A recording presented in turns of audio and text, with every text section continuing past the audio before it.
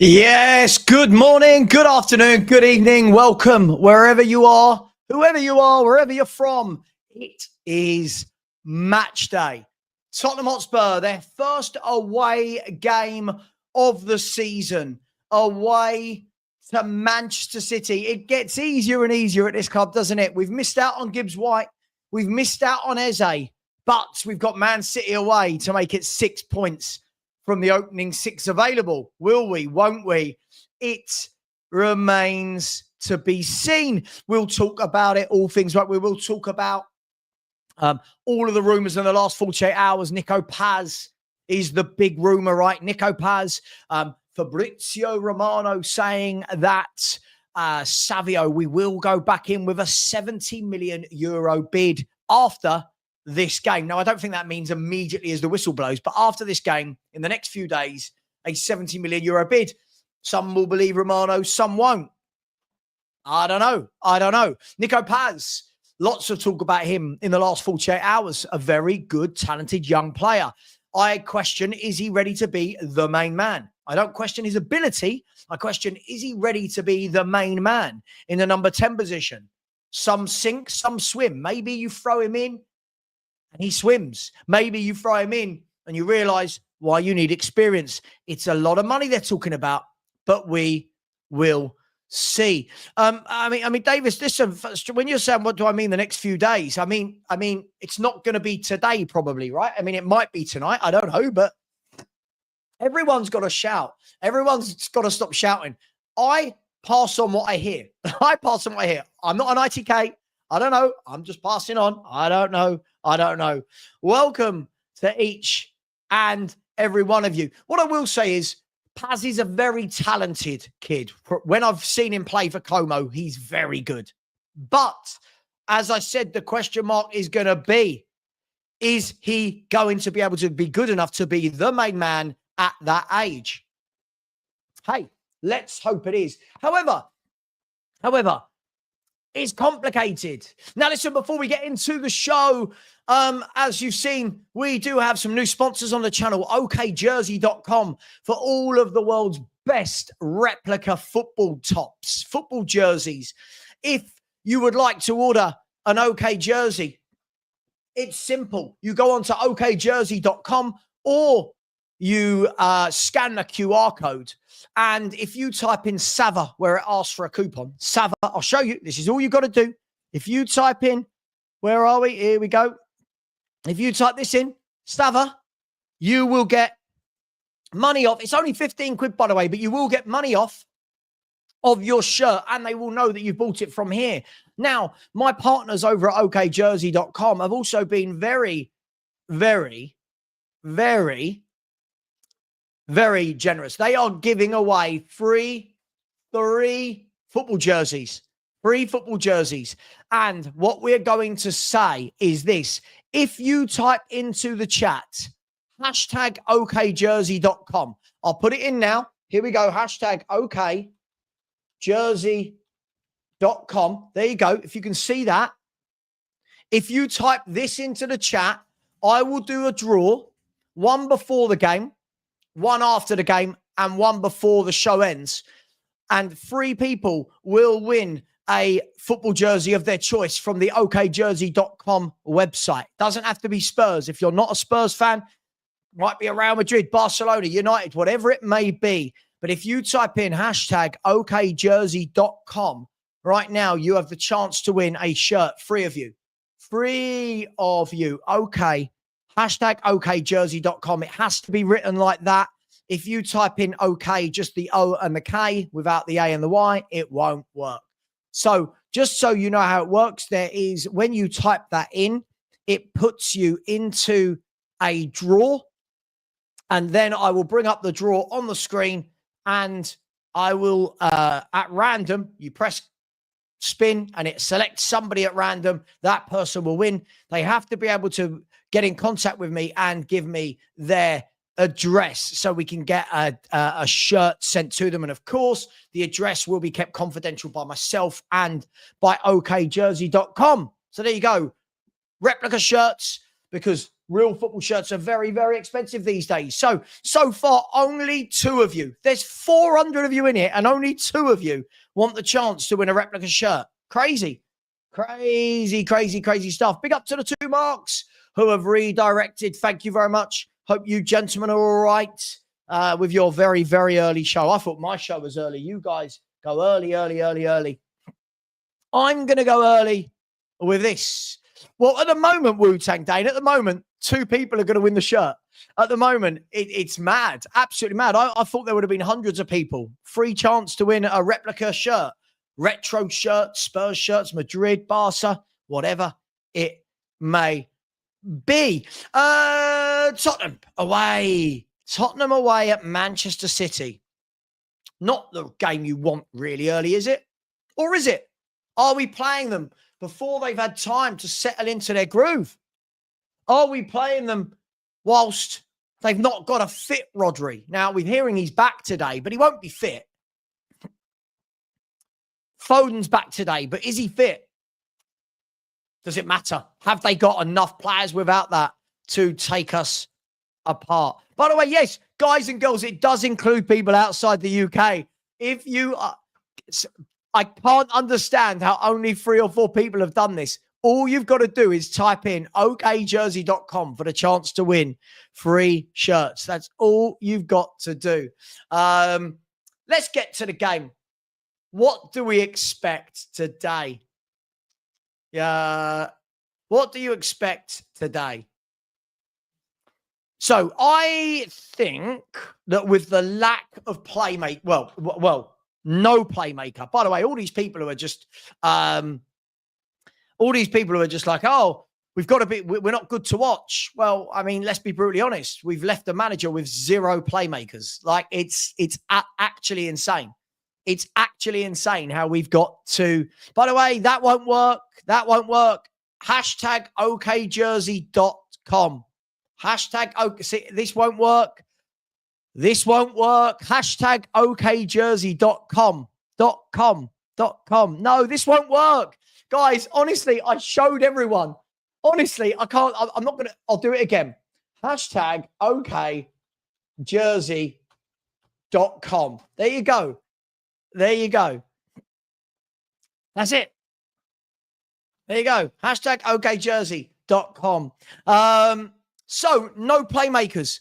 This manager is going into the season with the goals and assists ripped out of this club. What can he do to mastermind beating Man City? I think it's going to be a very tough game. My heart says 2-1 to Spurs. My head says this is going to be a very long day at the office. I fully expect that Man City are going to absolutely dominate the football. I fully expect this to be one of those games where they have 65, 70% of the ball. This is what happens when you don't give a manager what he needs before the season starts. For that, very frustrated. However, what we have seen is we've got a very adaptable, a very good coach. But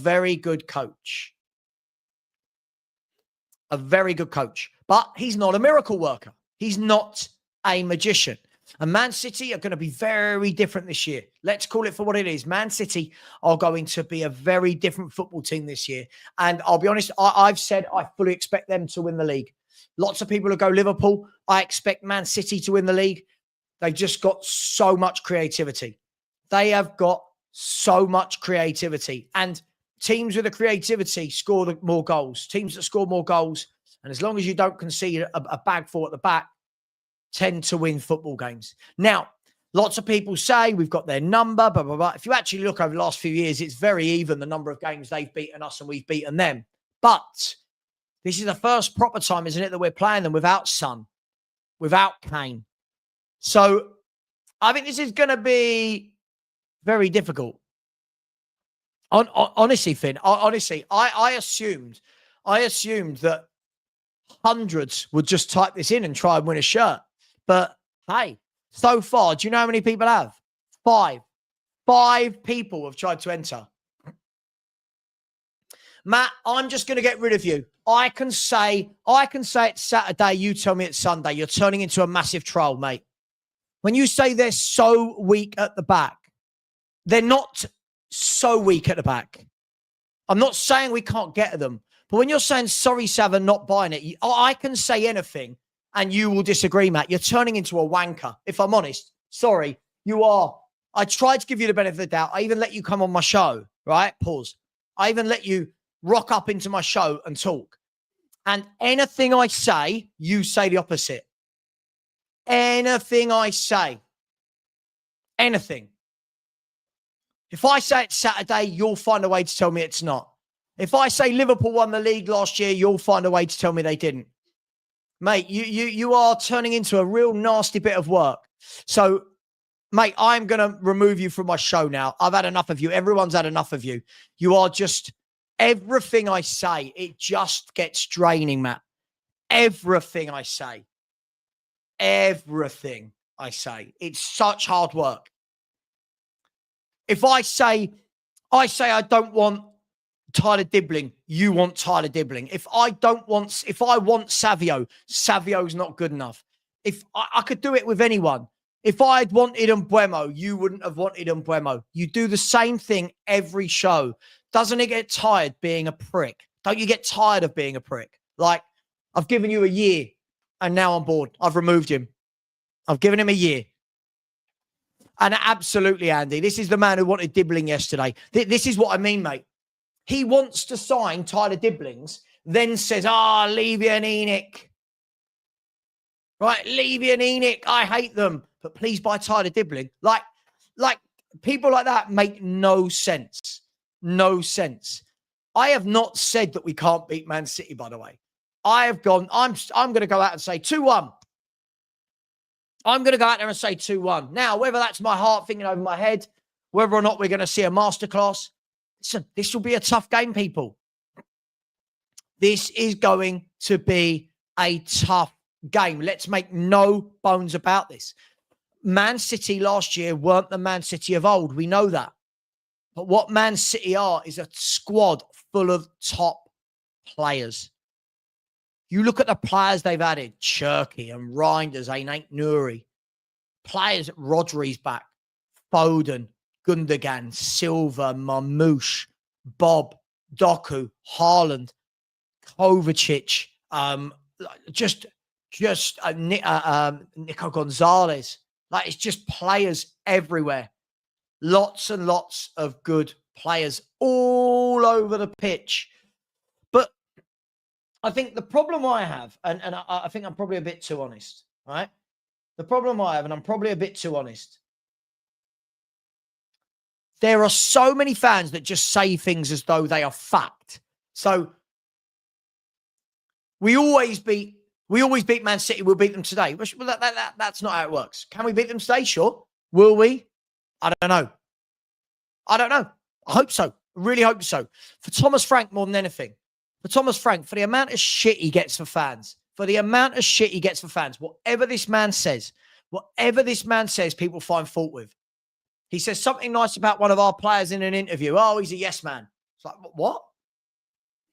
Thomas Frank yesterday in his interview said, I want more signings. Essentially said, I want more signings. We're still trying to get players in. I expect signings to come in. Nope.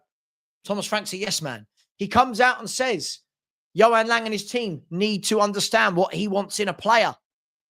Nope. He's a yes man. It's just the projection onto Thomas Frank from fans is just a little bit too much. Yeah. Who's this? Roy Vicken said, Sava, can you actually see if your viewer numbers drop? When you go on these long-winded rants about people in your comment section, I always tune out when you start because it just drains my energy. Quite simple. Don't be here then, Roy. Don't be here. I can see my numbers are going up, mate. I can see people like you. How about you fuck off? I've got no tolerance, Roy. You've done this before, mate, and then you came in and apologized. I've got no time for people like you. 1, don't tell me how to run my channel. 2, I've always been very interactive in my chat, whether it's good or bad. 3, don't you worry about my viewers. If it drains your energy, go and watch another YouTuber, mate. Toodle on. See you later, Roy. See you later. I get really bored of being told how to run my channel by people who wouldn't know how to run a YouTube channel. It really, really is done. Hey, anyway, back to the game. What are we expecting to see? What are we expecting to see today? I'm expecting probably a 3-5-2. I'm expecting to see Vicario. Hang on, let me put the line up out, shall we? So let's see this. So I'm expecting to see this. I'm expecting to see more of this. Where are we? 3. Oh, where are we? 3-5-1-1. I'm expecting to see this. Here we go. Let me remove that for a second. And let me share the screen. Here we go. I'm expecting to see this. So Van der Ven, Romero, and let's put in Danso there. I'm expecting that. I'm expecting him there. I'm expecting him there. And I'm expecting him there. And I'm expecting Pedro Porro there. And that, ladies and gentlemen, is what I think the team will be for today. Who disagrees? This is, sorry, I didn't realize you couldn't see it. That is what I think the team is going to be today. This is what I think. An Aussie Frank lover. Absolutely. People want YouTubers that don't interact with their chat. So what would be the point of commenting? And that's the way I've always lived. And by the way, that Roy guy, he's done this before. He comes in, gives it large, and then apologizes. And he's got nothing to apologize for. But listen, I'm not the biggest YouTuber in the world, but when people keep telling me how to run my YouTube channel, what are the views? Like, what's this? Why are they worried? Why are they worried? Right, this is... See you, Matt. You're getting blocked again, mate. You're going into user timeout. You do it every day. You don't learn. See ya. Bye, Matt. You've not learned.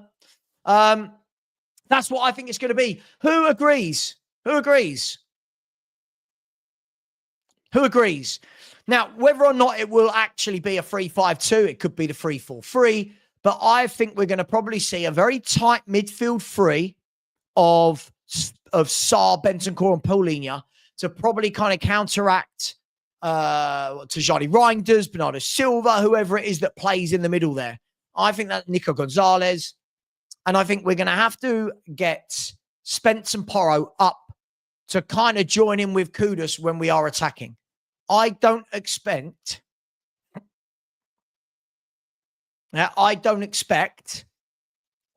Spurs to have a lot of the football today.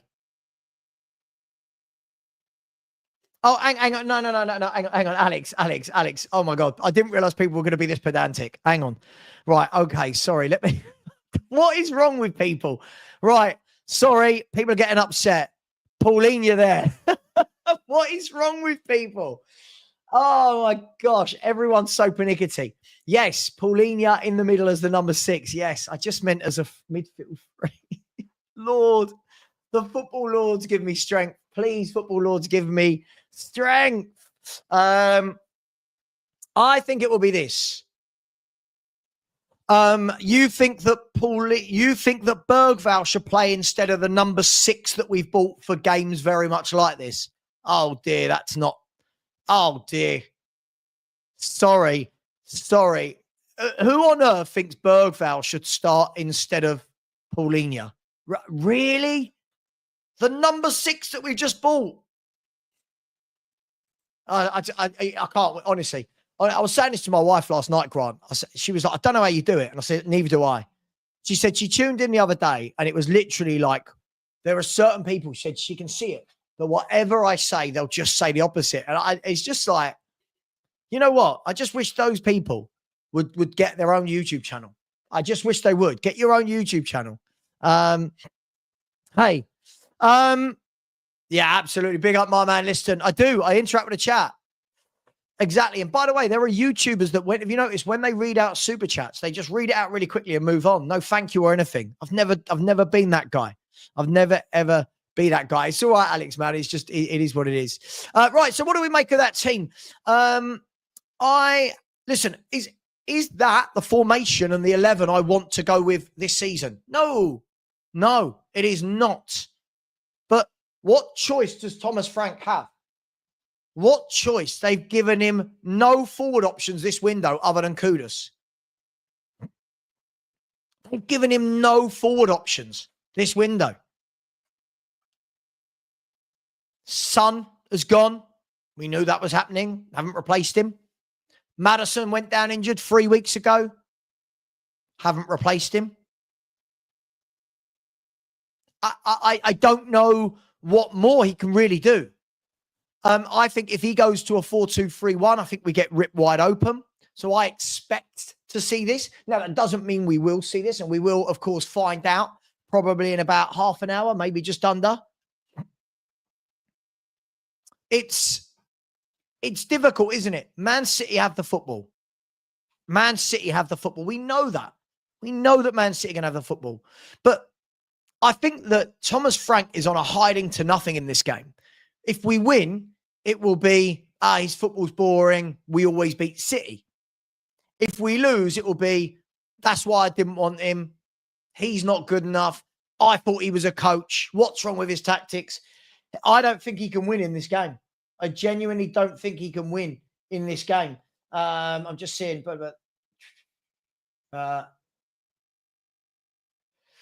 someone's messaging me going, the cheek of you. Someone's just said, the cheek of you. You don't think Tyler Dibling's good enough for Spurs? No, I don't. No, I do not. I will get you the teams as soon as I have them. I promise I will get the teams as soon as I have them. I'm just going to go to the Spurs. Where are we? Tottenham Hotspur official. It won't be out yet, but we'll get it there ready to go. Who makes your 11 today? We'll see. So let me know what your thoughts are. That's just my opinion, by the way. That's just my opinion. It doesn't mean that is what's going to happen. Right? It doesn't mean that's what's going to happen. Oh, there we go. Watchalong. There we go. I got rid of the green background. I got rid of the green football pitch and just put it on the same background as normal, but with the scoreboard. I thought that would make it a lot cleaner and easier for everyone. Yeah, listen, do you know what? I would love, Craig, I would love to see this man having better players to play with. You think at West Ham, at least he was linking up with Bowen and Paqueta. But Spurs, he's linking up with, who's he linking up with? Who is he linking up with at Spurs? I feel sorry for him. I really, really do. Let's go to some super chats. Big up to you lot. Before we do, as I said, okjersey.com. okjersey.com. If you type that in, you will have a chance to win a free jersey.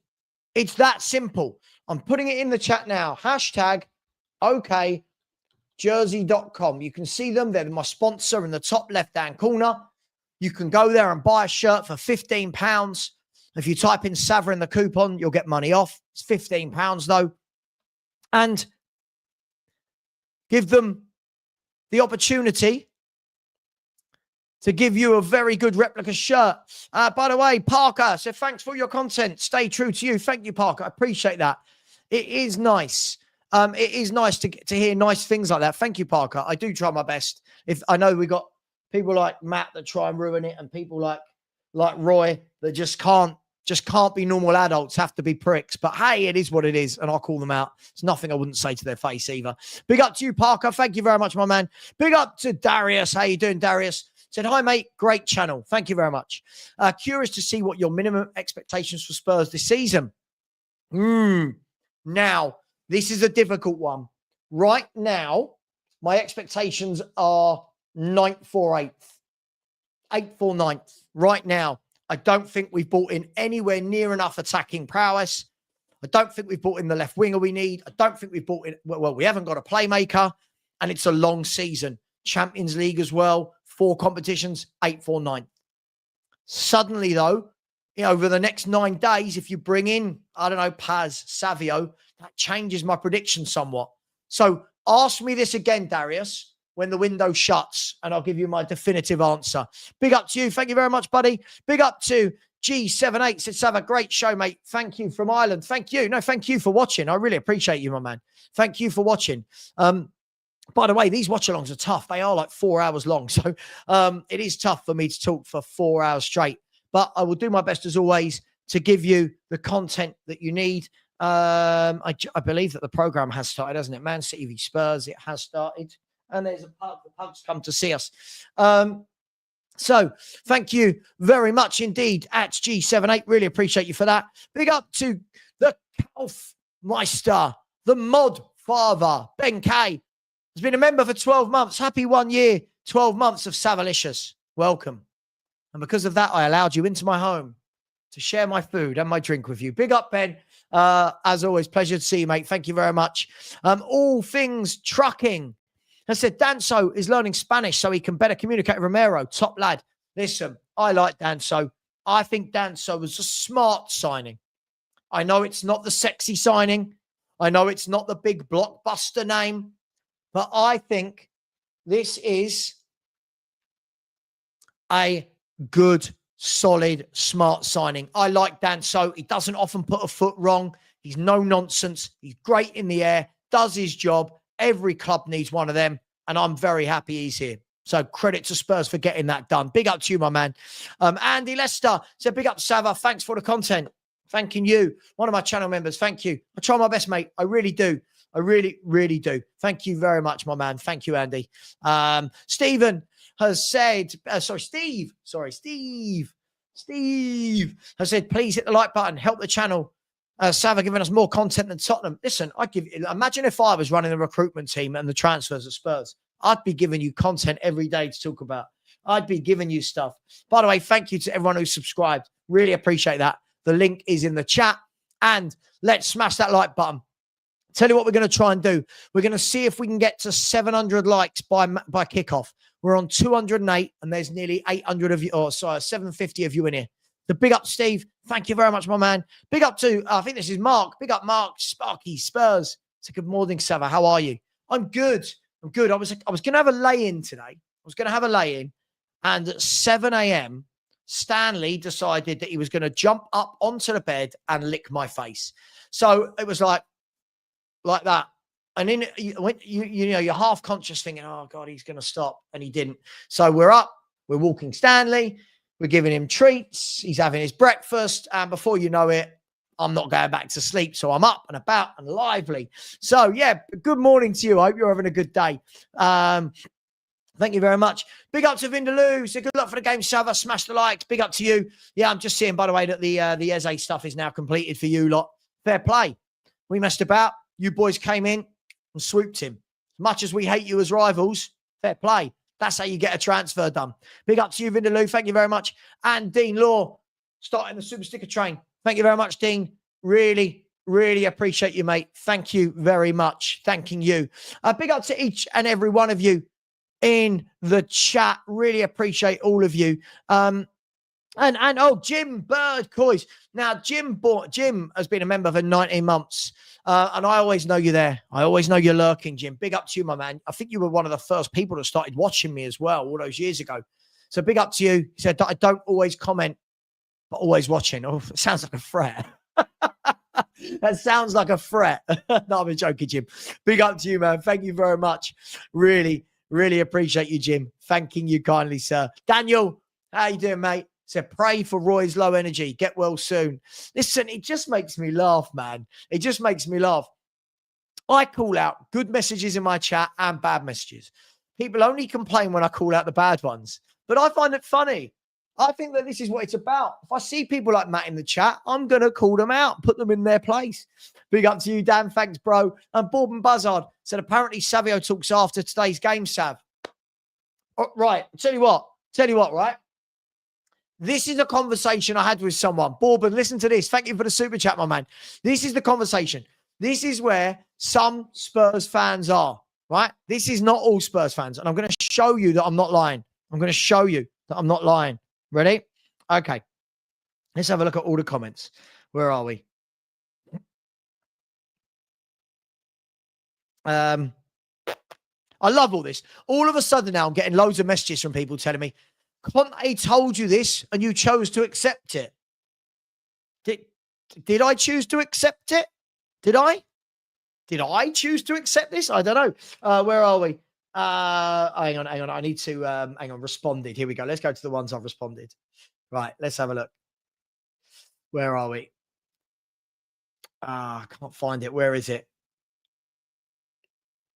So this person said to me, 70 million for Savio, who flopped at Man City. What a waste. So I went back and said, Savio is better than anything we've got at our club. This would be a top signing. They've come back and gone, one goal. What a flop. And I've said, sure. If you can only look at football in those terms, sure. I said, what about the year before where he was in La Liga Team of the Year and got his move to Man City? But he flopped. So no, he didn't. He got about 14 assists in all competitions last year. Isn't that as important as scoring goals? When you sit there and you think, have we truly got fans, right? Have we truly got fans, right? Have we truly got fans that think Savio doesn't walk in? Let me ask you all, right now in the chat, does Savio instantly walk into our team and make us better? Does he? That's all I'm going to ask. That's all I'm going to ask. Does Savio walk into this team and instantly improve us? Massively. If the answer is no, I really worry for you. But let's see. There'll be a few no's, and we'll call it out. It's all good. We'll see. West Ham don't look good this season. Too many players leave. Think Graham Potter will be sacked first. Wonder why they sold Kudus to Spurs. He's a good player. I think Kudus wanted to go. No, Roy, but I don't need your friendly advice, mate. I don't need your friendly advice. My channel has always been the same. I will read out stupid comments like yours, and I will read out positive comments as well. Right? I will read out stupid comments like this and stupid comments like this. Look, our front three is red hot right now. I mean, red hot right now. Like one game against Burnley, look at our football fans. By the way, this guy wanted Dibbling. This guy wanted Dibbling after saying we've got a red hot attack. Let me find some nice ones. Nexus, big up to you. I said, morning, Sava. Good morning to you. I know it's not this easy, but if we brought in Akalush and Savio, attacks hugely improved. Exactly. Don't talk to me about Brendan Johnson's and Rich. I want these types of players. Would probably cost 120 million. Same money spent on the likes of Odegaard, and Johnson. Bing, bang, bong. Great post. Bing, bang, bong. Don't even know where that came from. Absolutely. You think how much we spent on Odegaard, and Johnson? That's all we're asking for Paz and Savio, or Savio and Akalush. I think, though, the difficulty with the Savio one is, do Man City actually want to let him go? That's the only thing I'll give the club on this. Do Man City actually want to let him go? I think if they do, and we don't put the money down, that's on us. If they don't, that's not on us. That's it. Hashtag okjersey.com. By the way, we're now up to 9 entries. 9. I am praying he is the next Nottingham Forest manager. Pray with me. Right, Matt, one more, you've gone for good. Stop it. You're absolutely being stupid at this point. Gutted we let Dibbling go. So you're now Enoch and Levy in. Because you always tell me you're Enoch and Levy out because they just buy kids and not proper players. Now you're asking for Dibbling. You're a troll, mate. You're an absolute troll. Absolutely. I'm hoping. He's hoping to a win today. As I said, I've gone with 2-1. Oh, I don't know if it could well be my heart over my head, but I really hope we do. I really want this today. I really do. Big up to coys 72. So Tava opinions, much like, everyone has one, no matter how delusional at times. Good work, by the way. Listen, I'm all for different opinions, but when people are just saying things to be awkward, I don't like it. And that's what Matt's doing. Matt complained all last year, by the way, coys 72. All last year. We need better players. All window, he's been talking about... 1 second. It's gone. The Amazon driver just rings my bell and then leaves it there. And just rings the bell and then leaves it there. All window. I want Morgan Rogers. We need top players. I want Morgan Rogers. I want this. I want that. I want. And now we're talking about Tyler Dibbling, who's done nothing in the world of football. Some fans have what they deserve. Then again, that's why he wanted Ange here. Big up to you, my man. Thank you very much. Big up to Ryan, who has renewed his membership. Big up to you, buddy. Hope you're well. Hope you are very well, my man. I really appreciate you. Really, really appreciate you. Thank you very much indeed. Thanks, Ryan. Big up to Bourbon Buzzard. Said people just don't recognize bombers anymore, mate. Bombers. God, are Spurs going to get a bomber this window? Are we? I don't know. Probably not. We'll see. Big up to you, my man. Thank you very much. Stephen Holloway, big up to you. Sorry, that's not what he said at all. What am I? Steve Wally, Hotspurs. Big up to you, man. Another very generous super sticker. Thank you very much. Really appreciate you, my man. Emma, how you doing, Emma? Hope you're well over there on T side. Good morning to you, Emma. Hope you're having a nice day. Hope the weather is as nice there as it is here. Look. That's what it is here. Very sunny. And I'll be out in this afternoon. Big up to you, Emma. Thank you very much. Big up to Sam C. Spurs, who's become a YouTube member. Big up to you. And there will definitely be a YouTube members only show next week. I promise everyone there will, because next Sunday, not tomorrow, next Sunday, I go on holiday for 10 days. So I will get one in before I go. I promise. And I have timed. This is my dedication to Spurs. I have timed my holiday to when the international week is on. So big up to you, Sam. Thank you very much. And big up to Anthony Clark. Oh, Anthony, I was waiting for the banter. So big up, Sava. So we had to pull your pants down. Yeah, listen, Arsenal absolutely mugged us off, didn't you? You absolutely mugged us off. Fair play to you. Fair play to you. If our owner's going to dilly and dally and diver about, what can we do?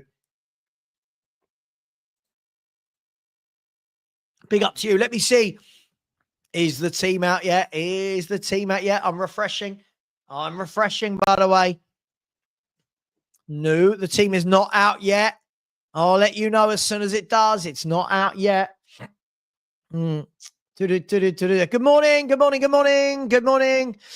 David, now you're talking. Yeah, players like Julian Brandt. Yes, not Tyler Dibblings. Julian Brandt. Yeah, I'd take Julian Brandt. He's a good footballer. I don't know if he's available, but again, it's another name that I definitely think we should get through. No, not quite finished it yet. I don't go through it that quick, but I do like it, mate. It's very nice. Where are we? Savinho is no better than Kudus in no way at the moment. Okay, based on what? By the way, I think that would be brilliant. Kudus, Savio. I don't think it needs to be either or, but I think he's a top player, Savio. This guy's a top footballer. Let's not listen. I think too many football fans can't see past 1 year. The same fans going, oh, sorry, it's got a really sharp pain in my ear. Ow, 1 sec. Sorry, it's got a really sharp pain that just came and went in my ear. What does that mean? Ow. Sorry, I don't know where that came from. That really hurts. But it's not going away at the moment. I don't understand. It's the same people that were going, Kudus, don't want Kudus. Didn't have a great year last year. If anyone is watching these people and doesn't think that they fly into Spurs' team and make us better, they are deluded. Here is the Spurs team. Would you like it? Would you like the Spurs team? Let's see if we're... I'm going to read it at the same time as you. I'm going to read it at the same time as all of you lot. So I've not seen it yet. Here we go. Vicario in goal. We are going to go with... Ooh, he hasn't. Has he gone with a back four? Let me have a look. Let me work this out. Van der Ven, Romero, Porro and Spence. Saar, Bentancur, Paulinho, Richarlison, Kudus, Johnson. Ooh, he hasn't. He's gone with the 4-3-3 or the 4-2-3-1. Ooh, okay. Okay, so interesting. That's not what I would have done, but each to their own. What do you make of this team? The substitute bench, by the way, is Kinski, Danso, Tell, Gray, Bergval, Vuskovic, Solanke, Odegaard, Davis. God, it's a very weak bench, isn't it? It's a truly, truly weak bench. It's a truly, truly weak bench. For anyone who thinks, right, for anyone that thinks this squad is going to be top 6 at the moment, give your heads a wobble. Give your heads a wobble. This is a team that is desperately lacking in depth. So Vicario in goal, Porro at right back, Van der Ven and Romero at centre half with Spence at left back, Sarr, Bentancur and Paulinho, probably with Sarr pushing into the number 10 role. I'm guessing when we have the ball, dropping in to make it a free when we don't. Johnson from the left, Kudus from the right, and Richarlison through the middle. Oof. There's your team for today. There is the team. Look, he wants to go with a 4. He's gone with a 4. Let's see. 1 second. Let me just sort this out. There we go. Boom. Let's see, shall we? Let's see. That is your 11 for today. Let me catch up with the comments. Let's catch up with the comments, shall we? And see what people are saying about this team. By the way, 296 likes, 900 of you in here, 1 in 3. We're currently at less than Richarlison strike rates. Come on. Boom. Come on. Smash that like button, people. And if you haven't subscribed, please do. We're 25 away from 22,100. So thank you to everyone who supported me getting over the 22,000. And what is wrong with my ear? What is wrong with my ear? Let's go. Let me see if I can catch up to the talk about the 11. Here we go. God, there were so many comments. So many comments. Where are we? Right, what are we doing? Where are we looking? Well, I don't need the predicted lineup for today. I got my predicted lineup wrong. Basically, my lineup was correct other than Danso for Johnson. There you go. So Johnson's in instead of Danso. Danso for Johnson, and Joe Cole's doing some sort of UFC. I don't know what he's doing on I don't know what's going on. I'm just sorry, it would be BT Sport, by the way. I think they've got some UFC champion who might be from Manchester or something. Mate, Eva, get me Eva. Lubo, so what time are you streaming? Been live for an hour. He's at the ground, isn't he? He's at the ground. So 4, 2, 3, 1. Who's messaged me this? Let's see. 1 second. Let's see. Man City, I think, have gone with this. Man City have gone with Trafford in goal, Lewis, Stones, Diaz, Ait-Nouri, Reinders and Gonzalez, with Bob, Cherky, Marmoush and Haaland. Bob, Cherky, Marmoush and Haaland. So they can just madness. Good team. He'll want a link, won't he? Hang on. He'll want a link. He wants to call him from Manchester. We'll see what he's saying. See if he's going to talk about Archie Gray. He'll want to talk about Archie Gray, won't he, in some way? But how weak is that bench? Guys? It goes to show just how much we need to do. It's a very, very weak bench, isn't it? And who's missing? I mean, we know Kulu and Matters are out for a long time. Hang on, let me just let Lubo know we sent. Emailed. There we go. Emailed.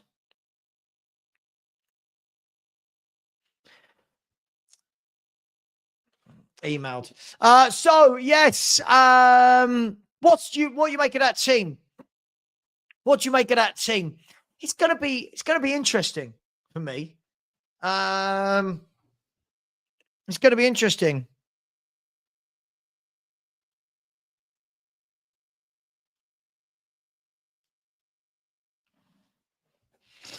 It's going to be interesting. It's going to be interesting. Piggy Sports said, anybody is an upgrade on what we have right now in the 10 position. Well, yeah. Look, we haven't got a 10. So right now we haven't got a 10, have we? Let's see if anyone. Okay, so Piggy Small said this is an interesting team. Johnson on the wing. Now, listen, Johnson might grab a goal, but let's see if he actually does anything else in the game other than grabbing a goal. Bilal El Khanous left out of the Man City squad. Looks like he's on his way to Palace. Another one we should not be going for. Let's see. To dare is too dear, says at user. To dare is too dear. Where are we? Where are we? The quality drop, mate. Honestly, it's mad. It's mad. That bench is absolutely shocking. At the moment, we're going in to a Champions League season with Kinski, Danso, Tell, Gray, Bergfall, Vuskovic, Solanke, Odeber, and Davis. God, it is weak, isn't it? And then when he makes substitutions, people will go, oh, he made the wrong one. What on earth is he meant to do with that? What on earth is he meant to do with that bench? Madness. Hey. Where are we? Let's catch up. Have a genuine question. I don't know. You haven't asked one. You've just said, have a genuine question. Where is it? Where are we?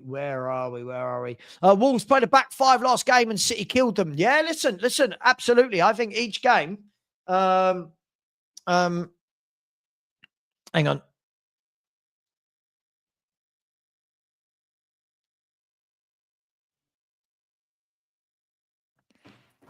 Yeah. So we'll see. Maybe Lubo. Where are we? Oh, mate, absolutely. We've got no depth. No depth at all. Look at that bench. I mean, yeah, I truly worry. This is what happens at the end of a window where you've not done anything. This is what happens. Absolutely, Russell. Would I take? No, I wouldn't take relegation. No. It's a long way back from relegation, mate. It's a long way back. Long way back. Max Ryder said Haaland will score. He could well do. But we'll see. Listen, it's the beginning of the season. Are City on fire? I don't know. How good are Wolves? How bad are Wolves? Same with us. How good are we? How bad are Burnley? I don't know. I'm going to ask you for the first time. So we're just over an hour until kickoff. I'm going to ask you for the first time. What are your score predictions for today? What are your score predictions as things stand? As things stand, what are your score predictions? You've seen the two teams. No. Got to have better. That's the sort of bloke you buy on the last week of the window as a backup, as a rotation player. That is not your number 10. You're out and out 10. I'll be so disappointed. So let's see. Let me change my lineup, by the way. So we've gone to the 4-2-3-1. Where are we? Come on. Where's the 4-2-3-1? The 4-2-3-1. And what we've done is we've gone Kudus there, Saar there. Spence will go there. Porro will go. I'll show you all in a minute, by the way, guys. Don't worry. And then Danso will go for Brennan Johnson. Brennan Johnson. So this is how Spurs line up today for anybody that wants to see in lineup format. This is how Spurs will line up. Share screen. There you go. So that's how Spurs will line up. Hello, Stanley. Porro, Romero, Van der Ven, Spence. Porro, Romero, Van der Ven, Spence, Paulinho and Bentancur, with Johnson, Saar and Kudus and Richarlison. And I'm guessing what will happen is we will fall probably more into this when we don't have the ball. I think we'll probably see that a bit more of the tight midfield free. The tight midfield free with Johnson and Kudus as outlets. Now, that's only me. That's only what I'm thinking. Let me know your thoughts. Am I worried for the game? I don't know if I'm worried, but I do think it's going to be a very, very long afternoon. Can we nick a 2-1? I'm going to stay with it. I want to be positive. But can Spurs go to Man City and nick a 2-1? I don't know. The problem you've got, if we don't win, all you're going to get is, but Ange won there last year. That's all you're going to get. That's all you're going to get. Right, let's have a look at your score predictions, shall we? The Joker said 2-2, the old Desmond. Alex has gone with 4-0 City. 1-1, says Ed. 3-1 City, 2-2. 3-1 City. I'm guessing 2-1 Spurs. That's it. There's my prediction. Could be completely wrong by half time with that. Savinho not in the squad. Yeah, they're saying he's got injured. Absolutely, Dan. Absolutely. This is it. This is it. Abso-bloody-lutely. That is the point, isn't it? This is a bench that clubs like Everton would be annoyed about. Clubs like Everton would be annoyed about this bench. They'd be annoyed, wouldn't they? 4-1 City, 2-2, 5-0, 3-2 Spurs. Go on, Ryan. 3-0, 3-0 City, 3-0 City, 2-2, 1-1. Okay, it's not all City, but there's a lot in there. 3-1 City, 4-1. Mate, absolutely, the squad depth is non-existent. Champions League and the squad depth is non-existent.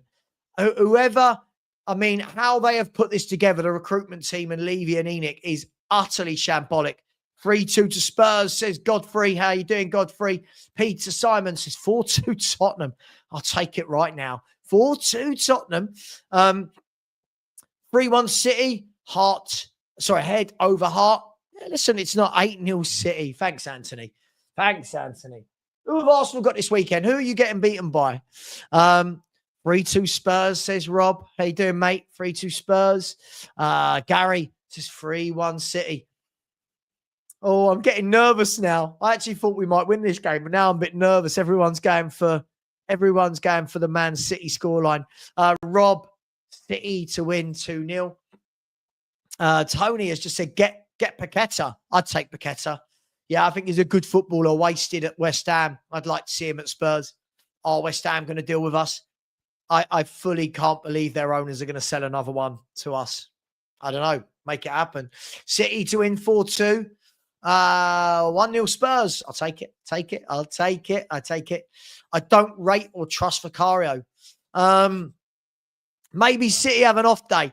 The thing is with City, it's one of those. If they click, right? I know that sounds obvious, but if Man City click, they can just batter anyone. And talking about clicking, there are 1,000 of you in here, give or take, and 367 likes. 367 likes. Come on, guys and girls, we can do better than that. 1,000 of you in it and 367 likes. Would I prefer Odegaard on the wing than Johnson? Neither of them.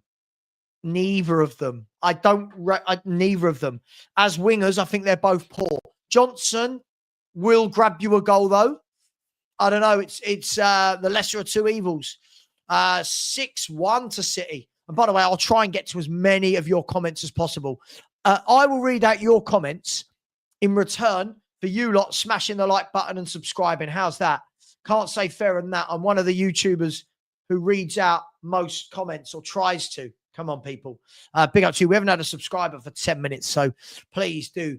Thank you very much. Where are we? Brennan Johnson, Ghost Sesh, and a goal. Listen, if he does that, I'm all for it. That is what he does. He is the world's worst player for 90 minutes, but grabs a goal. If you're in the team to do that, you've got to do that, right? I hate to say it, 3-1 or 3-2 City. We look better, but we are not quite ready for the big boys yet.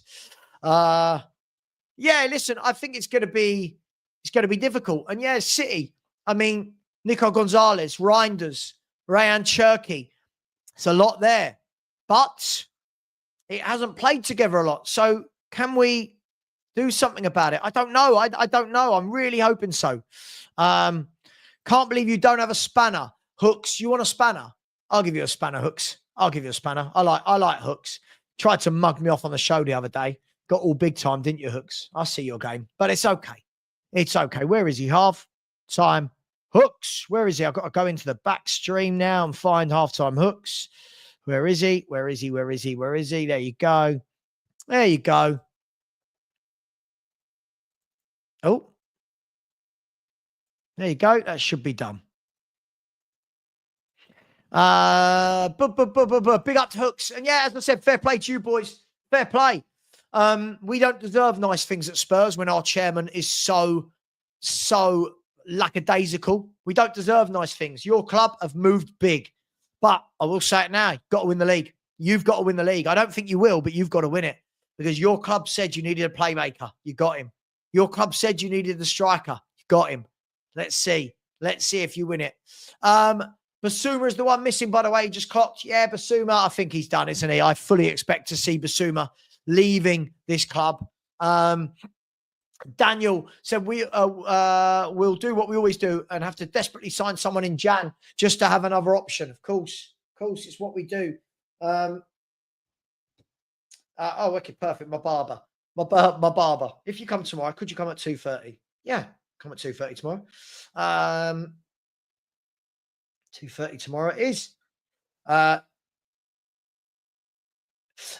by the way, there'll be no Spurs review tomorrow night. I am at a friend's party. So I will not be doing the Spurs review tomorrow night. I don't like missing it, but it is bank holiday. That's why they've set their party on the Sunday night. Mark has said he's hoping for a win. Sorry, hoping for a win, as this is Thomas' first big game as Spurs manager. Listen, well, I mean, he's played PSG, Bayern Munich, Arsenal, Newcastle. It's not been an easy start for my man, Thomas Frank. But let's hope he gets that win over the line. Listen, I'll be honest. I'm going to say it. People will think this is defeatist. If you offer me a draw right now, I'd take it. I'm going to stay with my 2-1 win. Call me delusional. If you offered me a draw right now at the Etihad, I am taking that, knowing that we've got Bournemouth at home next. That gives you a wonderful chance to get 7 points from the first 9. My coding predicts 3-1 to City. You're coding? What coding? What's going on here? What do you mean you're coding? Big up to you, my man. Hope you're well. Manish, I said, I think Spurs will batter Man City. I hope you are right, Manish. I hope you are right. There's so many comments. I'll try and get to as many as possible. Come on, Leeds. Dirty Leeds. And there's Johnny on the TV. Johnny is on the TV, being interviewed by TNT Sports. I don't know what he's saying. I really want to know what he's saying, but who knows? Johnny from the Spurs 5 and from Football Inc. City won't have an off day. Well, listen, I would expect City to come at us at home, their first home game of the season. I fully expect Man City to be a handful, but we're going to have to dig in. We're going to have to work hard. But City are capable of battering anyone on their day, aren't they? So let's see which way this goes. Romero red card. What are the chances? Well, now he's captain. He's got to stamp that sort of stuff out. He's got to stamp that sort of stuff out, right? And what we need to hope is that we get the ball to Kudus and that Kudus can do a few bits. It's a big task for him out there on his own. I'm a Villa fan, but if you had a Dogi, Kudu, Basuma, Dagasin available on the bench, that's not bad depth. Basuma looks like he's going.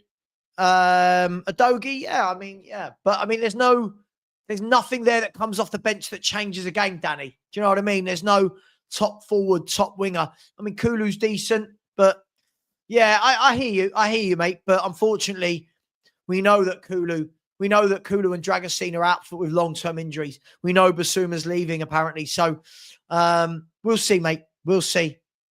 Where are we? Give Johnson time under a new manager. If you believe in Frank, he could make him better. I don't think he's ever going to be a good footballer, but he will grab some goals. There you go. I've always said the same thing. And thank you to everyone who has subscribed. We're now only 15 away from 22.1K, which is mad. We only went past 22K yesterday or something. So that's utterly madness. So thank you very much. Is there any hope of both Savio and Rodrigo on loan? Tottenham don't do things like this, do we? Tottenham don't do things. Listen, listen. Do you know what, SJ?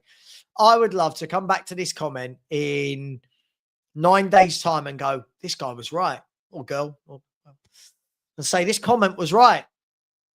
I just can't see Spurs doing things like this. I keep hearing about Rodrigo on loan. I just can't understand why they would loan Rodrigo out. I don't know. If it happens, I'm here for it. But right now, Spurs need to do something, don't they? 9 days. I did look earlier. It is 9 days and 5.5 hours to go. 9 days and 5.5 hours. That's where we're at, people. 9 days and 5.5 hours. Yeah. Here we go.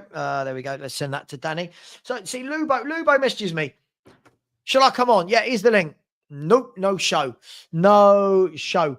We are, yeah, we're getting Morgan Rogers. Yeah, of course we are. Of course we are. Listen, I want a striker, but right now, the playmaker and the left winger are paramount. If they weren't, we would have stepped away from Savio and Eze if they weren't important. But if we were a proper club, we'd go and get all of these positions. If we were a proper club, we spent hardly anything this window. You know, we'd go and act like a big club. But will we act like a big club? I genuinely don't know. Show the City lineup. I'll read it out. It's a lot of fiddling to then bring it up. The City lineup is as follows. The Man City lineup, where are we? Premier League, Man City. The lineup is Trafford in goal, Lewis, Stones, Diaz, and Ait-Nouri. Reinders and Nico Gonzalez with Bob, Cherky, Marmouche, and Erling Haaland up top. Listen to this City bench. Ake, Doku, Ederson, Foden, Kusanov, Nunes, O'Reilly, Rodri, Bernardo Silva. Slightly different to Tottenham's bench, right? Slightly different. But, hey, it is what it is. Good morning to Dan E. How you doing, Dan? Yeah, mate. Morning. Had a solid night's sleep for once. Third cup of coffee. I'm ready for a Spurs game, I think. Spurs shirt, Spurs mug. I love it. He's all Spursed up. Yeah, well, there's always hope out there, I suppose, isn't there? There is indeed. Dan, have you seen the team? I'm literally just looking as we speak. So he's gone with the, you would say 4-2-3-1, but realistically it's more of a 4-3-2-1 with Sarr being a third body in midfield. Surprised, or can it work, or what are we saying? I would have thought the most sensible thing, again, you all know what my belief is in the formation. I still think our formation is really our players are no different from last season, bar one. I still think we are most solid with 5 at the back. And this is a game I think we need 5 at the back without a doubt, where we could use our wing backs as overlapping, because we haven't got the solid power of 2 solid wingers that can do it, where we've got 2 solid wing backs that can do it as such. We are limited for choice in a lot of ways. I know that. I just don't think 4-3-3, if that's what you said, or 4-2-3-1 is a good idea against City, personally. I'd play them like I played PSG. Because we do always seem to get them on a counter-attack. Whenever we have done them, it has always been a counter. Even when we beat them 4-0, that game we beat them 4-0, if people realised, instead of... Lugo's too loud. Too loud. I'll find somewhere quieter. Okay. Yeah. He doesn't learn, does he? Every week I say to him, if you're going to ring in, don't ring in from in the seated area. We can't hear. He cracks me up. When we did do them, again, one of the main things I personally believe that we've done them, it was down to the fact that we didn't use inverting wing backs. We used overlapping wing backs as such, but I don't think that was because we intended to. Like the game against Villa, I think that was because we got pushed back so hard they had no space to invert. But again, I feel we've done them more with the wing backs, full backs at the time, whatever they were, because we was getting the balls over into the middle and that. And then, yeah, there were 2 goals that we also set up quite nicely with the passing as well. And I just think on this one would be definitely more sensible to play 5 at the back, 3 at the back, whatever you want to call it. But what I think he's also doing here, if I'm looking at this right, is I think he's playing more like I describe my formations different. By the look of this, he's playing like a 4-1-2-3 to me. And what I call by that is actually using a DM. I don't think Paulinho is going to be sitting in the middle as a box-to-box or a centre mid. I think he's more to come back as, let's say, a bit of an anchor man as such. I don't think he's there to go forward. So I suppose technically you could even say we are playing possibly with 3 at the back to an extent as such. 2 solid defenders with an anchor man in front who can come back if he also needs to. That's how it's looking to me. I think it's gonna change depending on. I think it's going to change depending on whether we've got the ball or not. So loosely, let me show you this. So loosely, hang on. Let me close that screen off. Let me close that down. Let me share my screen. So lineup builder. Here we go. Let me show you that. So loosely like this, but I want to, obviously I'm dictated to by how they play. Like I think loosely like that. I think more of a that. More of a yes. More Paulinho. Lubo? Morning all. Morning. You're going to have to speak up. It is still pretty loud, but you're going to have to speak up. How are you? How was your journey? Yeah, lovely. Very good journey. Literally 3 hours 25 from door to door. So nice and easy today. There's no Archie Gray in the 11. Are you upset? No. Lube, I want to seriously know, what do you make of the 11? I'm surprised. I thought he would listen. It's a brave selection. I thought he played 3-5-2 or 3-5-1-1. In effect, he's literally put Johnson in instead of Danso and played the braver system. Maybe he'll put Sarr in to track Reinders' runs. It's going to be backs against the wall, and hopefully when we break, within the few chances that we get, we're going to be clinical enough to get the goals. Yeah, goals change games. Go on.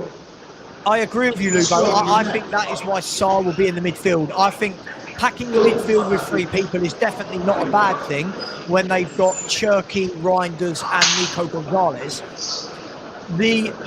It's a lot of pressure on Kudus out there, isn't it? On the break, There's a lot of pressure on Kudus in this game. Well, it's funny. He seems, in the games that I've watched so far this season, he's got a great engine. So he'll be up and down that line literally the whole game. I think I've got no worries about him. I just hope the others can play to his level. If they can, you never know. Football's a funny game.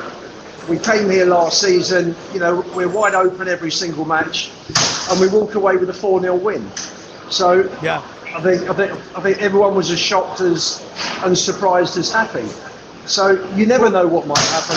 I just think City at that stage were at the start pretty much of a bad run, and now they're playing well. So we'll see. It's early days. The City machine isn't totally in the groove just yet. Always takes 5 or 6 games to get going. Maybe the fact that we're here early in the season is a plus. We'll see. Yeah, what I would say, when you look at that bench, Lubo, I think it just shows what a poor summer we've actually had. There's nothing on that bench, is there? There's nothing. A lot of their bench is our first team, isn't it? So it's a massive difference. Massive difference. It's been up to now. It's been a very poor window. I think we're all in agreement with that. But listen, what's gone's gone. You can only look forward, and let's hope that. Listen, I'm sure they're gonna give a good account of themselves today. Whether it'll be good enough, we'll see. Lubo, just before I let you go, because it is very loud. Do you feel? I feel like Thomas Frank can't win today. I feel like if he loses loses, he's going to get loads of stick about what formation he played, what tactics. And if he wins, we're going to hear, well, we always beat City. It was lucky. What do you think? To be honest with you, I'm fed up with hearing about all the fans that are just being negative. Let's be positive. We've got a really good coach. Let's get behind the team. Win, lose or draw. This is the start of a proper project. This isn't a half-hearted thing, half-hearted look at maybe getting a few players in. This is about him putting his players in, bringing in players that only he thinks are good enough for the team, that are going to work long term. And this is.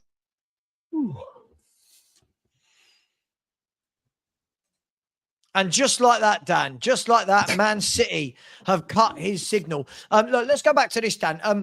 Look, I think we're going to see it will be very different with the ball and without the ball. But I think what we can agree is that the Paulinho, Bentancur, Sarr trio is going to be very, very important to make sure that we try and bully and outnumber that Man City midfield. Because if they get on the ball and start stroking it about, it's going to be a long 90 minutes, isn't it? Yeah, like I said, with Paulinho, I think you can almost say we are literally playing with three at the back to an extent. I don't think he's there to do anything more than come up to centre mid. I think he's there to basically come back and cover the three if he has cover the two if he has to, almost get in the middle of the two, as a DM and command does when he really has to, or basically push it up to the halfway line. And if he pushes up that far to change from a DM to a ball winner to then distribute the ball to Bentancur or Sarr or wherever place sort of thing. I know he's not a great passer of the ball, but short ball ain't always the hardest move for someone. So I think he's there to not particularly cross the halfway line, to be a ball winner or to be a DM anchor man and totally cover the other two. Because just playing with two at the back, with Paulinho in the middle, I think that makes sense what I'm saying. The way you've put it there, I think he's how it can be.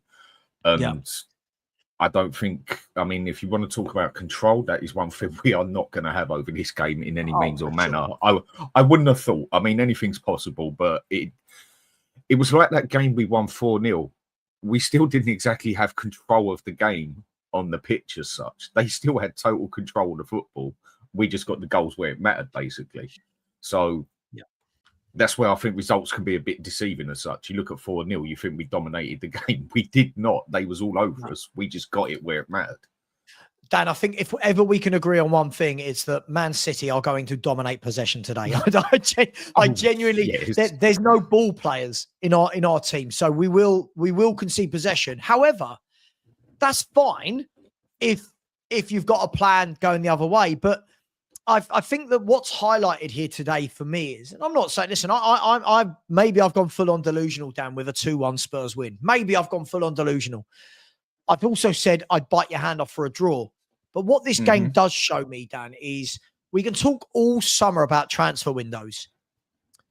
And we can talk about how good or bad they've been. But when you are in your first away game of the season, and there's 9 days left of the window, and you look at the bench of this team, Dan, I think that for me is where it's that kind of sobering moment where you realize this is what we're going into the season with. You know what I mean? Like, it doesn't hit home until you go, yeah, that's the bench. That's what we've got. It's poor, isn't it? That's one thing I haven't actually looked at. Let me just look at there you that go. quickly. I know it's going to be... It's Kinski, Danso and Tell, Gray, Bergval, Vuskovic, Solanke, Odegaard, Davis. I mean, it's a tough one, right? It's a tough one. I mean, about the only one on there who I would say could make a difference to a game would be Danzo, and that's if we're 1-0 up and then you go and stick him in at 3 at the back and have Paulinho in front of them and basically play with literally 6 at the back, if you get where I'm coming from, like with the anchor man in front and then literally the back 3. And that, I mean, maybe the other one you could say could possibly make a change is if Richarlison's not having a good one and Solanke manages to come on and possibly do something. I ain't saying he's a game changer, but I'm saying I think they're the only two that could possibly make a difference to a game. I mean, Bergville, for me, he's been good so far, but I still don't see no final third off him. I think that's where the main bit he needs to improve. He seems to get the job done, but then final third, lack of pass, lack of shot, that's where he needs to improve. He's only young. I just think he's a total waste of space as yet. Hopefully he can improve, but as yet. Archie Gray, need we talk anymore? Like one touch against PSG. If we end up bringing him on for Paulinho, yeah, I think you can say good night, God bless. And others on there, you just... It's not exactly a good subs bench. And if I just sit here and have a look at City subs bench, you've got... Oh, mate, don't.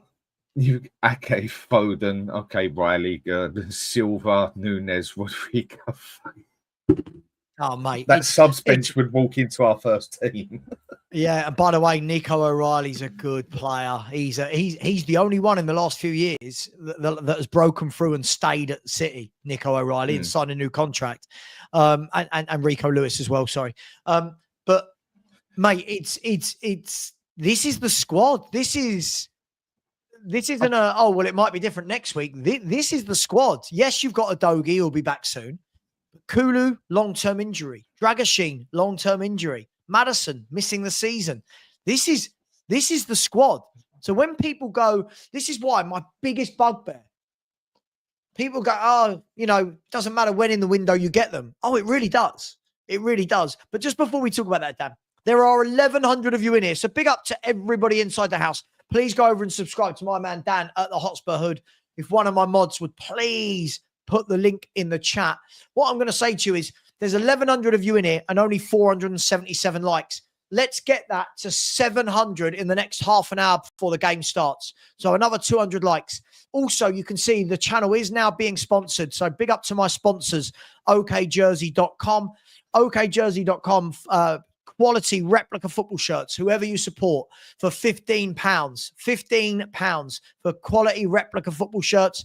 They understand that not everyone can afford the 120, 130, whatever the clubs are charging now. What they have done is said, for my stream today, they will give away free replica shirts of your choice. Whoever wins, all you've got to do is type in this hashtag okjersey.com and you will go into a draw that I will do later. There it is. That's all you've got to do. You've got to type that in exactly, by the way, not some abbreviation of the word okay. You've got to put .com as well. So if you type that in, so far, only 12 people have bothered to type it in. Giving away free football shirts, free. And all you'll need to do is give me your address, not on here, obviously, and we will send you a shirt of your choice from the okjersey.com website. Hashtag okjersey.com. We should be seeing hundreds of those right now, like that. That's what we should be seeing. There's one. Hundreds of people. There you go. Even Dan's joined in. There you go. At the moment, 16 people have. So you've got a really good chance of winning. Hashtag okjersey.com. If not, go on to the QR code or their website. Have a look at all the tops they've got. They've got loads of good retro ones as well. And when you're asked for a coupon, just type in Sava and it will let them know that you've bought the shirt after being on my show. There you go. More people are now starting to do it. Dan, One thing quick. I'm looking at their team there. That is far from their strongest team, yeah? That is not their best team they've put out there. I mean, don't deny it. It's still better than ours, hands down, yeah? But that ain't their strongest team they've put out there. Dan, I don't know what City's strongest team is. I genuinely look at them and go, like, we know Rodri's not fully fit, which is why he's not playing. We know that. But this is the beauty of having those players. You can mix and match. Cherky this week, Foden next week, Marmoush this week, Doku next week. Let's be fair, the ones who play every week, Rodri when he's fit, Haaland when he's fit, and Diaz when he's fit. Yeah, you know what? I mean, if I look at that face-to-face, I'd say there is a stronger team of at least 4 players they could put on there. But then you're totally right on what you're saying. Even that team they've got there that I might be saying isn't their strongest team, you could literally say everyone bar maybe a player would literally walk into our team if there is even a player that wouldn't walk into our team, basically. No, I completely agree. Listen, it's frightening. And as I said, the more frightening thing about it is that's it for the foreseeable. Because the only people not on that bench, Dan, that aren't long-term injuries is Udogie, and let's be fair, okay, a left back, right? Mm-hmm. Not really going to change games. And Basuma, who realistically is probably, Dan, going to be leaving the club in the next 9 days. So this is it for the foreseeable future, unless we go and buy 2 or 3 or 4 players with 9 days to go, Dan. Well, it's like a few of us said with it or whatever. I mean, I'm one. I prefer, you want your jobs done, get your jobs done early, whatever, get it, because they've also got to replace players, or not everyone that you buy, they need to replace a player. Like, they might just want to get rid of him, whatever else. But 9 times out of 10, if you're going to buy a good, solid player from a team, usually, unless you're someone like City, they need to replace. So you got to give that, you got to get the whole thing in. Leaving it to the last minute is just absolutely stupid. I mean, the way I put things is, as long as we actually get them by the end of the transfer window, get it done. But it doesn't mean that's how I want it done as such. I'm just so used to Spurs doing it this way. As long as we get the bloody players at the end, do it, just get it done. But we're not even getting it done at the minute. We've got now, what is it, 9 days left? And well, Dan, it's 9 days and 6 hours as of, sorry, no, it's not. I can't tell the time. It's 9 days, 5 hours, and 1.5 minutes. to be precise. Be precise. I've got a countdown on my phone. On my phone. Anyone that we go for, I mean, looking on the business side of it, it's like I try and say to people, business and football are the same thing now. If not to an extent, the business side is bigger than the football. I mean, whether we like it or not, it technically to an extent is.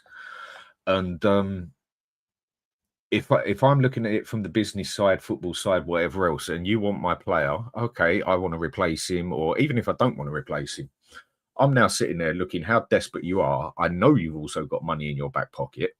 Yeah. Right. This player's, let's just say 45 million, whoever he is. Okay, we've got a deal there. And no, do you know what? I want 55 million. And the reason I'm saying I want 55 million is because I know you've got money in your back pocket, and I know you are absolutely desperate. And I am literally going to charge you to the point where I can pull your pants down, basically, because that's business at the end of the day. It is what it is, like it or lump it. That is what anyone would expect Daniel Levy to do to someone else. Yeah, exactly. Which he's very good at doing in that aspect. When it seems to get rid of a player and get some money on it, like the way he did it with Eriksen, even the way he did it with Kane and that, credit where it's due. But when it seems to come to the other side of that, he just hasn't got a clue what he's bloody doing. He still thinks he's dealing with houses instead of people. So whoever we're going to go for, unless the club are that... I mean, look, the reason he got the deal done with Kudus that quick, that sharp, and got such a good deal on it is because West Ham was absolutely desperate. And when I mean desperate, I think what was it? They had something like 3 or 4 days left to pay off whatever they had to pay off. Otherwise, they was in a bit of trouble, wasn't it? That is the only reason that deal got done in 5 minutes, basically. And anyone we go for now, any team that is not out and out desperate as such, they're going to charge us another 20% on top because they know how desperate we are now. Oh, mate, for sure. For sure. Like, for example, last night... They'd be stupid not to. They'd be stupid if they didn't. Mate, absolutely, of course. It's the golden rule of selling, isn't it? I've got something that you want. You are in panic. I'm adding money on. You're too right. Right. However, if I've got something I don't want and I desperately want to get rid of them, I'm giving you a deal. Right? That's just life. That's life. And it is what it is, isn't it? We did see last Stanley. Go away. No, you've had treats. Go away. Jesus. We did see last night that Romano said, again, some believe him, some don't. It is what it is. Romano said that Spurs are going to go back in with a 70 million euro plus bid for Savio, but it won't be till after Spurs have played Man City. Now, listen, we're at the stage of people were messaging me last night, Dan, going, I wouldn't pay 70. I'm at the stage where I'm saying to them, we've got 9 days of the window left, Dan. Like, we're at a stage where we don't get to be choosy at this stage. If that's the guy we want, and they say 70, you've got to pay it because clearly we don't have alternatives. Okay, let me put this another way for people then, yeah? And do forgive me for the example I'm going to use, yeah? Do we either go and get charged and pulled with our pants down by another 20 million when we go and buy something like Archie Gray? Or do we go and get the same, or do we go and get charged again and just get overcharged with someone like Matthias Tell? Or do you go and get someone like Savinho or Eze or other players you could get out there and then get overcharged by another 10 million on that? I would rather pay, let's just say he's worth 60 million for the sake of it, yeah? And they charge us 75. Do you know what? Okay, they've got their extra bit of money out of it, but we've still got a bloody good player there, yeah? Okay, Exactly. we've been overcharged. We've been overcharged a bit. Fine. Okay, it ain't my money at the end of the day. That 15 million could have gone towards another player, this, but we've got a quality player sitting there. Instead of getting charged 40 million instead of 15 million for a bloody Archie Gray, or getting charged 45 million instead of 5 million for a bloody Tell, or whoever and other players that we do it with, I would rather we get overcharged and pay it for a quality player. That I can deal with. But when we literally have to pay double the money or an extra 25-30% on top for a player that ain't even ready for a first team or ain't even for our first team as such, then that's when I'll start going into one. Do I think Savinho is worth 75, 80 million? No, I don't personally. Will if Spurs pay that for him? Okay, I think we've been done over a little bit, but I'll be more than happy that we've got a quality left winger sitting there. Not just a good one, a quality one. And I'd rather get overcharged for a quality player than some player that's just going to be lucky if he can get on the bench. Dan, I think you're absolutely spot on. When you look at what we overpaid for Solanke, what we overpaid for Tell, what we overpaid for Richarlison, what we overpaid for Gray. I could do this game all day, by the way, right? Yeah. But yet when it comes to a player like Savio and the fans say things like, oh, I'd only pay X amount.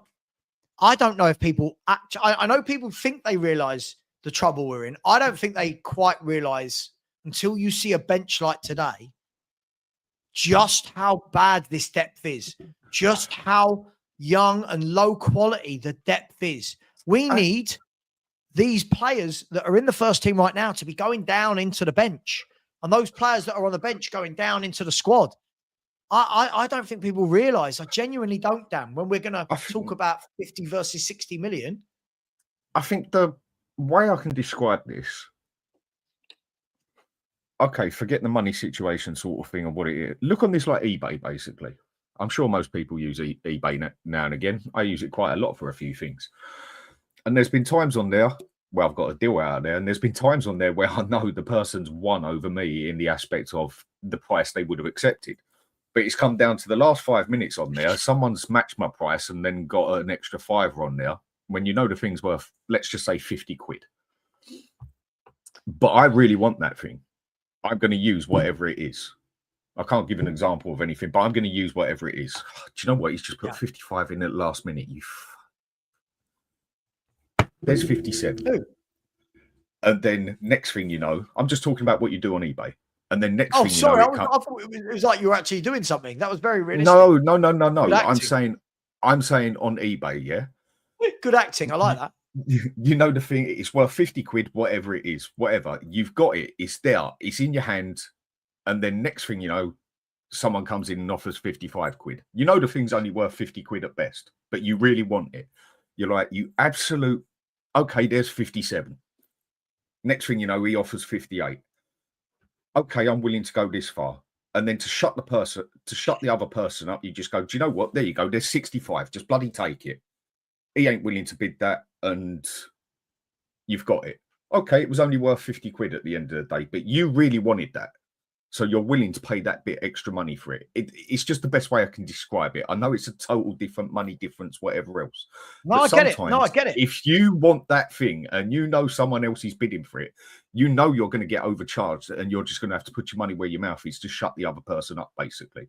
You might offer 65 and then he slams down 70 and you think, do you know what? I don't want it that much. Go on, mate. Baked potato, you can have it. But that's just how bidding works. I suppose you can relate buying a player to eBay to an extent, just very more expensive, that if the other club wants him as well, you're going to have to outbid him. And if you're only doing it by a quid here or there, he's going to put a quid in here or there. So now and again, you just stick an extra tenner on top of it, and he might just get, do you know what? I don't want it as much as you. But then you've also got your limit as well. I get it, but that's the best way I can describe it as such. No, I agree, and I've just seen a really good post. Somebody's made a great point here. Absolutely spot on. Said it's ironic that by trying to save money, Levy has now massively inflated the prices that clubs will demand from players when we go next week. And you know what? Yeah. This is absolutely bang on the Wolf, because I always see people go, "Oh, at the end of the window, you get a better deal." Do you? You get a better deal for those players that aren't wanted. For example, you might get a better deal at the end of the window for Garnacho and Sancho because they're not wanted. You're not getting a better deal for a Savio, who they don't necessarily want to sell. At the end of the window, you're getting a worse deal. And I honestly, the waiting around until the last 3 weeks of the window, we've done it again. We've done it again. I'm not even angry about it now. I'm not angry about it. It is what it is. I've got my countdown timer, Dan, that I look at literally every 30 seconds. I'm like, come on, how long? Come on, Levy. Every single first team player that was a target or a target position should have been in by now. The signings you make in the last 10 days should be opportunistic. Opportunistic signings in the last 10 days. So an agent rings you up 10 days to go and says, just by example, Brahim Diaz is being loaned out by Real Madrid. What's it? Oh, that's me. Sorry. Brahim Diaz of Real Madrid, they want to loan him out for the season. Do you fancy it? Oh, hang on. Yeah, that could be we didn't think about that or budget for it, but yeah, why not? Let's see. Right now, though, playmaker. James Maddison went down 3 weeks ago tomorrow. So James Maddison's been down 20 days. I'm not even going to take into account that we should have been looking for another playmaker anyway. Bless me. Right? 20 days, James Maddison. 4 weeks since it was announced that Sonny was leaving. Right? Where's the replacements? You can't wait till the last 10 days. Those players should be in now. So you look right now. Man City's business. They needed a left back, went and got Ait-Nouri. They wanted another playmaker because De Bruyne left, went and got Cherky. Needed another central midfielder, went and got Reinders. Needed a goalkeeper, all right, went and got Trafford. Now, I'm not saying, Dan, in the last 9 days, City don't pull something out of the bag. But this City squad right now, Dan, they could shut the window right now and probably still win a Premier League title. Yeah. Liverpool will feel the same. Liverpool fans will say, okay, we need a centre-back, sure. Got the right back in, left back in, striker, playmaker. We're sitting around going, all right, we've got a DM and a right winger in. It's so poor, isn't it, Dan? It's really unprofessional at this stage. Totally. And it's another thing as well that, again, if you're going to go for someone, whatever, just say something that somebody really don't want to get rid of or don't need to as such or whatever, again, you're going to overpay because you've got to make them want to sell it, basically. If they've got a quality player sitting there, they know he's a quality player. They're not desperate for money. They don't need to get rid of him and that. They, if anything, they want to keep him more than get rid of him. Again, you're going to have to overpay to get that. What would say people overpay? What is a player worth? Whatever. If you want to get it, because you've got you're the one who wants it. They don't want to get rid of it, so you've got to make it more than worth their while to get rid of it. So the one with Kudus, we got that deal blatantly because they needed that money desperately. We want Savinho. Do they need to sell Savinho? No, not at all. One of the richest clubs on the bloody planet and that, yeah. Maybe if he does or doesn't want to go, I'm sure he's not going to be too bothered if he don't leave bloody City, for God's sake, yeah. And I think they want to keep him more than they do sell him. So, again, it's another way. You're going to end up having to overpay with certain players, especially quality players, when they don't want to get rid of them. The only way I think we are getting Savinho is the fact that if they want, Rodrigo that bad, I think they're going to charge us and obviously get us as much as we want. And the situation we're in, we're going to have to overpay no matter what anyway, because he is a quality player, so that they can use that money to go and get Rodrigo. That's the only way I see that one happening. And you think if they sell Savio and they've sold McAtee for 25 to Forest, if they get 95 million for those two players, 90 million. But the thing is, again, you've hit the nail on the head. This is about Man City don't need to do this deal. This deal for me is one where, do I blame Spurs for not necessarily getting this deal done? No, because Man City don't want to sell.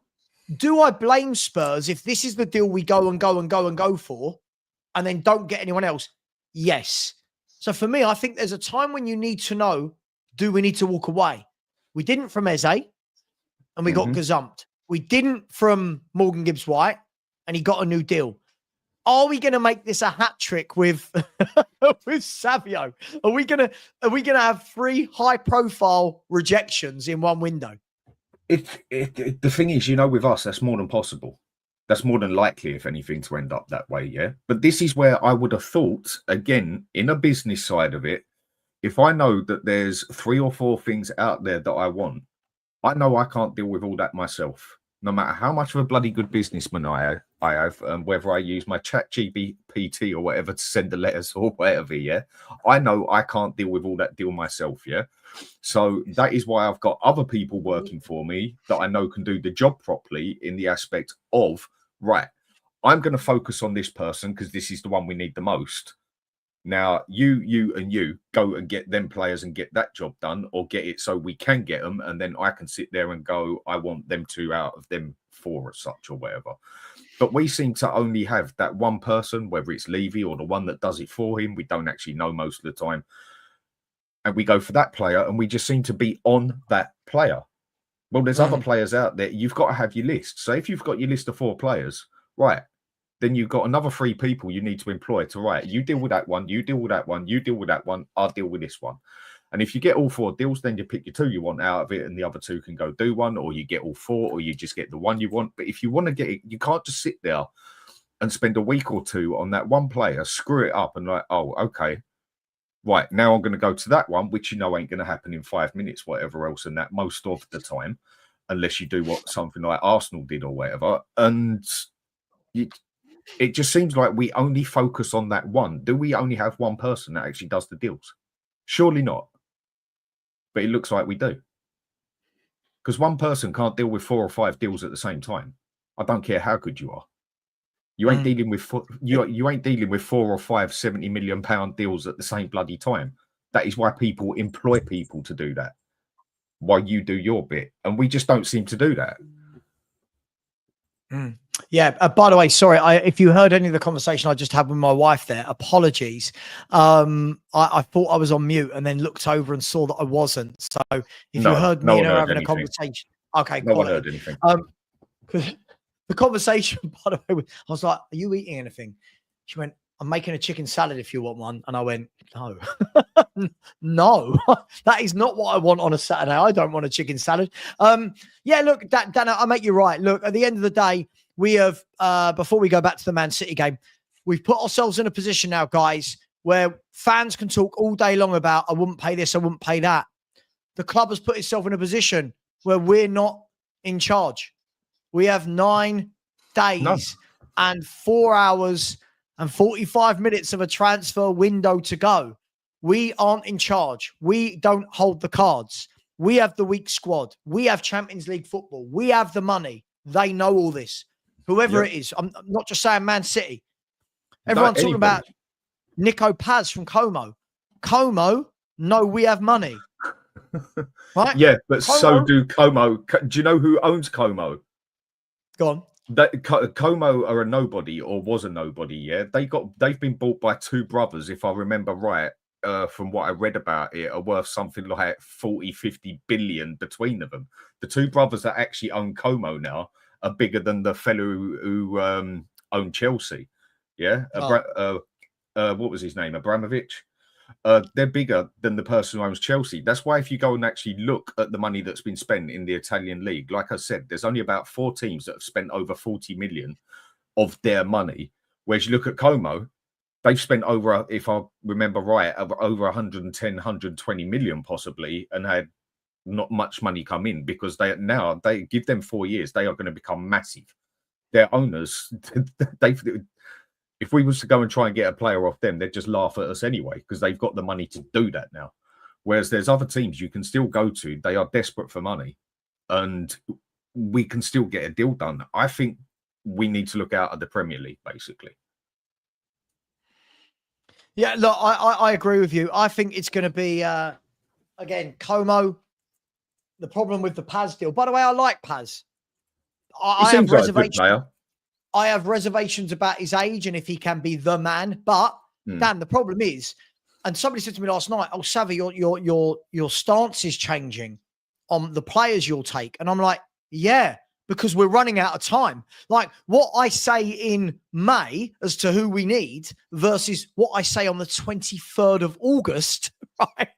Right now, the Paz deal, though, by the way, Real Madrid have a 50%, a 50% sell-on clause. So Como, if they, let's say Como value him at 40 million, Como are going to go, all right, well, we'll sell him for 75 because we want half of that money needs to go to Real Madrid. This is the problem. We leave ourselves with these difficult deals at the end of the window rather than paying the release clause for Eze and getting it wrapped up. We're so frustrating.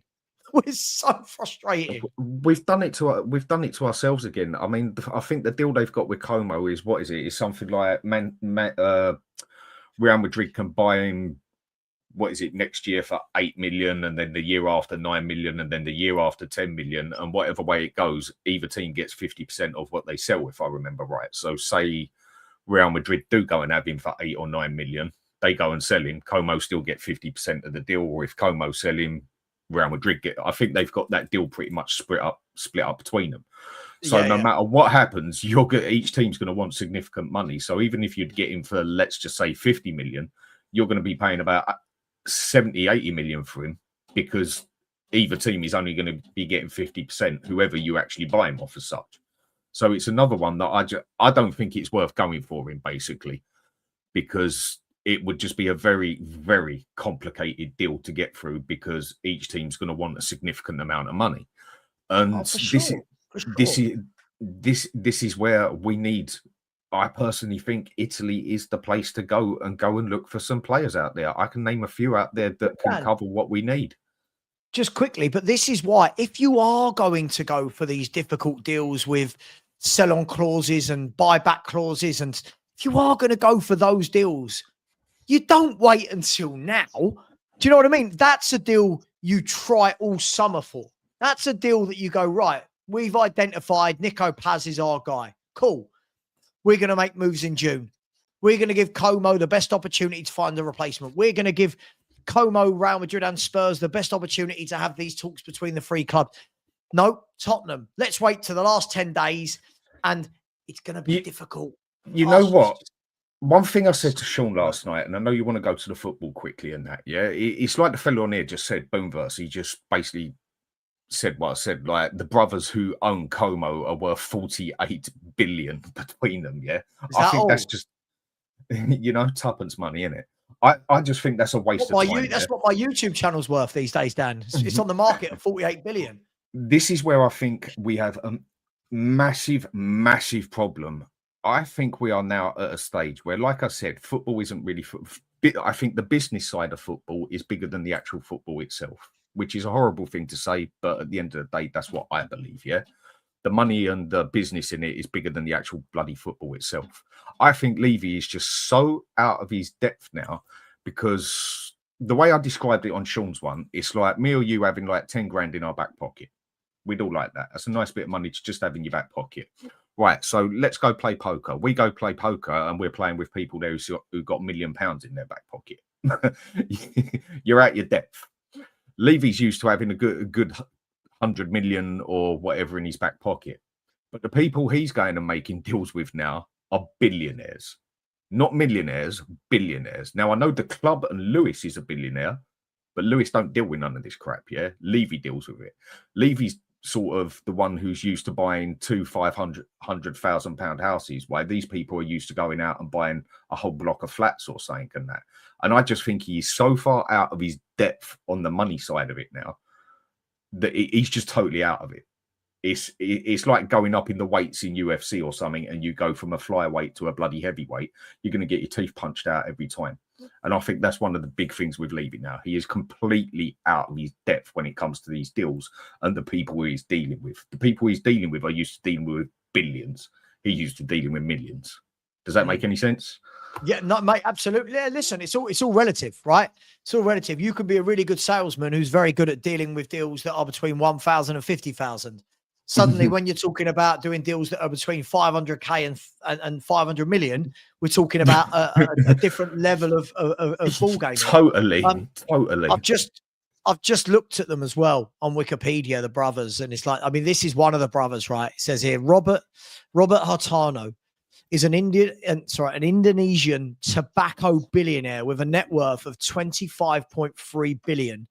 He owns and runs the privately held Geram, the world's third largest maker of cigarettes. Yep. Right.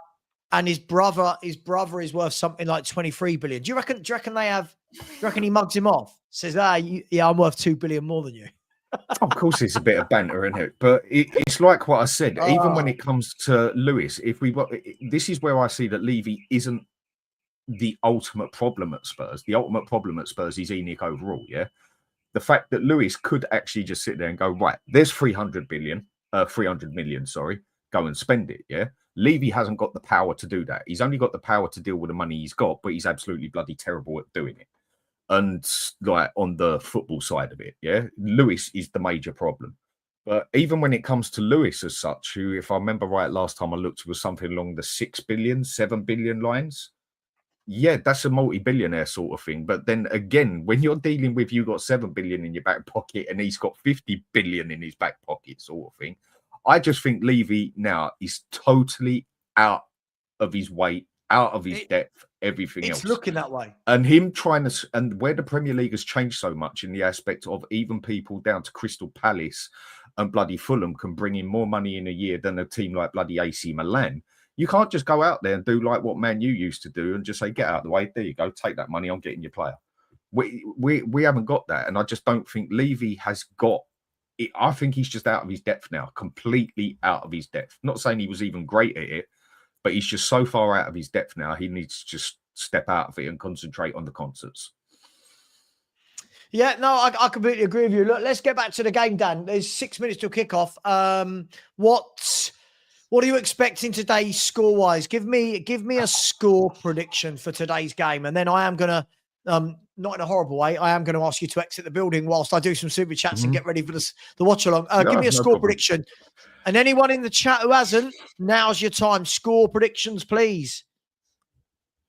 1-0 I'm going to go with, and that's, I think I'm being slightly positive with that one, but I think we can get a cheeky 1-0 out of this. If we can keep it solid at the back and Paulinho can do his job as what I think is an anchor man and that, which I think he's capable of doing it, I think we can get him on a goal of a counter-attack because we've got enough pace up the sides to get out there. We've also got a bit of flair on one side, and if Richarlison can stay on form, I think we can pull off a goal. So I'm going to go 1-0. Well, look, let's hope that Dan is right. I'll get to the comments in the chat. Right. Dan, I'm going to shoot. I'll see you later on. Yeah, take care of yourself. See you later, everyone. Bye. Take care, mate. Bye-bye. Right, guys and girls, first and foremost, let me do some super chats. I set a target, didn't I, of... hang on, let me get rid of this. Sorry, I've got loads and loads and loads and loads and loads and loads of stuff. By the way, only 17 people want to win a replica kit out of 1,000. That's mad. Let me get some super chats, and we set a target of 700 likes before the game starts. We're on 600. Come on, guys. Can we get 100 of you? There's 900 left in here. 100 of you in the next 4 minutes before the game kicks off. I'm going to move my chair so that I am a bit more in line with the game rather than you guys. Here we go. Super chats. Big up to the original Mutt, who said 22K. Well done. Keep going. As always, come on, you Spurs. Thank you very much. And if anyone would like to subscribe, please do. Really appreciate you. Thank you very much to the original Mutt. Big up to Ryan. Said, let Sava on his channel the way he wants to. If you want to tell him what to do, get a channel of your own and do it your way. And yes, Sava, I'm good. Thank you, Ryan. Absolutely. I think everyone talks a great game about how easy it is to run a YouTube channel, and yet none of these people do it. Big up to you, Ryan. Thank you very much, my man. Big up to Anthony. Said Sava's the best Spurs YouTuber out there. Oh, don't. Honest, logical, and loves his debates. People like and sub Football Heritage TV and the Spurs 5. Thank you, Anthony. Really appreciate you. We are one sub away, by the way, from 22.1K. And we only hit 22K yesterday. So big up, Anthony. Thank you very much. The Joker that said, lend me a pencil and I'll show Levy a magic trick. Come on. Keep it clean. Keep it clean. And George said, enjoy your watch along, Sava, and good luck, Spurs. Well, listen, the players are coming out. Thank you very much, George. Much appreciation, my friend. Love as always. The players are coming out onto the pitch as we speak. What's going to happen first? Is it going to be Spurs kicking off or the last 75 likes to get to 700 before the game kicks off? What's going to be the first? We're on 630 now. Come on, you can do it, people. I'll read out the teams as TNT put them on. Here we go. The Man City team is as follows. James Trafford is in goal. Rico Lewis, John Stones, Ruben Diaz and 8. Nouri is a back 4. Reinders, Gonzalez in a midfield 2. With Bob, Cherky and Marmoush behind Erling Haaland. And what's worrying is this. Ederson, Ake, Doku, Rodri, Silva, Nunes, O'Reilly, Kusanov, and Foden as the bench. That is a ridiculous bench. So Rayan Cherky probably going to play in the number 10. Oscar Bob more likely on the right and Marmoush on the left with Gonzalez and Reinders in the middle. And of course, the prolific marksman that is Erling Haaland up top. Spurs. Tottenham Hotspur. We line up like this. Tottenham Hotspur line up like this. I don't know why Lubo does this when he knows I won't be able to hear anything. No.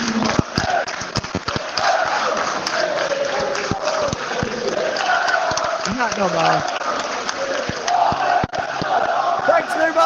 Goodbye.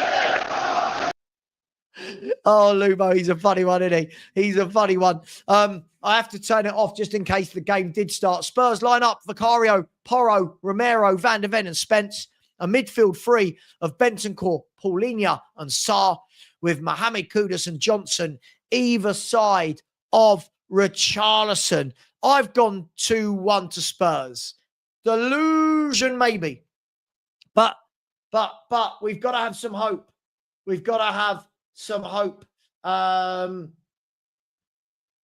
the way, for anyone that rates Rodrigo Mora, Al Ittihad from Saudi have put in a bid for 70 million. Wow.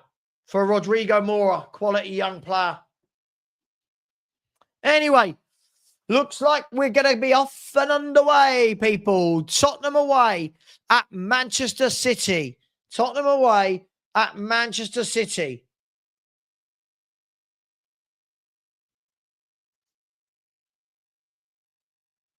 Oh, what's going on here? So the ref, Peter Banks, is your referee today. Peter, whose brother is Robin. He's just going to flick the coin. Romero and Diaz in the center circle.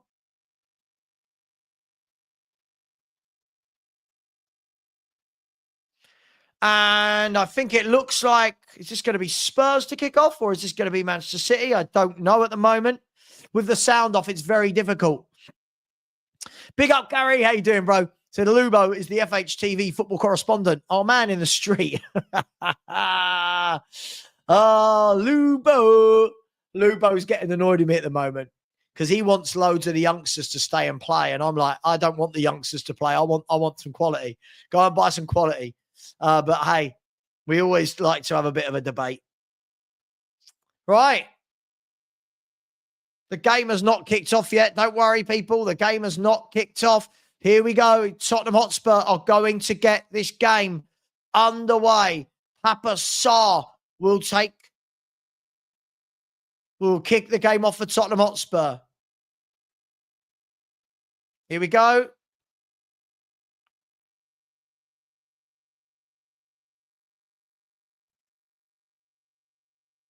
Come on, ref.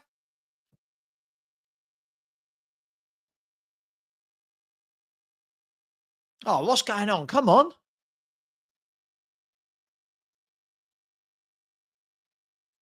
And we are off and underway. Hopefully that clock should be running for everyone. Thank you very much to everyone who's still here. Smash that like button and let's hope for a Tottenham Hotspur win. Big up to each and every one of you. Here's Manchester City with a ball in the right back area as Rico Lewis gives it to Stones.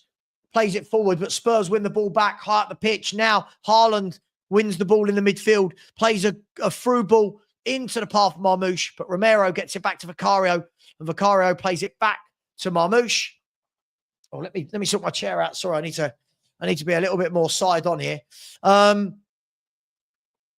here's Man City. You would expect Man City after the first few minutes to settle into a pattern of having the football, if we're going to be brutally honest.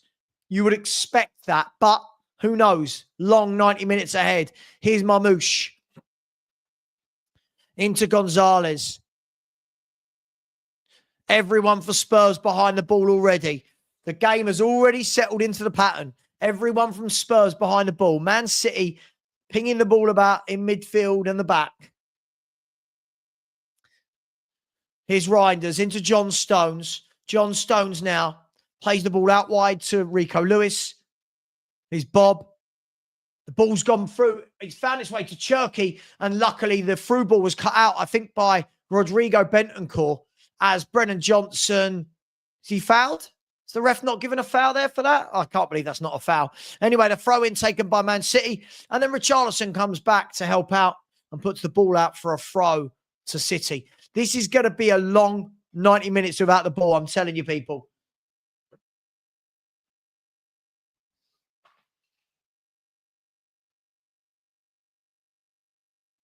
Here's Bob on the right-hand side.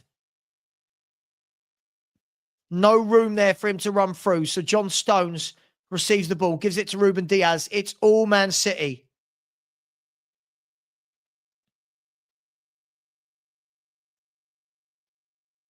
Now Spurs, can they break? Brennan Johnson goes back to Van de Ven, to Bentancur. Here is Jed Spence, but his pass was cut out. And then Mickey Van der Ven can go to Bentancur, who calms things down by going back to Vicario, gives it to Romero. This is going to be a game of concentration. If we drop our concentration, it's going to be tough. We're going to have to be switched on for 90 minutes here. Here's Paulinho. Goes out wide to Romero. He goes back to Vicario. Jed Spence now is fouled by Rico Lewis. Rico Lewis is amazed that the foul has been given, but it has.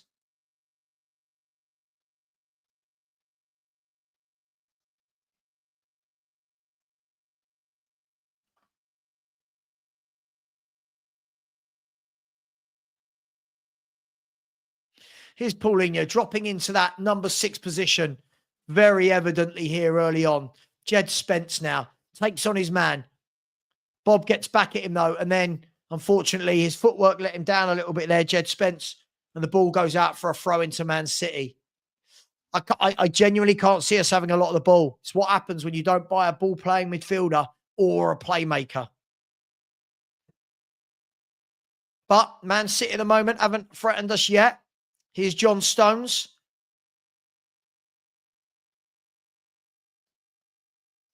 Puts the ball into Gonzalez, who goes back to Ruben Diaz. Now, Ruben Diaz sweeps a long ball over the top. It's a very good ball. And now Marmoush is one-on-one with Porro. Porro's got Kudus to help him, and Marmoush has given the ball away. And Spurs nearly breaking out there. Papa Sarr's ball into Kudus, just a little bit too heavy. And now Man City can build up again.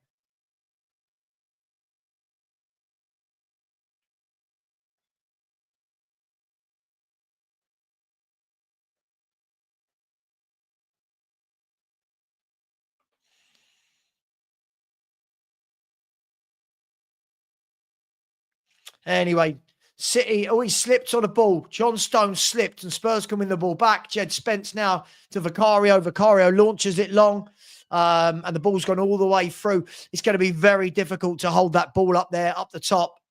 It's going to be very difficult. Let's see how good Richarlison is today at holding the ball up. He's done well there. He's nicked the ball back off Nico Gonzalez, and Nico Gonzalez has fouled Richarlison, and it's a free kick to Tottenham, probably about 40 yards, 45 yards from goal.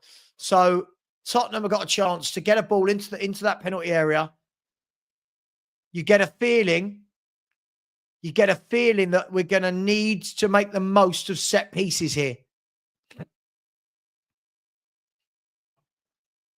So good pressing from Richarlison. But here's Pedro Porro, who's going to whip this free kick in.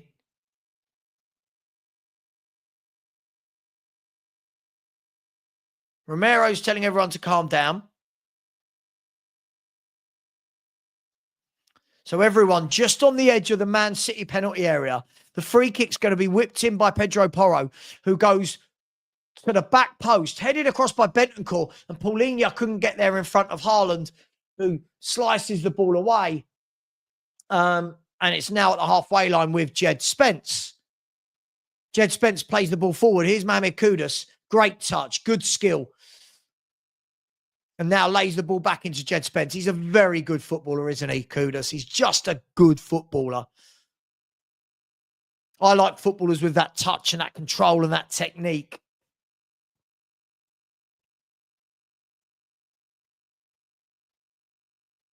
And there's a wayward ball forward by Spurs. And the ball's gone all the way through to Trafford, who rolls it out to Diaz, now into Lewis, whose ball is played out wide towards John Stones.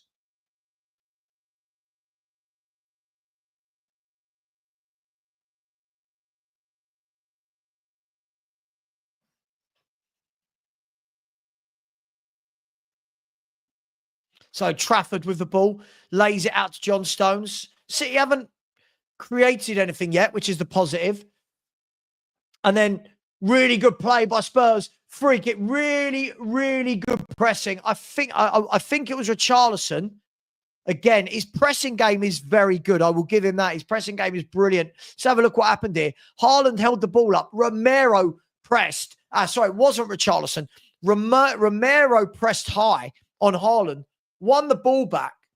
And then as the ball fell into the path of Richarlison on the edge of the box, Haaland lunged and caught Richarlison. So Spurs have a free kick here in a very, it is a dangerous position, slightly left of the goal, you would say, but it's in a nice position to do something.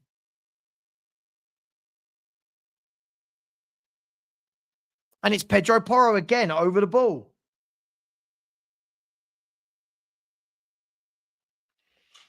So slightly to the left, it's about 20 yards out. It's just outside the penalty area, about 20 yards out. Pedro Porro has got, I don't know if he's going to have a shot from here. You would think that there would be a shot coming in here from Pedro Porro. Can he whip this one round the wall, or is Kudus going to take it left-footed? Let's see. Porro takes the shot straight into the wall, then fires a shot into the side netting. So Spurs have the first couple of shots of the game, and we are 8.5 minutes in. And what I will say is, again, what we do look is very organised. We do look very, very organised. So Pedro Porro, it wasn't harming the keeper, but as much as the fans in the stand were kind of like that, it was nowhere near. But Thomas Frank is on the sideline. He's cajoling. He's directing. He's giving instructions. And Spurs are pressing well. Oh, Porro's had a mare. Porro's had an absolute mare. And oh my God, Spurs nearly conceded the first mistake of the game by Pedro Porro, I think it was. He tried to head the ball back to the goal. What was he doing? It was a long ball. It bounced over everyone. Porro tried to head it back to the keeper, had an absolute mare, and Marmoush's shot squirmed past Vicario, but just past the post. Spurs got to wake up. Porro getting away with that one. And now Porro plays the ball out of play for a throw-in. Got away with that one, Tottenham. Got to switch on. Mistakes like that. Can't be having mistakes like that.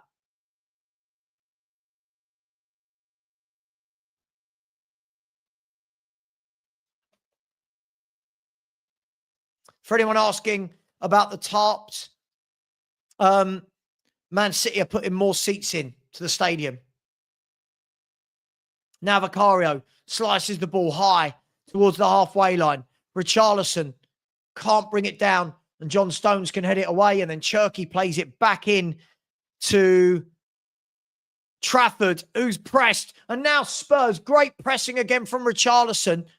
His pressing game is on point. I just wish he was better with the ball at his feet. Here's Kudus, whips across deep, and that's got too much on it, and it goes out for a throw-in. But again, Trafford was pressed very well by Richarlison, and it's still Man City 0, Tottenham 0. And we'll take this so far. Good pressing from Richie. Really good pressing from him.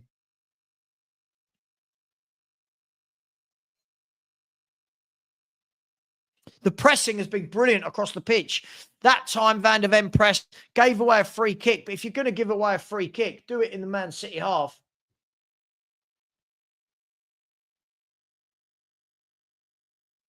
Here's City in the left-back area. Here's Aït-Nouri. Plays the ball into Reinders. He's being pressed. And now Man City being pressed really well by Tottenham here. Really, really good pressing. As Rico Lewis dinks the ball forward, that's a good ball actually by Lewis. Give him credit there. It's a great ball.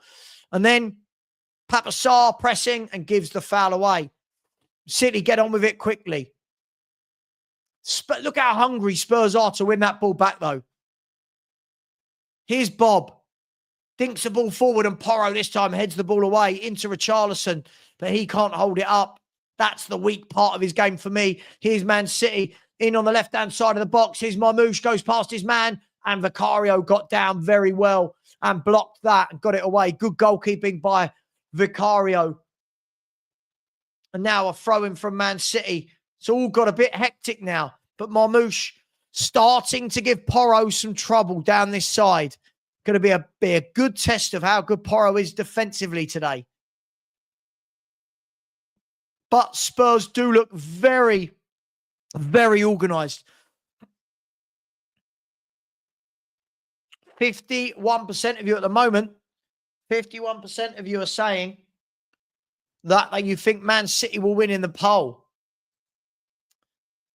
27% said Spurs. I get it. But that's from 1,800 votes, by the way. I mean, people asking me about Man United while Spurs are playing in a watch-along. Come on, man. Here's Kudus. Lovely, holding the ball up. Tried to spray the ball wide. Blocked, but it did actually get all the way over to Jed Spence on the left-hand side. So 13 minutes gone. Spurs working very hard here. Very, very hard. Dogged, determined pressing from Spurs.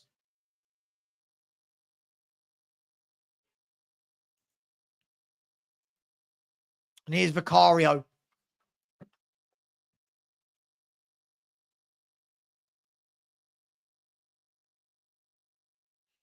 Here's Jed Spence. Goes back into Mickey Van der Ven. Mickey Van der Ven goes back into Vicario. Back to Van der Ven. Spurs nice and calm at the moment. Here's Van der Ven, though. He's turned into trouble, has he? And then clears it. And I'll be honest, guys. I didn't know Brennan Johnson was playing. Again, this is the problem. I don't see him on the ball at all. Good play by Spurs. Bentancur now into Porro. Back to Bentancur. He dinks the ball long down the line, and the referee's assistant is going to put his flag up. Clearly offside, Papa Sarr. But that was better. Good football.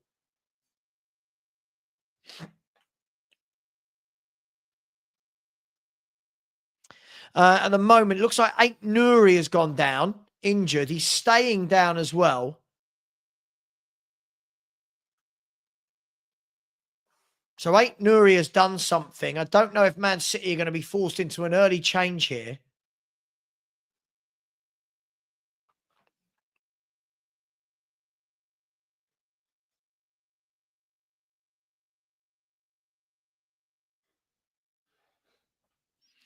So Nathan Ake is warming up. So he'd be the obvious choice, wouldn't he, to come in as a left back?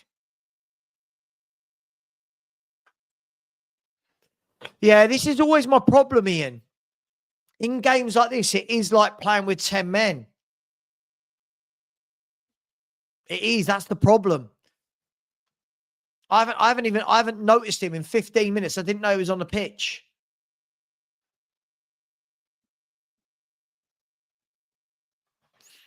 So Pep's giving some instructions to his team. Ait Nouri is still down, getting some injuries and getting some injury treatment.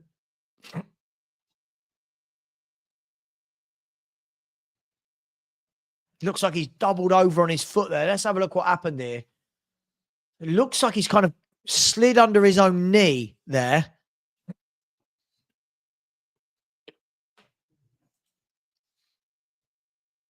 Big up to you lot. While he's getting some treatment, can we please get the rest of those likes?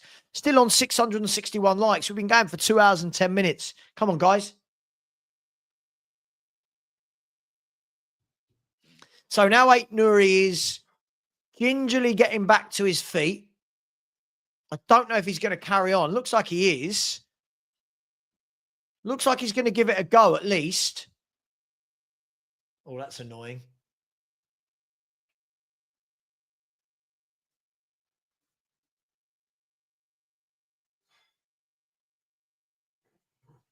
So it looks like the game can finally get back underway. So expect 3 or 4 minutes to be added on at the end of the first half already. As the ball's played into James Trafford. James Trafford clears it.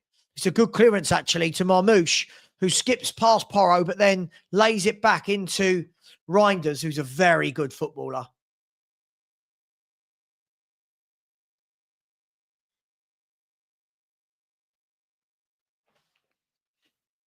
So, as we thought, City having all the football, you would have expected that. At the moment, they've had the chance with Marmoush. Other than that, they haven't really... Well, actually, Vicario got down well. But City now with the ball on the right-hand side. Here's Oscar Bob. Sprays a good ball out to Marmoush, who's now one-on-one. Marmoush shoots, saved. And now it's into the path of Haaland, but cleared by Spurs. And straight away, Vicario forced into a save. And Man City just went through the gears there. Benji, I think you're in denial, mate. I think you're in denial. When you're saying the lineup doesn't scare you. Listen, look at their bench. Look at listen, this is Marmoush, Haaland, Cherky. Jesus Christ. You got Tijani Reinders. You got Foden on the bench, Doku on the bench, Rodri on the bench. Wow. Our fans are crazy, man. Our fans are crazy. But here's Trafford with a long ball. Jed Spence heads it away. But Bob's going to bring that down. And now Man City with a bit of space through the middle with Tijani Reinders driving forward. Do not let this man into the box. He shoots and it's blocked. And now Papa Sarr can get it out wide to Spence. City are just turning the key a little bit here. City are just, last 2-3 minutes since the injury, have just started to put the afterburners on. And Tottenham, with no playmaker, do not have an outball. We do not have an outball here. But we are just coming up to 19 minutes, 0-0. I'll take the draw all day long. We need to be able to get the likes of Kudus into this game.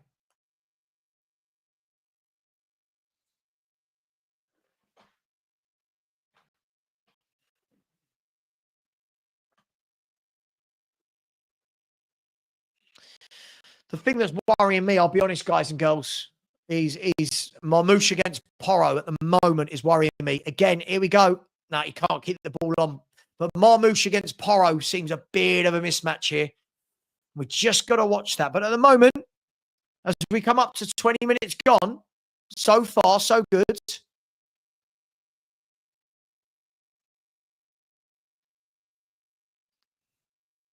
And I think that Nathan Ake, he's warming up a lot.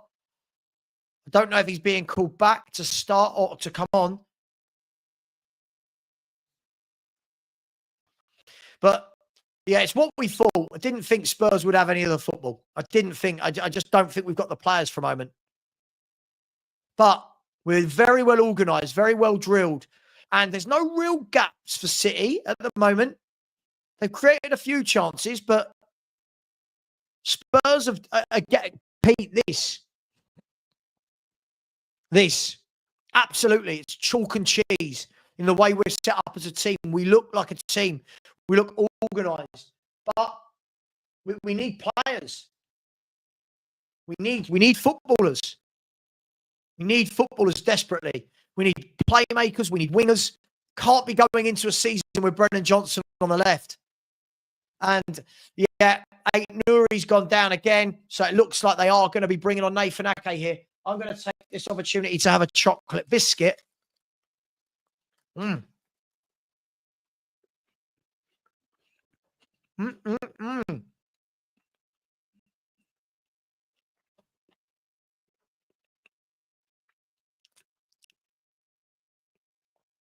I lagging?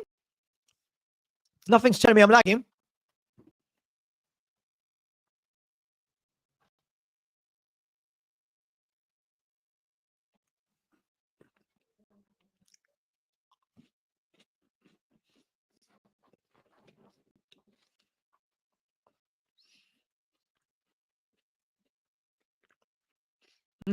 Right. So you can see there, our front three of the 5 players on the pitch,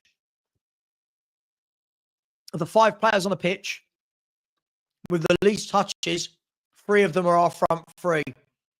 I think we knew that was going to happen. Here's Aït-Nouri.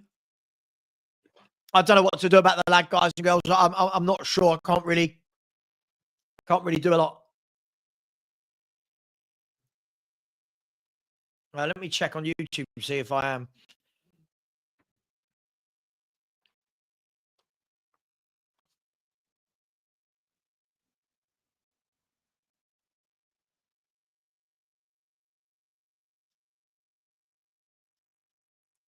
Yeah, it's stuttering a little bit, isn't it?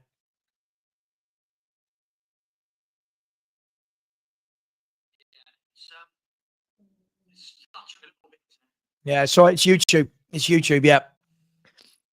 It's YouTube. But we're back on underway.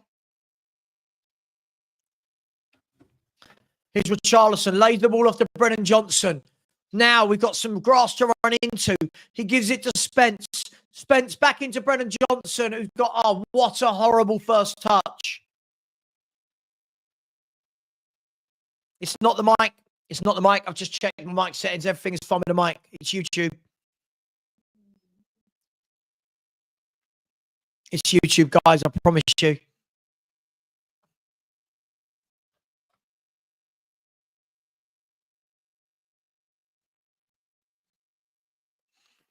Again, Spurs finally got forward and Brennan Johnson, touch was awful. But much better from Spurs there. Now, Mickey van der Ven on the left-hand side into Bentancur.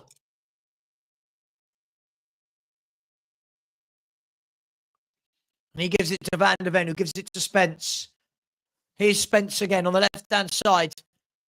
Fires a really good ball. Is it going to be too much on it? Oh, it's too much on it. Great idea, wrong execution. He was trying to find Kudus all the way over on the right-hand side. It was the right idea, but he just put too much on it.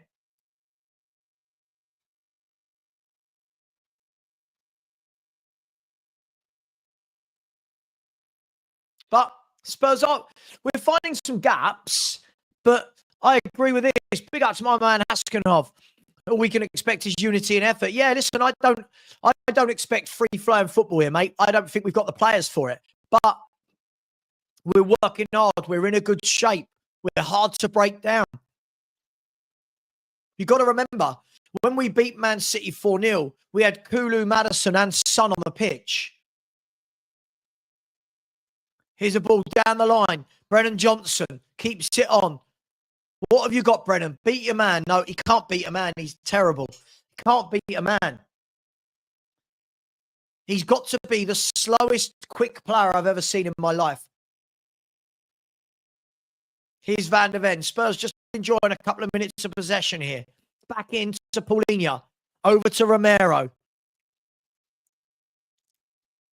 I think they've done very well considering the 11 we've got out compared to the 11 they've got out. I think we're doing very well here. First 25 minutes. Hopefully the lag is going for people now. There's a ball over the top. Kudus lays it off to Richie. Again, the problem is Richie and Johnson just have horrendous first touches. Look at that ball into Richie. He can't control the football.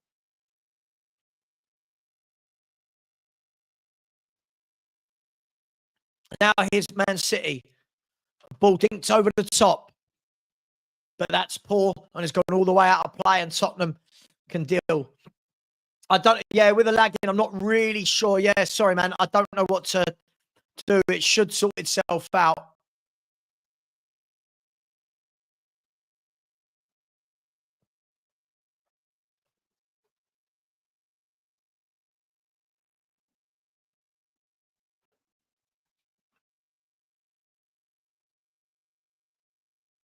At the moment, though, we've kept Man City to one shot on target at home in 26 minutes. Here's Man City. Marmouche, ball blocked, and Richie back helping out. This is where Richie's good. The ball cannons back into the path of Marmouche. Hey, sorry, I'm just desperately trying to get a trainer off the dog. Bear with me 1 second. I'm not going anywhere. I'm not going anywhere.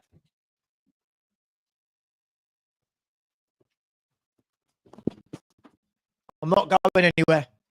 Here I am. Johnson and Richie for me, it's just you've got to have better quality. You've got to, listen, I'm not saying he won't grab a few goals, Richie, but you've got to, when going forward like that and the ball falls to him, you've got to have better quality. Here he is. He really struggles to hold the ball up. He really does. What? What do you mean? He's getting back and helping out. Porro, what are we talking about there? I've got no idea what Kudus has done wrong. Needs to get the ball to him.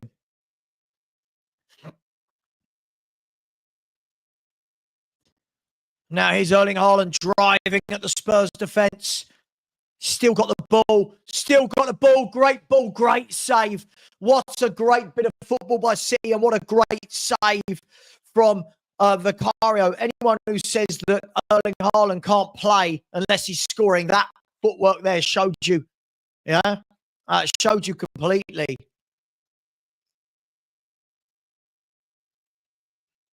Great save from Vicario there, low down. But a really good ball from Haaland into the path of Marmouche. There's another ball over the top. Porro can bring that down, though. And now he can dink it forward. Can Richarlison hold it up?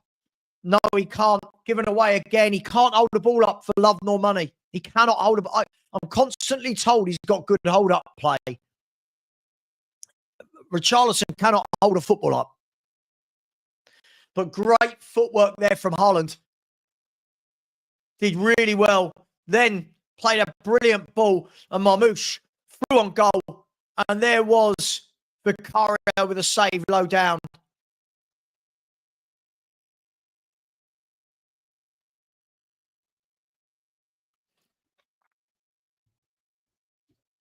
But at the moment, it's a free kick to Manchester City. 29 minutes gone. I don't know when people say things like this, your defence is washed. What does that mean? What does that mean? When did the English language start becoming sentences like your defence is washed? What does that mean? Anyway, here's Kudus. Kudus has won the ball high up. He's got 3 men around him, 4 men around him. He's done really well to hold on to it. He's still got it. And then too many crowding him out. Really good play by Kudus to hold the ball up there, though. But he needs better players around him. You've got to get better players around him. I do think Papasai is struggling today. I think if we're going to be honest, this isn't one of his better games. Hang on, here's Kudus up against Diaz, but Diaz does very well. And now Man City can bring it away. Yeah, I think it is juvenile Twitter talk. I don't understand what that means. Oh, your defence is washed. I don't get it. I don't get it. Maybe I went to a rubbish school where they didn't teach me English. But really good, strong hold-up play from Kudus there. Really good hold-up play.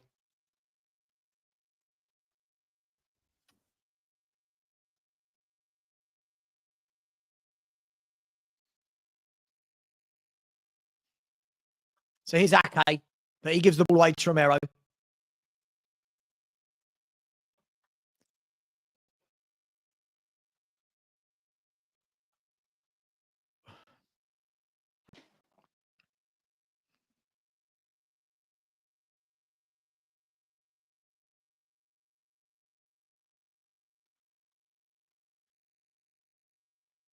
So Spurs with the ball in the midfield. Now at the back.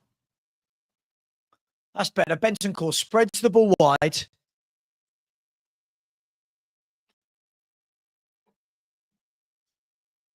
Yeah, Barry, I can see them, mate. I can see them. I'm looking at my internet. It's showing that it's 100%. It's showing that it's at its maximum. It's showing that it's at its maximum. I don't know what else I can do. It's showing it's working at 100% capacity. I don't really know what to say.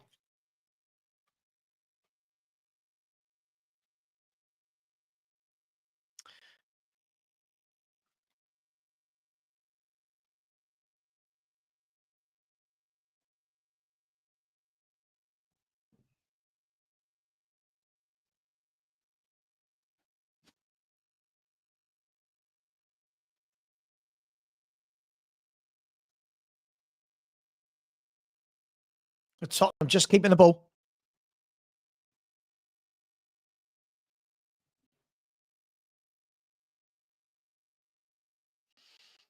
Now Vicario goes long, but that's a poor goal kick all the way through to James Trafford. But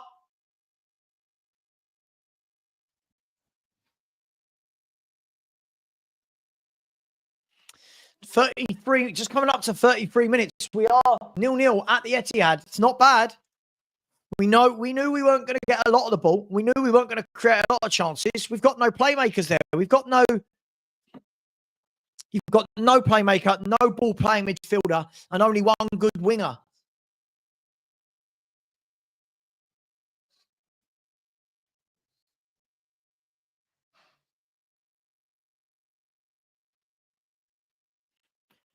Brennan Johnson with a yellow card. I'd get him off if I'm honest. Again, it's one of those games where you go, oh, if he's not scoring a tap in, I'm just not sure what the boy does.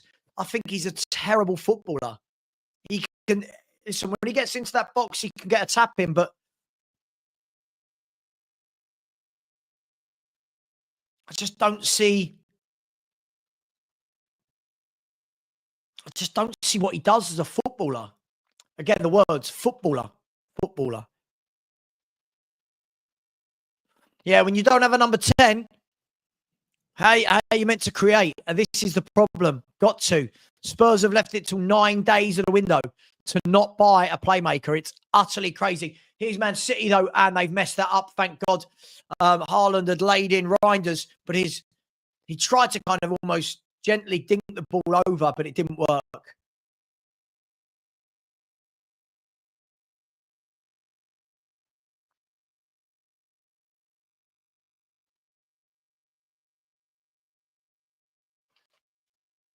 So apologies if it is lagging a little bit. I'm not really sure what I can do whilst I'm midstream, guys, if I'm honest. I'm not sure what I can do. Here's Richarlison, though. Broken through. Spurs are in here. There's the ball across. Here's Brennan Johnson. Spurs are 1-0 up. No, we're not. It's offside. It's offside. Why didn't the lino put his flag up? And again, it would have been Johnson, ole, in the 6-yard box. But It was offside. It was offside. Nearly 1-0. Let's have a look. Yeah. Oh, is he off? I think he might just be off. I think he might just be off. I think he might just be off. Maybe VAR gives the goal. I've got a feeling it's going to be just ever so slightly off. Let's have a look. Oh, I don't know. I think it's a goal. I don't know. From this angle, I think this is a goal. I think this is a goal. In real time, it looked like he got a tiny bit earlier. Right now, the angle I'm looking at, he's on. I think he's on there. I think we're going to be 1-0 up, and it's going to be the man who does nothing but that. Johnson again, ole, ole. Or is VAR going to ruin this for us? Can't take this long, surely. Here we go, VAR. Goal! Tottenham Hotspur are 1-0 up. And all of the hard work has paid off in this first half. Johnson, you are an absolute enigma of a footballer. Absolutely awful today. Bang, 6-yard box, 1-0. Tottenham Hotspur are 1-0 up against Manchester City. Ole, ole. And all the hard work. The smash and grab is on. A long way to go, but the smash and grab is on. It was a ball down the line. Richie flicked it on. Kudus flicked it on. Richie running down the channel, passed it across the face of goal. Johnson couldn't miss. He didn't miss. And VAR got the right decision. Man City 0, Tottenham Hotspur 1. Now, I'm going to say what I always say. Nothing silly till half time. Nothing silly until half time. Man City 0, Tottenham 1. And what a pleasure it is to see a team that, whilst we're not amazing going forward at times, it's great to see that we are organised. Here's Man City with a ball. Tottenham 1-0 up. Not about hating. No, Chip, listen, see, this is where YouTube gets lots of silly children like you. It's not about hating. It's about when he's doing that, that's fine. But for the rest of the game, you don't see him. So it's not about hating. As I said, I can't ever knock his goal scoring. Right? Can't ever knock it.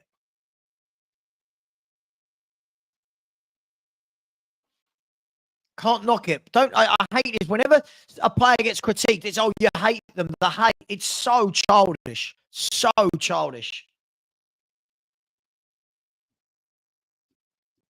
1-0 to Spurs. It was a very good flick on from Kudus, a very good run from Watchalong, and a very good run from Johnson.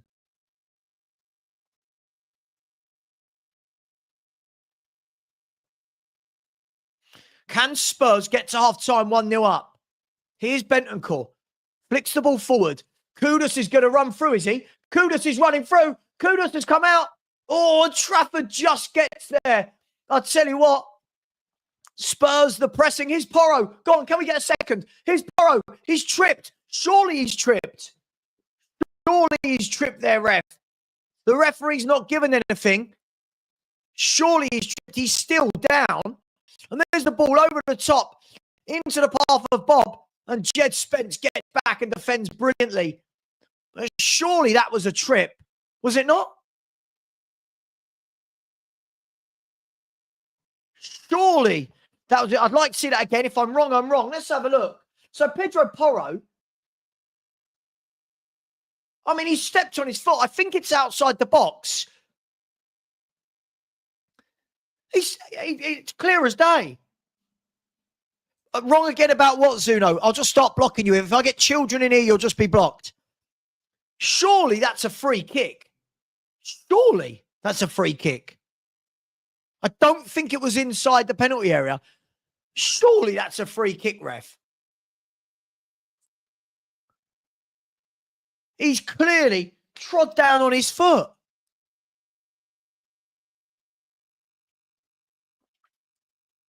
I do agree that Richie's better than Solanke. I've never rated Solanke. Never rated Solanke. Surely. If they don't give us anything here, that is mad.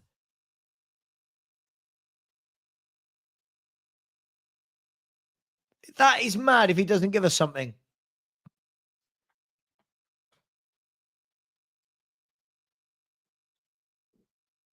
So at the moment, Porro's still down. I don't, because I've got the sound off, I can't actually tell what's going on. I don't know if any of you can.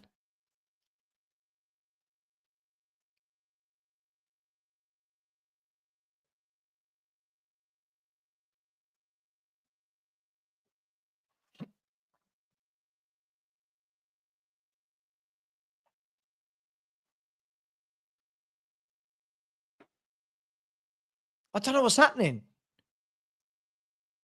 Has he not given anything there? That is shocking. You got the foul by Trafford and then the foul on Porro. That is absolutely disgusting refereeing. That is, and I'm not normally one to blame refs, but that is shocking.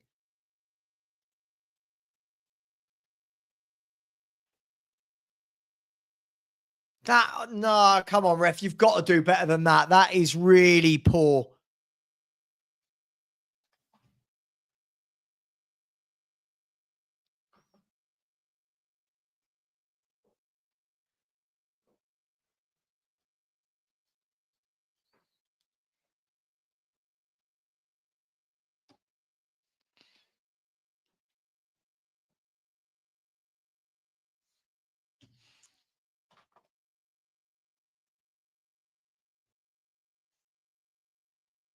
So at the moment, Tottenham Hotspur creeping to half-time, 1-0 up. Thomas Frank has got this football club organised. A lot of Thomas Frank haters. He has got this club organised. We look like a team. But how on earth did Spurs not get a free kick there? But 1-0 up. Let's get to half-time, 1-0 up. Nothing silly.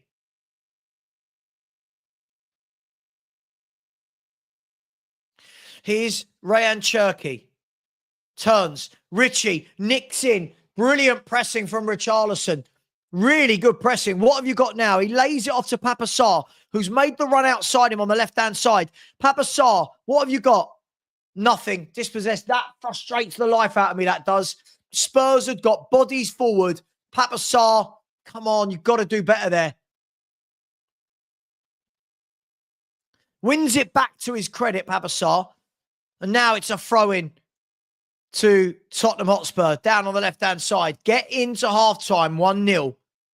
Get into half-time, 1-0. 2, if you can. Maybe my 2-1 prediction is on. Maybe my... Well, obviously, I wouldn't like them to score, but my prediction could be on for a Spurs win. Long way to go, though, and I think there'll probably be 3 or 4 minutes.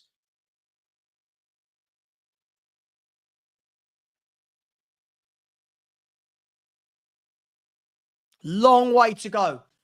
Long way to go. But the game plan is working at the moment. Great header, Romero. Really well done by Paulinho in midfield. Here's Bentancur. Gives it to Van der Ven. Van der Ven driving forward. Still driving forward. Lays it off to Jed Spence.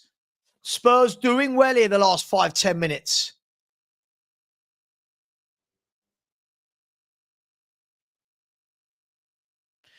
Just waiting to see how many minutes will it be. I do think there'll be quite a bit because of the Ait-Nouri injury and the VAR. Here's Kudus. Great ball to Paulinho. Paulinho dinks it across. Headed clear by Diaz. One back, though. Brilliantly by Sarr. There's the ball laid off to Paulinho. Into the box. It goes across. Out for a corner kick. And Tottenham are purring. I feel like I feel like I can be really proud of my team for the first time in years. Really happy with what we're seeing here. I understand we need signings. I understand we need more playmakers and creativity. But the work rate, the work rate, the organisation is second to none here. 7 minutes of injury time. We thought it was going to be a lot. 7 minutes to get to half time. Corner kick, whipped in by Kudus. Nope, the ref wants it taken again. I think there's been some pushing and shoving in the box. Looks like it. Of course, it's Romero. Romero and Trafford. Of course, it's Romero.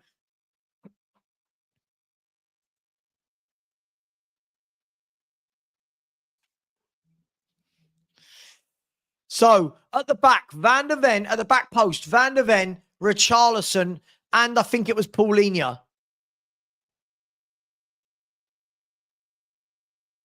Kudus to the back post, headed over by Richie, and it came over to the back post. Richie kind of flicked off him and went out for a goal kick to Man City, and we got 6 minutes of the 7 to go.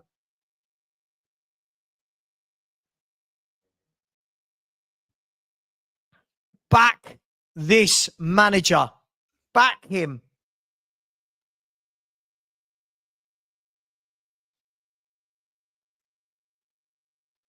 I get it if you don't want to give big money to the last man. Spurs are 2-0 up. Spurs are 2-0 up as I look back. Paulinho, Man City 0, Tottenham 2. Tottenham Hotspur are 2-0 up at Manchester City.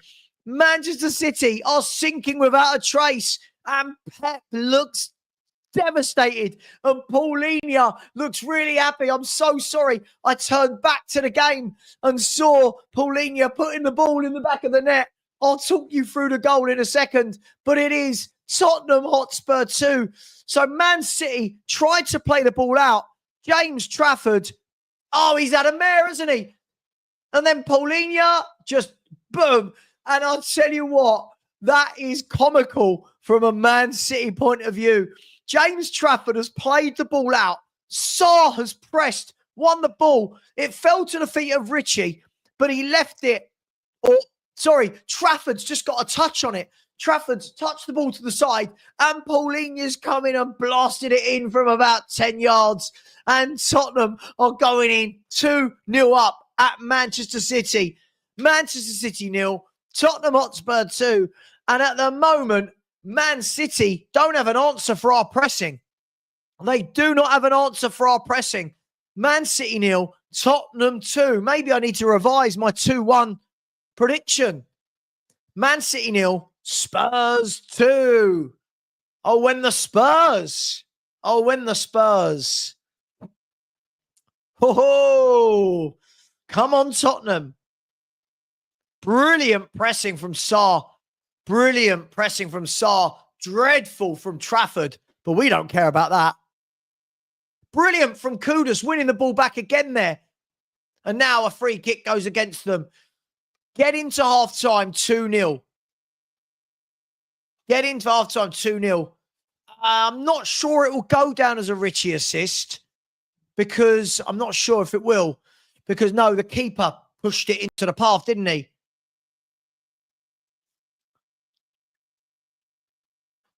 So, for me, get to half-time 2 up. But here's Cherky. Brilliant defending by Jed Spence. Oh, it's almost as though having a proper back four is what you need for a football team. Brilliant from Jed Spence. And now the referee gives the free kick against Richarlison. So get to half-time. Please get to half-time 2-0 up. No, it won't go down as a Richie assist. I've just seen the replay. It won't go down as a Richie assist. The goalkeeper pushed it into the path of great defending from Spence. As Man City win the corner. Man City are winning every decision here, aren't they, at the moment? It is what it is. But here comes Rayan Cherky. Nothing silly. Please, nothing silly. Get to half-time and regroup.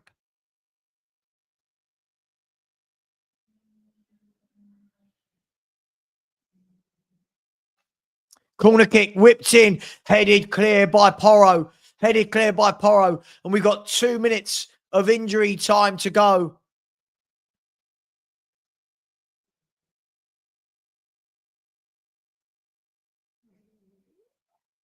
There's the ball. It's gone out wide to Marmoush. He's one-on-one with Paulinho. Paulinho.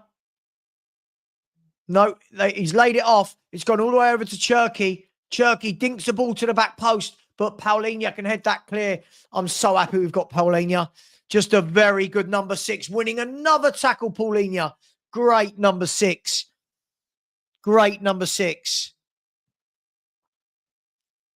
Here's Cherky. Bob.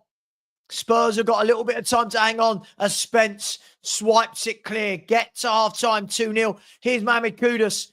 Couldn't quite get there. Nathan Ake lays it off to Tajani Reinders.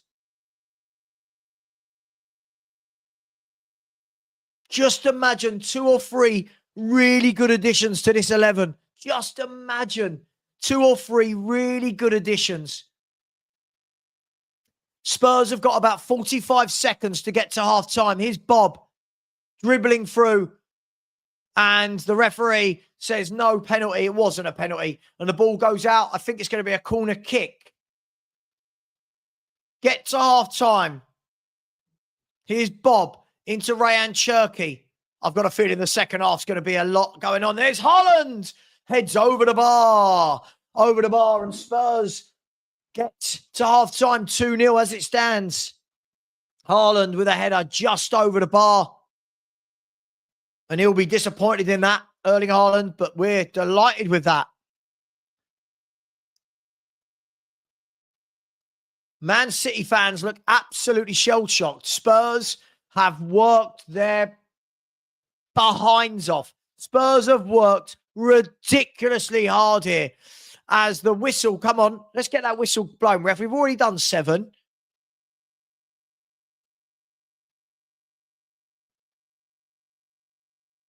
As the referee blows the whistle, Tottenham are 2-0 up at half-time. I am loving this manager.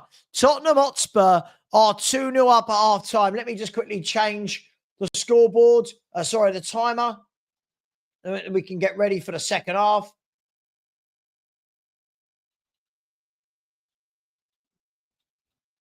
There we go. Tottenham Hotspur away at Manchester City. 2-0 up. 2-0 up. Listen, it's not all been pretty, but Tottenham have worked hard. Tottenham have worked very, very hard. Absolutely fantastic pressing from Richarlison, from Sarr, from Kudus, from Paulinho, from the centre halves. It's been absolutely brilliantly worked out, this game plan. Without just sticking 10 men behind the ball, we've worked very, very hard, limited them to chances, and we are 2-0 up. A very good first goal. Ball played down the line. Sarr, not Kudus, it was Sarr, flicks it on into the path of Richarlison, who was onside. Richie goes down the line, pulls an inch-perfect ball back across, and Brennan Johnson loves that 6-yard box. 1-0 Spurs. VAR did its best to ruin the day, but didn't. 1-0 to Tottenham. Then you get to the second. James Trafford plays the ball out dangerously in his own penalty area. The worst thing a goalkeeper can do. Sarr, brilliant pressing, nips in, wins the ball, and the ball falls at the feet of Paulinho, who's not going to miss from 12 yards. And Danny, so far, game plan is 10 out of 10 from Tottenham Hotspur. What a difference having a coach makes. I'll done it, Justin. What a difference having. You know what's most impressed me about that game is I think if, from the way I'm seeing it, we're almost playing 2 different styles in one game. We're playing the counter-attacking football, and I've seen it a few times now. Paulinho comes into the back 3 to make it 3 at the back, basically. But our pressing at the same time when we get forward has been brilliant as well. Yeah, superb pressing. When you've got a manager or coach who knows how to play football more than one way, doesn't it show? And what a difference does it make when you've got someone like Paulinho who can come back and defend, be your DM, and then go forward and be your ball-winning midfielder, and to top it all, score as well. I didn't think he was there to come across the halfway line. Well, that's proved me wrong. Johnson, usual stuff, ghost entire game, and then goes and scores a very good goal. Yep. If I was to be picky, I could say Porro's been a bit slippy in defence. Apart from that, I think we've been quality. He's got it right again. Let's just hope we can hang on to this. Mm-hmm. Paul, have a day off. There's a massive difference, mate. It doesn't matter that we beat them 4-0 last year. The difference is, look at Spurs as an organised football team in every game we play. We look organised, Paul. If you can't see that, mate, I don't know what to say. I mean, damn, we just look drilled. It looks the midfield three work together. Don't get me wrong, you need a playmaker in there, but they all cover each other. If one misses it, there's another one there mopping up. The centre halves are pushing well, pressing well. Richie's pressing, Kudus is pressing. Mate, I'm not expecting free-flowing football. I'm not with the players he's got. But this is what I've been calling for years. Organisation, Dan. Organisation. Exactly. And it's the other thing. He's playing with the cards he's got. And he's using basically every player out there to what they are best at. And it's like I said, you can make an average team or a good team look like a very, very good team. As long as you get everyone playing the right way, get the right formation for the system, for the game and that, and play everyone to their abilities, not their bloody disabilities. And doesn't it show? It makes a total difference. Organisation, like you said, knowing how to play a game. Listen, I'm not even saying, oh my God, we're 100% going to win the game or we're 100% going to win every game. No. I just like watching us organised. So far, so good is what you can say with it. We do look organised, and the players seem to know where the other one is. Whereas last season, the player would get the ball and he didn't even know where his teammate was going to be. Whereas now, everyone seems to know where everyone is, and that comes back to the organisation. That comes back when you're using. When you're being organised, basically. Last season, the player would get the ball. They did not even know where anyone else was got to be. They didn't even know what they were doing with the ball half the time. Now, it looks like everyone knows what they're there to do, and everyone has a good idea where the other player's going to be. And again, that comes down to what you said. That's the organisation. No, mate, absolutely. Listen, I look at this and I just feel give this manager a few players. Imagine giving him a few quality players to add to this, Dan. That's the frustration for me when I look at this window. We get some power up front. You can see a good first 11 there. I mean, yeah, the squad is still going to leave a lot to be desired in a lot of ways, but you can't run before you walk, sort of thing. And so far, so good. Get us a solid left winger. Get us a playmaker, and we'll have a good first 11. Even down to the points I've liked it, where he's used Benton Cord differently to how I've seen others. Where at times it looks like we've had two DMs. When it comes at us, both of them come back and cover the DM role. And again, we haven't seen that for how long? We've seen Basuma running around like a headless chicken, basically trying to cover everything when he comes back. When Van der Ven went forward and took it past the halfway line, then we had Benton Core coming back on us, sort of thing. I think it was Benton Core coming back on us and covering his space, sort of thing. Everybody is covering everybody. Everybody knows what they're there to do. If we don't concede early in the first half and keep it going, I think the trouble is going to come when it comes to the last 15 minutes, 20 minutes, when if we keep pressing like that at times, we're going to get tired. And I think a lot of this game is going to come down to the last 15, 20 minutes, basically, on how we can handle when we have to make some subs. Because you can't basically play like that the whole game as such, because we have been playing with a lot of energy. That's just how I see the game. Yeah, listen, I do. Listen, this is going to be, by the way, this is going to be a very, very tough half of football. Man City are going to come out and play. Man City will have chances. This is going to have to be a very organised second half from Tottenham here. So I'm not going to sit here and go, the game's won. I'm not. No. But what I do know is that we're going to give it everything. What I do know is that we're going to work. We're going to work hard. And it looks like every tackle we go for, whether we get it or miss it, there's someone there to also try and go for the tackle afterwards as well. It's like the players are backing each other up like a good team does. Or even if it's just one player going for the tackle, he gets it, he's already got someone to pass to. Or he doesn't get it, he's already trying to get it again while someone else is coming in to cover him and try and get the tackle as well. It comes down to that simple word, organisation. Everybody knows what they are there to do. Whereas the last season, just nobody, I don't think anybody knew what they was actually meant to be doing on the pitch. Mate, that's the thing for me. I think that when I watch Spurs now, you can see straight away, like when the right back's got the ball, you see that the centre half is available for him and vice versa. When the centre halves get the ball, you see that a number 6 drops in and makes himself available for the pass. All of these little things that we just weren't seeing last season. It all adds up. It all adds up. It all adds up. And it does show just how much we was missing a player like Paulinho. I mean, is he going to last the game? I don't know. He's still out there trying to get his full fitness back, so I don't think he will last the whole game. And it's when we make the subs is when we're going to see what we're going to do. If we end up having to make certain subs with 20 minutes to go, I think that's when we're definitely going to have to sit back a lot deeper and, if anything, just go for an out-and-out counter. If it goes into the last 10 minutes and we're still 2-0 up, I would say that's when we need to totally shut up shop, basically. You can say with any team that could be risky, but learn off the PSG game, basically. And at the moment, so far, so good. I mean, City, they've played the better football, if you want to put it like that. But I think they look very shocked. They weren't expecting that. We've had 2 chances and took them, basically. Take our chances. Yeah, I completely agree. Look, you've got to take your chances. And listen, we haven't created loads. We're not going to. I don't think this is going to be a second half where we go, 5, 6, 7 chances. But you called it, Dan, before the game.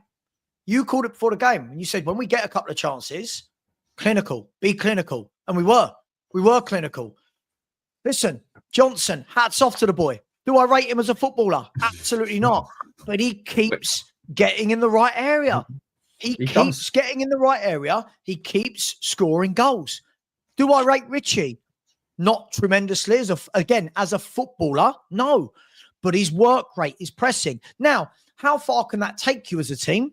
I don't know. I don't think it can take you to titles and stuff. But it's a good foundation, Dan, to have, isn't it? It's a very good foundation to build upon.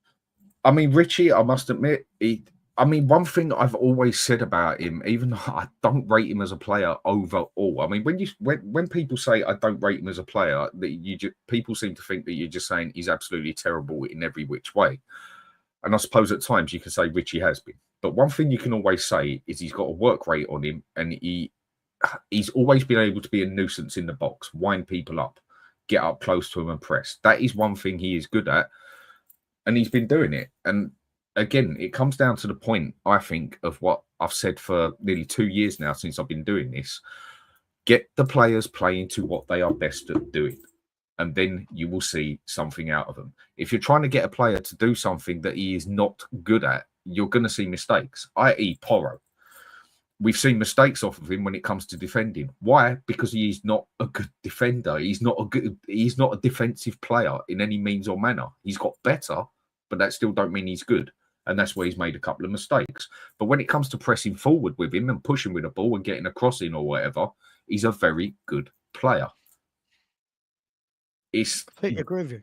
It's knowing what everyone can do. And even if it isn't to say how the manager necessarily wants to play overall, you've still got, this is what I keep saying, by playing with the cards you got. Okay, he hasn't been dealt the best of hands. So he's got to play with the cards he's got, and he's doing it, and he's doing it right at the moment. It's just, can we keep this up for the next 45 minutes? Time will tell. I think it's the last 20 minutes where you're going to see where this game goes, as long as they don't score in the first 5 minutes. Of course. And look, again, football, Dan, we say this all the time. Football can change in 30 seconds. City could come out here, first 30 seconds of the second half, score a goal, and it's, oh, shit. Right? Or Spurs could come out and score in the first 30 seconds, and all of a sudden we're going, hang on, what's going on here? But again, I just listen. I'm going to enjoy it when good things like this happen. I'm going to enjoy it. And it's not, oh my God, we're beating City. It's the improvement I'm seeing from my football team in such a short space of time. That's what I like, Dan. It's small, but massive improvements in a short space of time. If I'm not going to go say it again because it's just repeating myself over and over again over the years and that. It just blatantly showed last year there was no organisation in that squad whatsoever. You can't go on basically and say to 11 players, go out there and do what you want. It doesn't work like that. Not for me. You've basically got to tell that player 80% of what you want him to do on that pitch. Yes, okay, there's got to be times where a player's got to use his own brain as well. Totally, yeah. But a majority of players, you've got to say, right, I want you doing that, you doing that. Use double up on him, I want you doing this. And yeah, you want the player to have his own brain as well. But if you're a good coach, good manager, you know what you want that particular player to be doing at that particular time and telling them to do it. You can even see he's standing on the side. He's grilled a couple of them, right? You're out of position, whatever he's gone and said to them.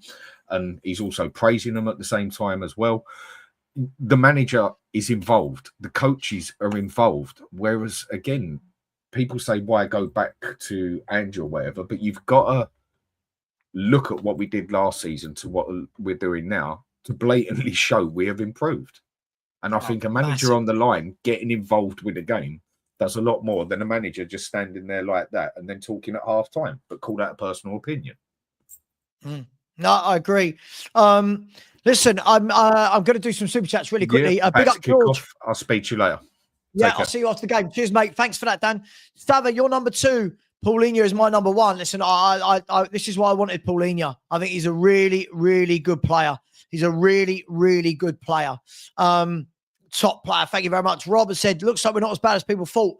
I don't think it's as bad. We're as bad as anyone says. I think that we need more quality in the forward areas. I think that's what we know we need. This is one game. We need more going forward. So big up to you, Rob. Thank you very much. And then Kafka said, so many were angry. Ange got the sack. Frank is a top manager. Frank's a great coach. He is a great coach that needs time. He needs time. It's not about this game. It's not about PSG. It's not about Burnley. He needs time. Big up to you, my man. Really appreciate that. Listen, as I said, I'm very happy we've got Frank. I'm not gonna. Oh, yeah, I would absolutely love it. I'll kick off the game as soon as we do.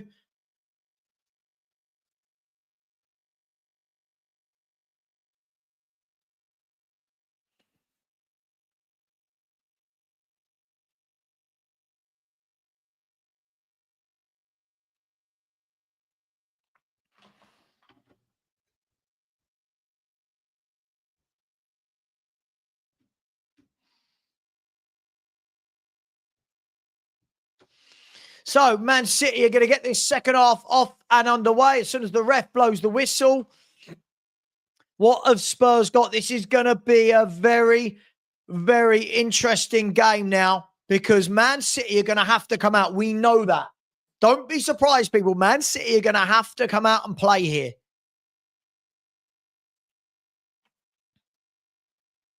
Can we get them on the break? Can we nick another one? We'll see. So the ball at the moment is with Rico Lewis. One high up the pitch by Bentancur. And then really good play by Jed Spence. And then Bentancur turns. He's got nowhere to go. But does very well in the end. And then Spurs win the throw on.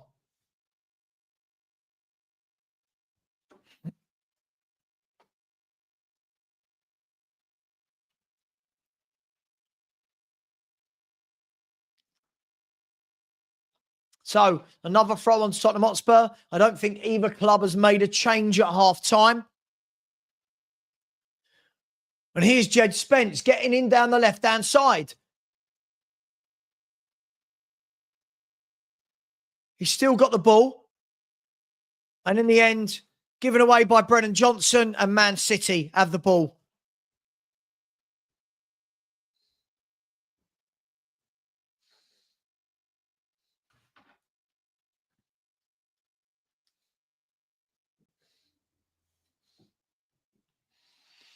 So the ball at the feet of James Trafford. And all the while this is happening, I'm happy. If you haven't subscribed, please do. Don't forget, we're going to do the shirt draw after the game. You need to type in hashtag oakjersey.com.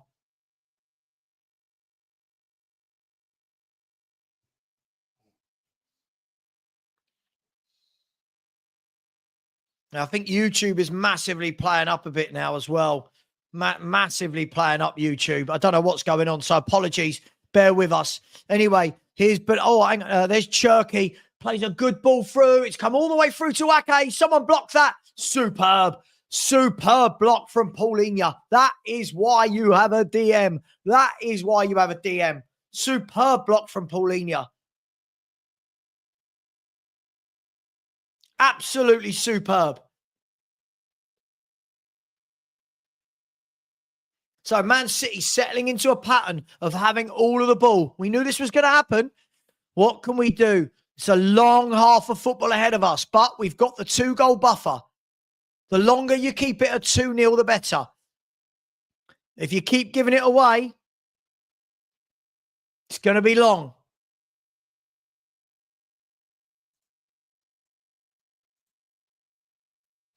Here is Marmouche. Great play by Kudus, who apparently isn't doing anything. Someone said, great defensive work by Kudus, who then lays it back to Porro. He plays it down the line into the path of Richarlison, who's got 2 men for company. But now Sar's going to go over and press. This is very good from Tottenham from a pressing perspective.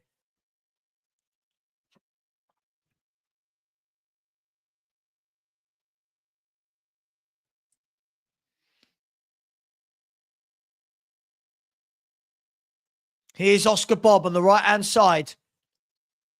Cuts in on his left. Cuts in again. Superb tackle. That's a brilliant tackle.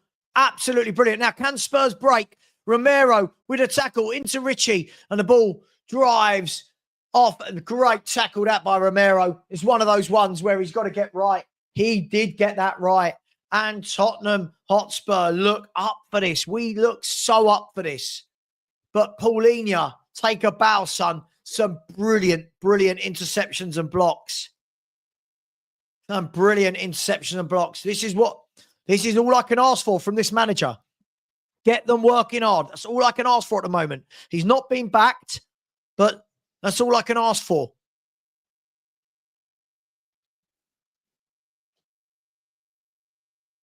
Again, look at that pressing. That is superb pressing from Spurs, forcing Man City backwards as we come up to the 50-minute mark.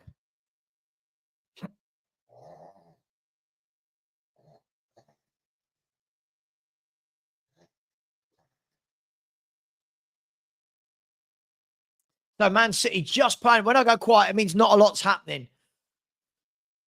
At this time, we've got to keep calm. Keep everything calm.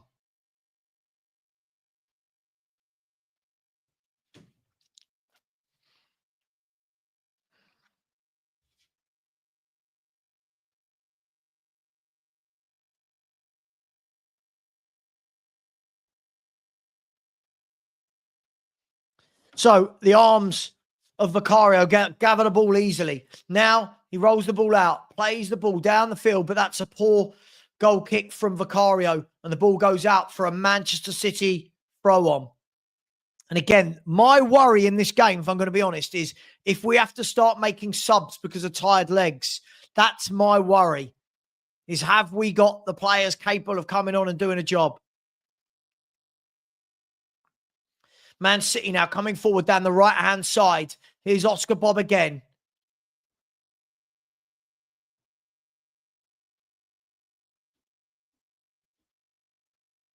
Cleared by Jed Spence.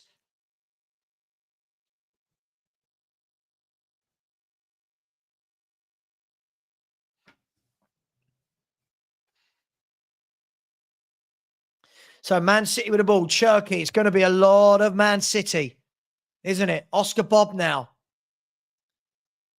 Now the ball to Ryan Cherky. Brilliant defending again. Can Spurs get it clear? Sar's lost the ball this time on the edge of the box.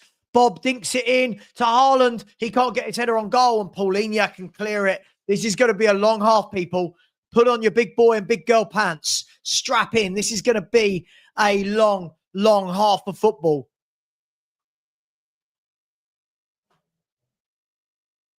There's a ball over the top. It's gone all the way over. And I think the flag went up, did it? Or was there just too much on the pass?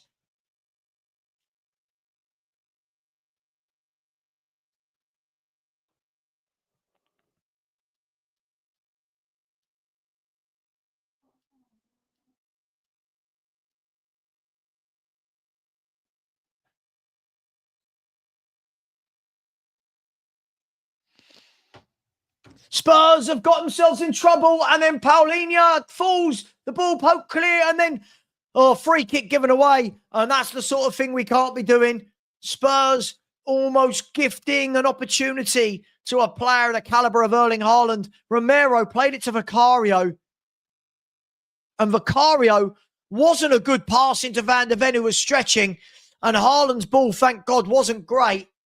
And Spurs get away for the foul. Yeah, it was a foul by Rayan Cherki in the end, but can't be doing that.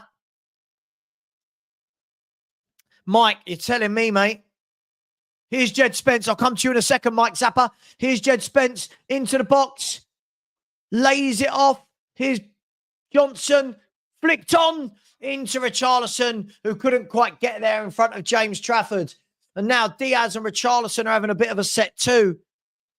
I don't know what's happened there.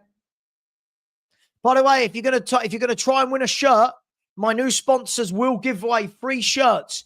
You have to type in #okjersey.com. If you don't put it all in, you won't be eligible. #okjersey.com.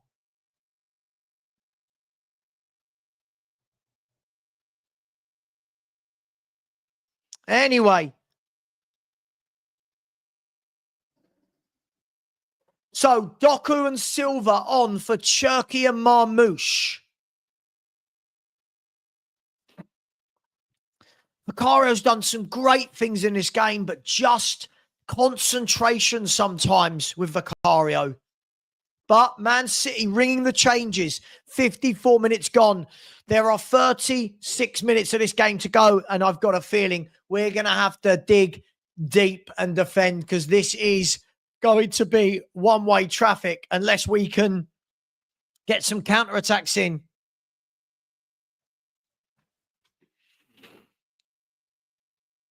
So again, as I said, #OKJersey. Again, hard. Looks like no one wants to win anything. Okay.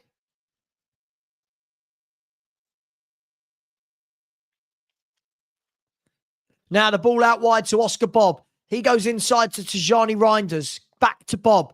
Now Bob tries to dribble through, but won by Spurs. Brilliant play. Really good play. Now Brennan Johnson.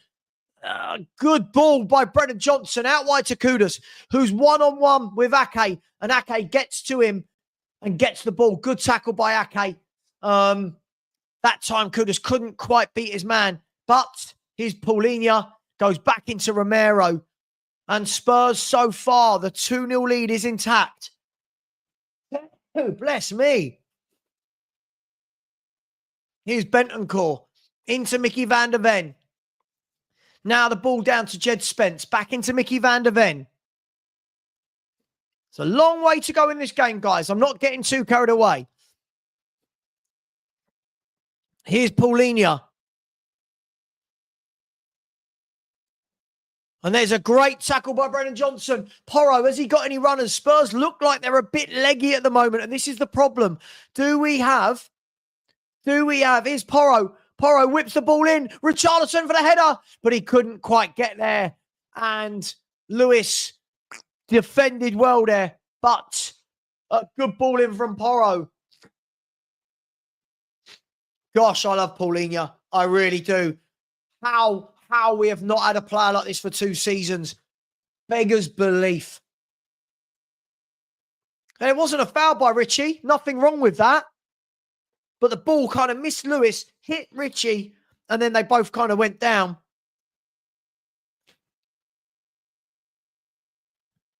So, 56 minutes gone. Why do we follow a football team? Squeaky bum time, isn't it? Or maybe not quite squeaky bum time. Here's Oscar Bob.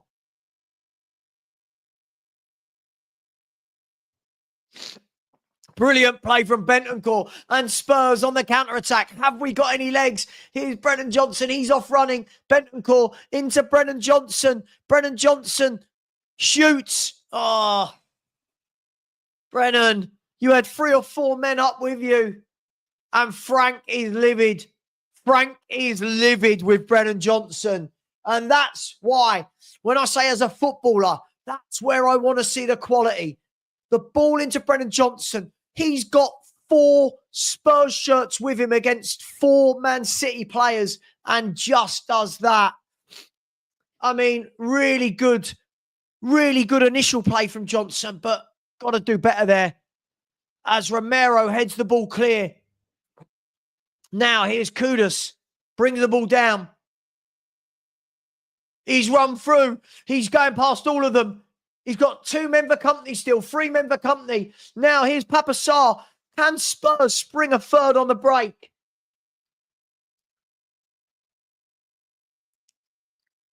Remember last year when we beat them 4-0, we had Maddison, Son, Kulu. We had creators and playmakers. This team hasn't got any.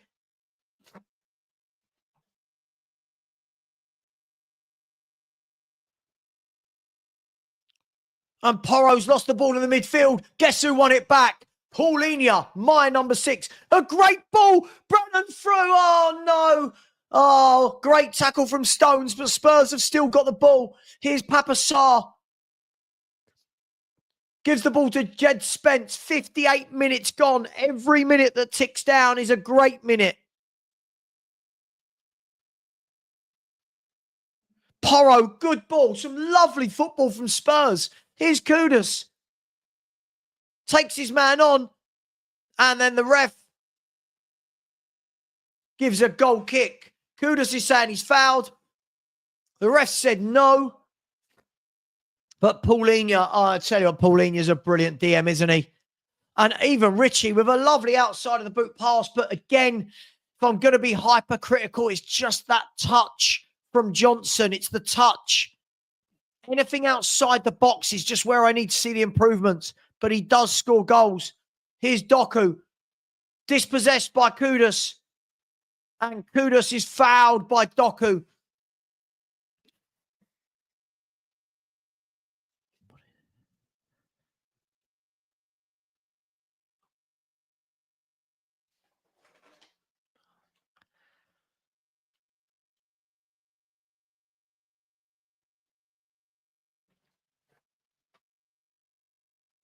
So, Tottenham Hotspur just approaching the hour mark.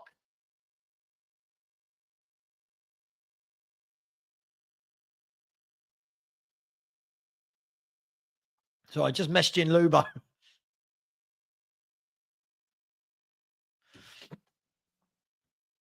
Here's Pedro Porro. Can Spurs get a third and put this game to bed? Everyone is on the edge of the Man City area. Porro whips the ball in, back post. Richie heads it across onto the roof of the net from Richarlison. A great ball in from Pedro Porro. See, if you look at the players so far that Frank has bought, Paulinho, Kudus, strong, physical men, not kids, men. Spurs are pressing again as Man City look at 6s and 7s, and the Spurs press has caused a throw-in for Tottenham Hotspur.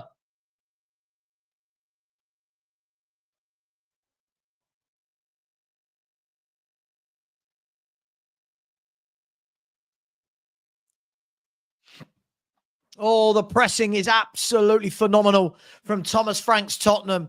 Really, really is. Phenomenal pressing right now. What have Spurs got with 29 minutes to go? Kudus into Porro, back to Kudus. He whips a delicious ball to the back post. Richie's header, wide. Again, another header that Richie has won at the back post. Woo. Tottenham are getting a few chances, and Man City at the moment, listen, I'm never going to write them off. They've got too many good players, but at the moment, Man City don't have an answer. At the moment, they don't have an answer for our pressing, our work rate. And notice that we're not pressing in ones or twos. We're pressing as a team. Pressing as a team. Spurs have had 73% possession in the last 5 minutes. Go on, Spurs. Overall, I believe the stats are 60-40 in possession, I believe. I'll have a look in a minute. But a long way to go. 28 minutes to go. Here's Doku. Now Doku again on the left-hand side. Takes his man on and runs it out of play. It's a goal kick to Tottenham. We'll take that all day, every day. I'll tell you what, if only I had a bacon sandwich or a sausage sandwich, that's what I need. A bacon or a sausage sandwich to see me through. My energy levels need recouping.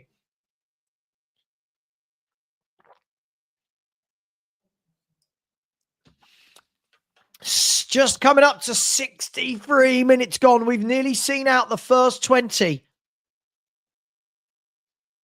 We've nearly seen out the first 20. It's going to be interesting because when we have to make subs, we know that there's a drop-off. Paulinho plays the ball over the top. I think he's going to be offside, Richie. He is offside. Right idea. It's a shame he just strayed a little bit offside. And that is the problem, Morgan. Don't make you wrong, my man. Or it might be a female. I don't know. That is the problem.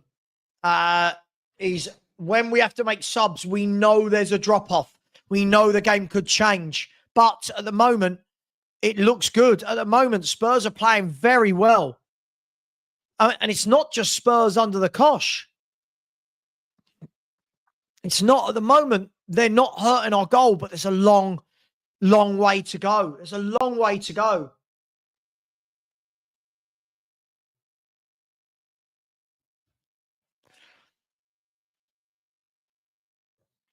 Oh, I'd love bacon and egg on a tiger baguette. But hey, thanks for rubbing that in, James.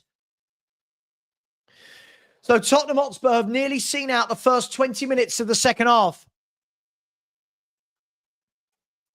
Mate, I do, just not when I'm streaming. When I'm streaming, I need energy. I need some energy. Don't worry about me, my man. Don't worry about me. I'm in good shape. Don't worry about me. For my age. For my age. Anyway, back here, the ball goes long. Ake wins the ball in the air. The ball goes back to Ake from Gonzalez, all the way across to John Stones. So far, so good as a ball aimlessly over the top by City goes into the arms of Vicario. He rolls that out to Jed Spence, who I think's had another fine game. I do not want to see a Dogie straight back in this team. Earn it. Jed Spence has earned this.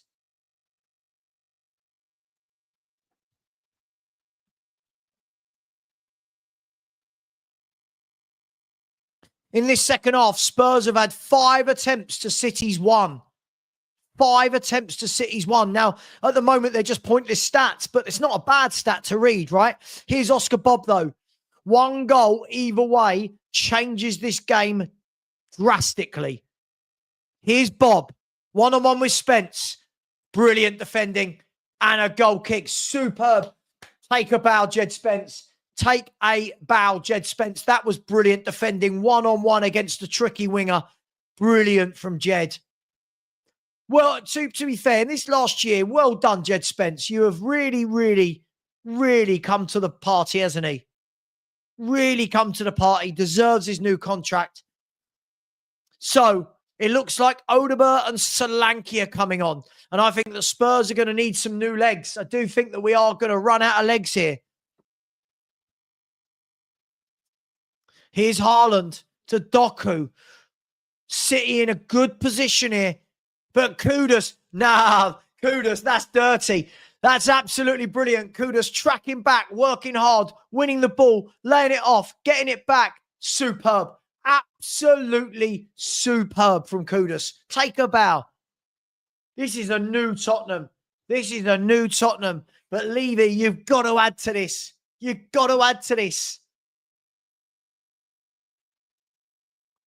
At the moment, I'm happy if my 2-1 prediction's wrong, only if it's 2-0 or 3-0.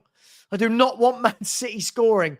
Here's Richie down the channel. Johnson's at the back post. And Richarlison tried to whip it across first time. It's hit Diaz in the arse and gone into the arms of James Trafford. 67 gone. Oh, what a very good second half from Spurs.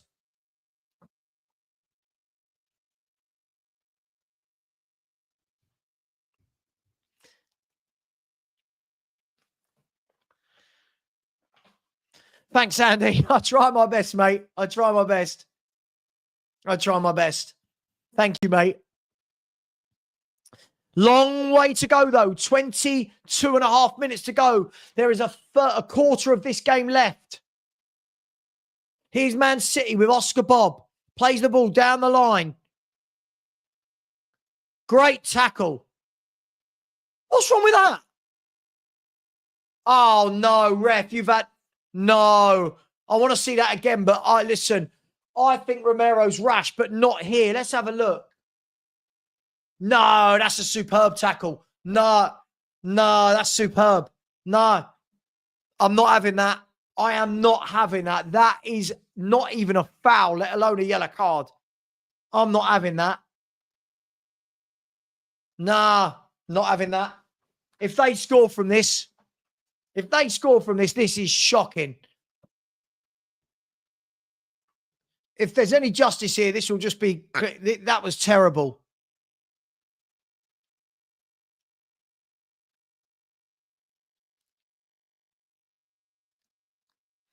Anyway, it's going to be Bernardo Silva to whip this ball in. Come on, Spurs. Don't be conceding now. Makes it a long 20 minutes. Cross whipped in, and it's headed wide. I thought it was in. I'll be honest, I thought it was in, guys. Oh, my gosh. I thought it was in. Diaz, let's be... Oh, I don't know, actually. Is it going off for a corner? Yeah, it's a corner. Sorry. Brilliant defending. Sorry. Didn't see it the first time. Anyway, corner kick. I still won't be happy if this goes in after that decision from the ref. Corner kick whipped in and cleared for another corner to Manchester City. Jed Spence this time. I'll tell you what, as harsh as I am on Romero sometimes, that was a superb tackle. That was superb. Starting to shit myself a little bit now, people. Corner kick whipped in. Vicario punches it clear. And then the shot high and over the bar from Rico Lewis. 70 minutes gone nearly. 70 minutes gone nearly. What is everyone asking for? Oh, it's all kicking off. Richie's involved. Romero and Sarr are calming him down.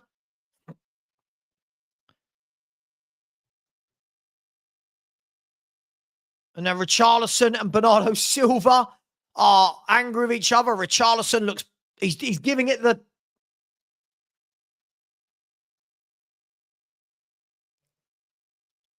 As the shot blazes high over the bar. Pushing, shoving. They're asking for a penalty for a foul in the box. But I don't think you can give that. Oh, you'd be giving everything. So, Nico Gonzalez, it looks like, and Richarlison both being booked.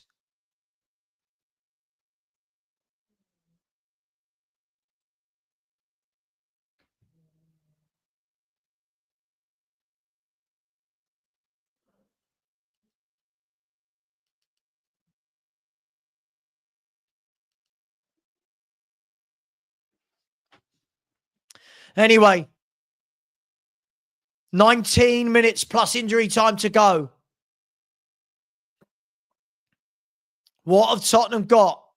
So far, those subs have not been made yet. Great tackle, Bentancur. Brilliant. Another brilliant performance. That Bentancur and Paulinho, superb.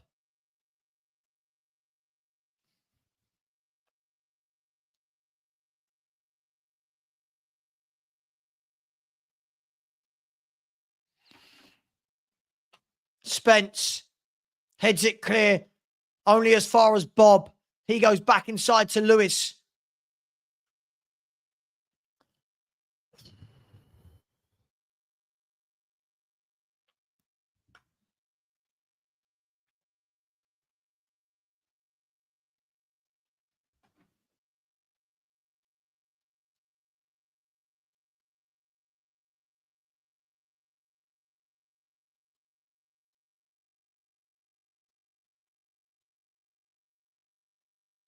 Here's Brennan Johnson.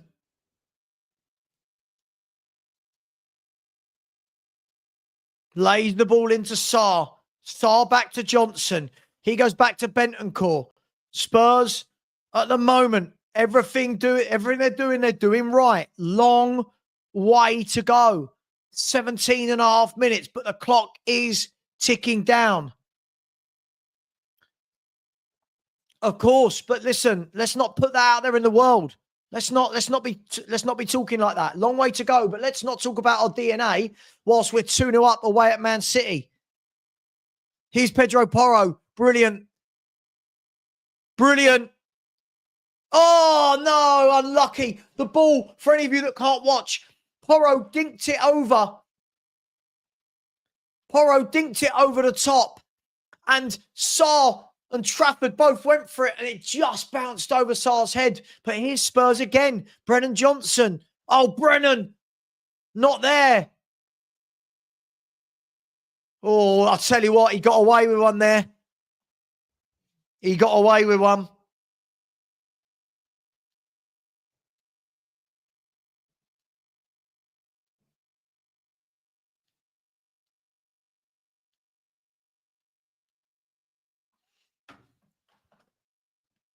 Well, he got away with one there, Johnson. I think he's looking a bit tired, Brennan Johnson.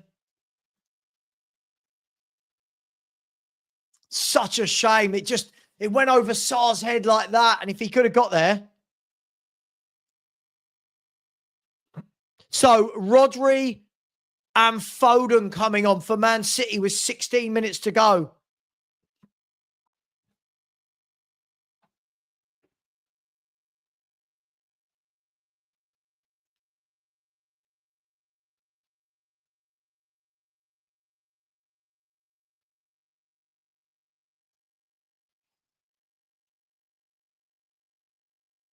Off comes Bob.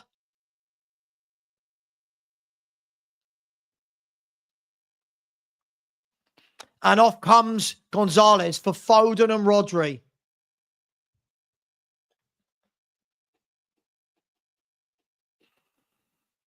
Whew. Guys and girls, as a Spurs fan, I've got that knot in my stomach. I've got that knot in my stomach. Come on, Spurs.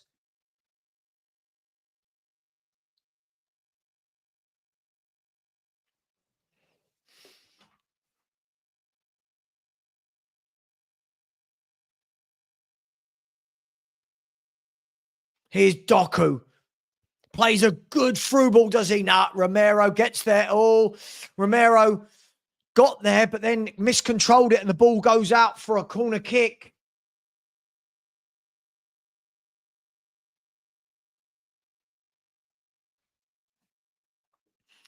Oh, let's hope that mistake doesn't lead to a goal.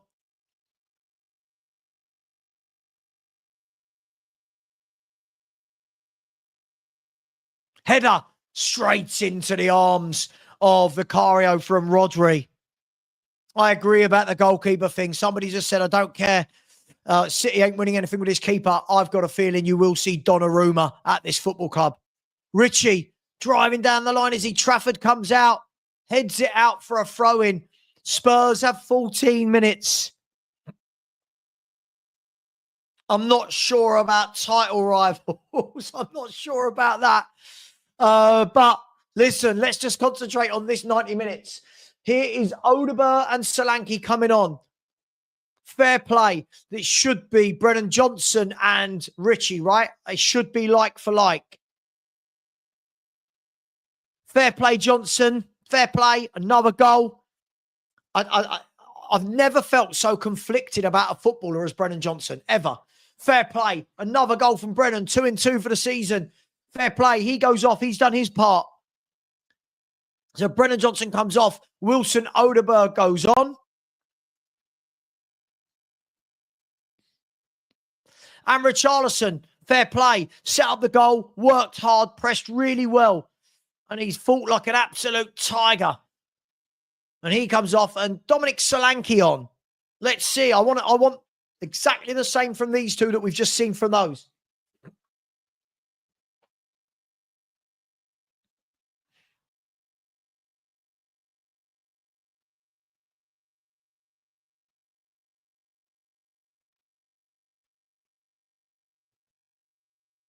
And there's a free kick given away on Phil by a foul on Phil Foden. I nearly said that as a proper sentence, didn't I? A foul on Phil Foden. Good footwork from Foden, and Porro had one too many nibbles at him.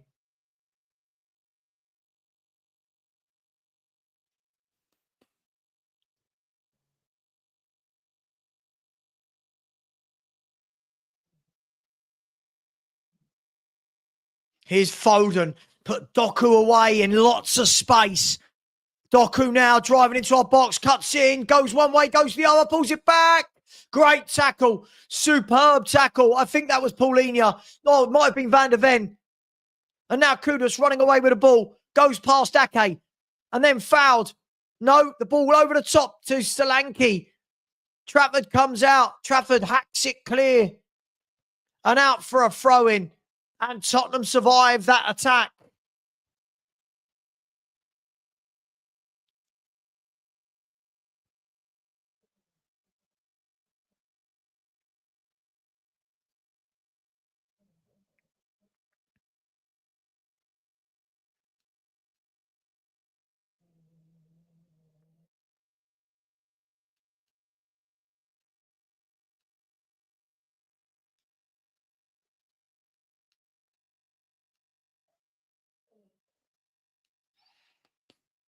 It was Mickey Van der Ven. 11 minutes to go, people. 11 minutes to go.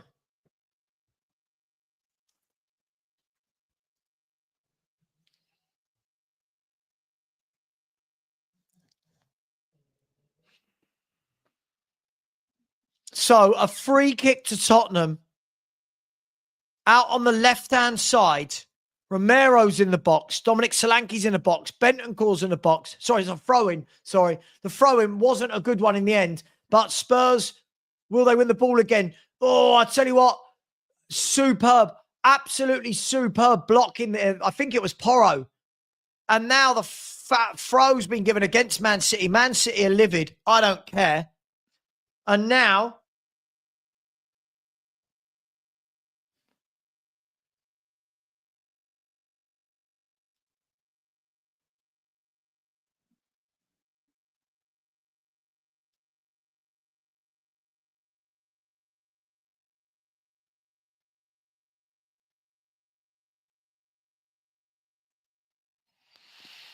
Just said to Lubo that I'm shitting myself.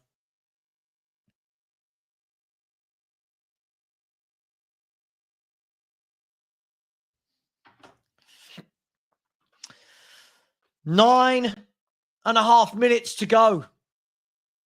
As Solanke's going to press Trafford, who has not impressed me at all here, James Trafford. And not that I care, because it's not my team, but City need a goalkeeper. Here's Odeberg. What you got? Takes on Rodri. What you got? He's got 2 for company, though. 3 for company. He's still got it. I was going to say, done really well to hold it up. Then it was a poor pass, but went off the Man City player for a throw into Spurs. Who else is shitting themselves? Who's shitting themselves? What a great performance, by the way. This hasn't even been 10 men behind the ball. Spurs have had more shots in this game than Manchester City.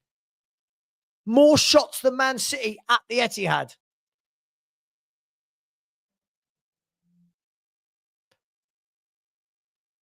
Kudus digs out across, but he was leaning back and he was never in complete control, and it's gone out. It's going to be a goal kick, but we have got 8 minutes and 20 seconds to go. Phil, I wish I had what. Phil, you've been having some of those 95% shots again that you had at my house. Phil P, what a legend. But what an organised football team this is. This isn't just about if we can get the 3 points. This is, for me, look at what we've done with this football team in one summer. But a long way to go. 8 minutes is a long time in football. Here is Bernardo Silva.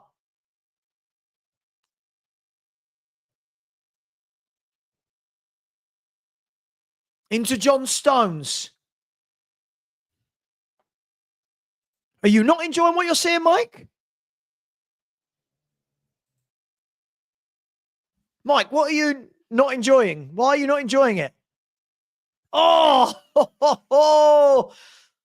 I thought it was going well over the bar. The cross came to the back post. Bernardo Silva's headed it back across goal. Oh, and it's landed just on the roof of the net near the bar. Oh, I'll tell you what, I thought it was going really high and wide, and it didn't. I thought it was going way high. So 7 minutes. Oh, Mike, it's always the stress. It's always the stress, my man. It's always the stress. The only time you've probably never seen me stressed, Mike, is when you saw me at the airport, tanned, just had a holiday, refreshed, eating a burger and chips. Come on, Spurs.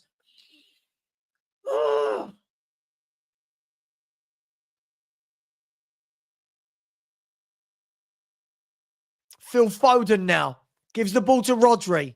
The time is ticking down, but not fast enough. Here's Doku. Superb. Absolutely superb.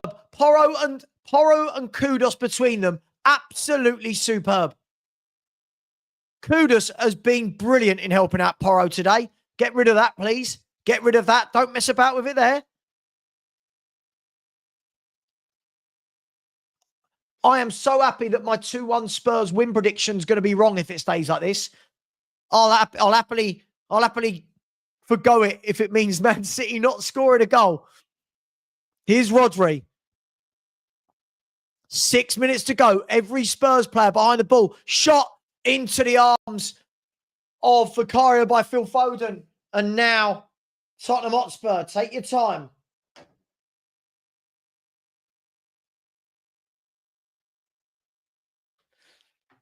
Here's Rico Lewis in the right-back area. Plays the ball down the line into Bernardo Silva. Spurs are going to press, though. Here's Solanke. He's pressed the defender. Now, is he going to press Trafford? No, the ball goes out to Ruben Diaz.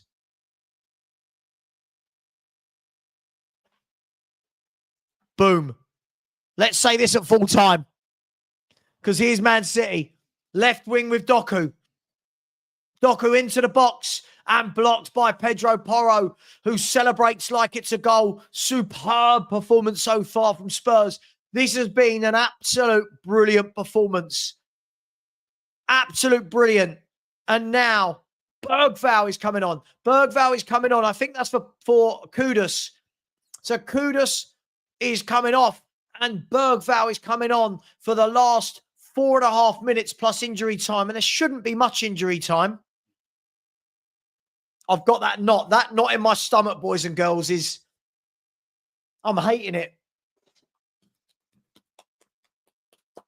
Thomas Frank's Blue and White Army.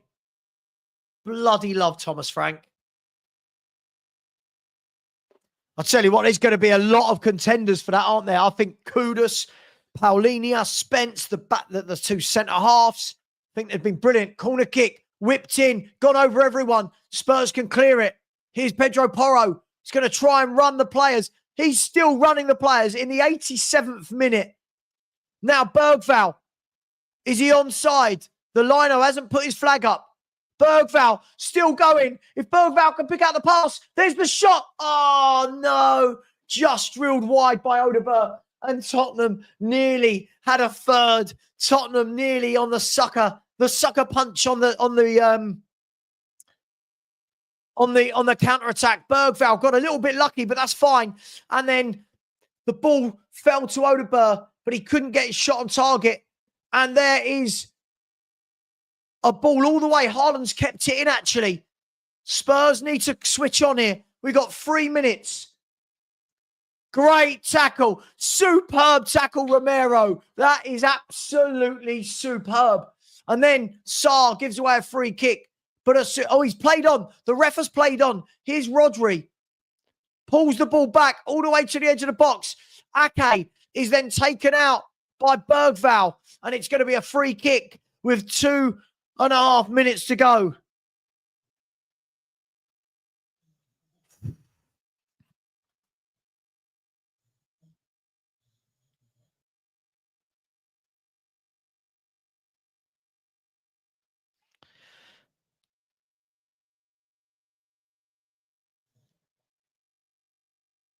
So Tottenham need to see out this free kick.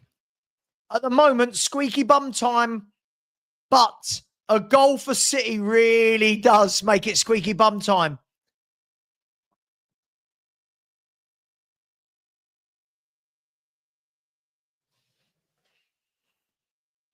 So it's going to be a free kick. Spurs have got a good line. Ball whipped in. Bergvall heads it clear. It's up in the air. It's bobbling around, and the referee gives a free kick against Rodri. And Tottenham are less than 2 minutes plus stoppage time away from 2 wins from 2 Premier League games. The Man City fans, you can see, are pouring out of the stadium. They are not happy. They are pouring out of their seats, Man City fans. Come on, Spurs. Oh, we've been brilliant today. We've been brilliant to a man. Everyone's been brilliant. Everyone's been absolutely superb, unless anyone in the chat tells me differently. The desire, the work rate, we've had I think they've probably just about now taken over us.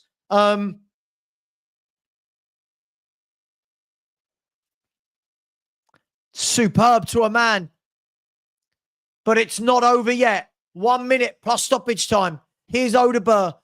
Loses the ball, though. And now Man City have a throw. They've taken it quickly. Here's Rodri. Spurs win the ball high up. Oh, and then we've lost it again. Oh, we won it high up. We had a chance to counter-attack.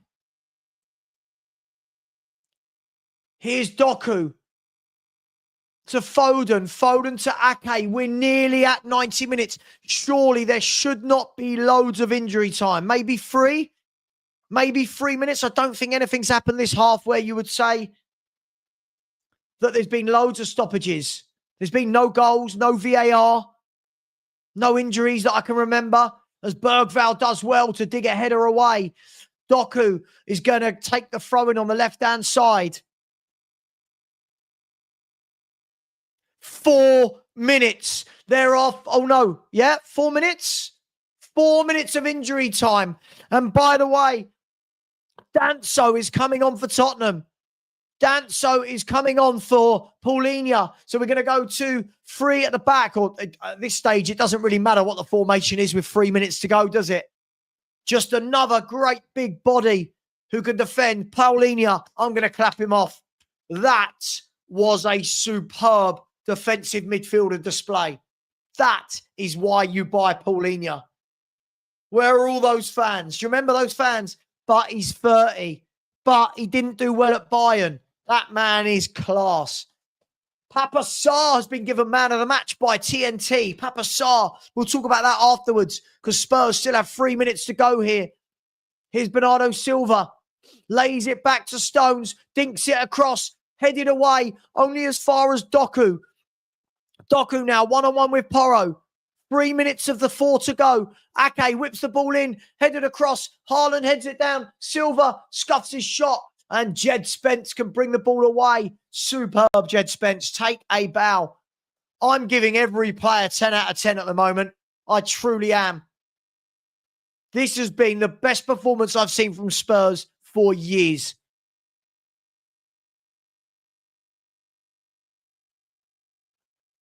It's okay when you stick 10 men behind the ball, but we haven't. We've actually tried to play. Ah, Rodney, where are those people, man? Paulinho is washed. I mean, what are we doing? Superb, wasn't he, mate? He was superb.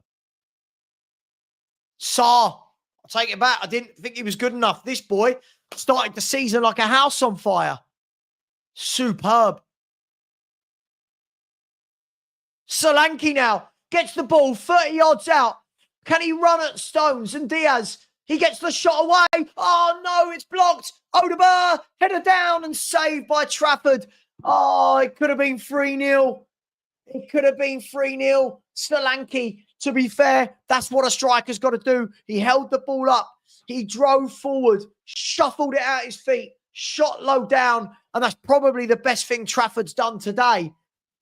Could have been 3-0, but 90 seconds to go. Never celebrate until the end. I never celebrate until the end. But we are 90 seconds away from an absolute magnificent performance. Corner kick to Tottenham. Here's Pedro Porro. He's going to whip it in from the right-hand side. Porro whips it in. It's gone over everyone. Fallen to Romero. Back to Bentancur. No, but we're working hard. Brilliant. Brilliant to stop the counter-attack from Van der Ven. Superb pass from Spence. This is absolutely brilliant football. Cross comes in. Headed away by Man City. And there are 45 seconds to go. 45 seconds for Spurs. And we give away a free kick. Here's Ake. Takes it quickly. Here's Rodri.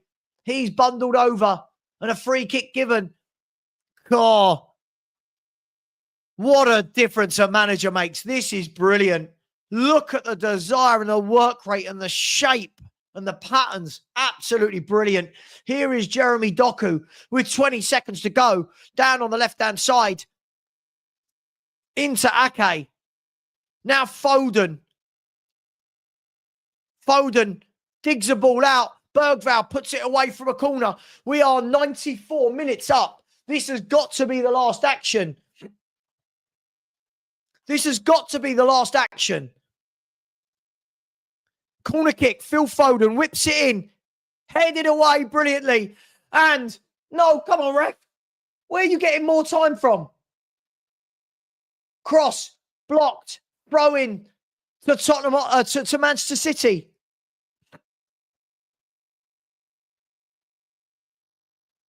Ball's fed across to Bernardo Silva. We're into the 95th. And now Bergvall leaves it to Porro. Porro hacks it clear. And that is the best performance I have seen all round for years. That is brilliant. Every single player take a bow. Every single player take a bow. That was a magnificent performance. From the back to the midfield to the front, all of them. Vicario, the back four, the midfield three, Johnson, Ritchie, even Solanke and Odegaard when they came on, Bergvall when he came on, Kudus. That was brilliant. What an absolute difference it makes. That is a brilliant masterclass from Tottenham Hotspur. That is a masterclass from my manager, Thomas Frank. That is absolutely fantastic. And no, I will not apologise. I will not apologise for how happy I am right now, because that was such a big win. Beating Burnley, sure, but now beating Man City with one more game at home to play before the international break. Take a bow, absolutely everyone at Spurs, from Frank to the team, to the subs, to the coaches. That was brilliant. That was absolutely brilliant. According to my app as well, Tottenham Hotspur had more shots in the game, more shots on target, 40% of possession. Superb. Take a bow. Absolutely brilliant. Negative Sava. Take a bow. Thomas Frank. Absolutely brilliant. Absolutely brilliant. It's not just the win, the desire to block everything, the desire to press, the desire to drive forward, the desire to get into the Man City penalty area from the Kuduses, the Johnsons, the Richies. Daniel Levy, if you back this manager, this is the manager to back. He is a proper coach, a proper manager. And Paulinho, he's in the screen right now. Take a bow. Take a bow. What a difference having a number 6 makes. Absolutely superb. And I should probably hydrate. 1 second. Tottenham Hotspur played 2, 1-2, plus 5 goal difference. No goals conceded. And 6 points. Bloody perb. Bloody perb. That's my word. Absolute brilliant performance. Bentancur, Paulinho, Sarr. What a workman-like performance in there. Plus, trying to drive the ball forward. Absolutely superb. I am such a happy football fan right now. Dan E. I'm saying it. I don't care who agrees with me. That is the best performance I've seen from Tottenham. Complete performance from goalkeeper, defence, midfield and forwards for years. That was brilliant. That was pretty shocking, I must admit. That was as good as PSG. The difference was we kept it up for the 20 minutes. I think he got the subs right as well. I mean, if you want to be picky, there's 1 or 2 little points you can pick out, but that's the good thing about it. It's only 1 or 2 little points you can pick out. That game, that was solid. We absolutely done them completely, basically. They might have had more possession than that, look better on the ball, whatever else, but we got it where it matters. We got the dirty side right as well. We got stuck into the game. We went for every tackle and then went for every tackle again. Again, play players to what they're best at. You see a total different team. Mate, I'm just over the moon. I'm over the moon that, you know, I think the difference between that and the PSG game for me is I don't think we were as deep. I thought we actually, in that second half, I was expecting, I'll be honest, I was shocked. I was almost expecting us to drop into a kind of 10. And we didn't. We actually pushed and probed and tried to go forward for more goals. And very near. I mean, Richarlison had a couple of headers. Solanke saved at the bottom, at the post. Odegaard unlucky at the end. Odegaard unlucky. Mate, I'm so happy. I'm so happy. I feel proud of my football club again. It's actually good to watch the team play again. It's actually good to watch them play again. It got to the point last season where it was depressing to watch your team play. Now you're watching an organised, good football team play. Yes, we need improvements in a couple of positions. It shows. But it looks like we've already got a baseline now. We need to improve that 11 to go a step further. And then we can carry on improving elsewhere. Brilliant performance. I mean, for me, man of the match, I thought Sarr had a brilliant game. But for me, I think Paulinho just about gets it. I'll tell you what. We'll go through the players in a minute. But let me do some super chats. Guys and girls, I mean, I said 2-1 win, and I was being called deluded. I'll take the 2-0 win. I'll happily be wrong on my scoreline, Dan. I'll take it. Without a doubt. I thought 1-1. All day long. But, I mean, forget which player anyone rates or doesn't rate. From 1 to 11 today. No, from 1 to 14. We had 14 who played today, right? 3 subs. Bergvall, Odegaard and Solanke. And Danso came on in the last 3 minutes.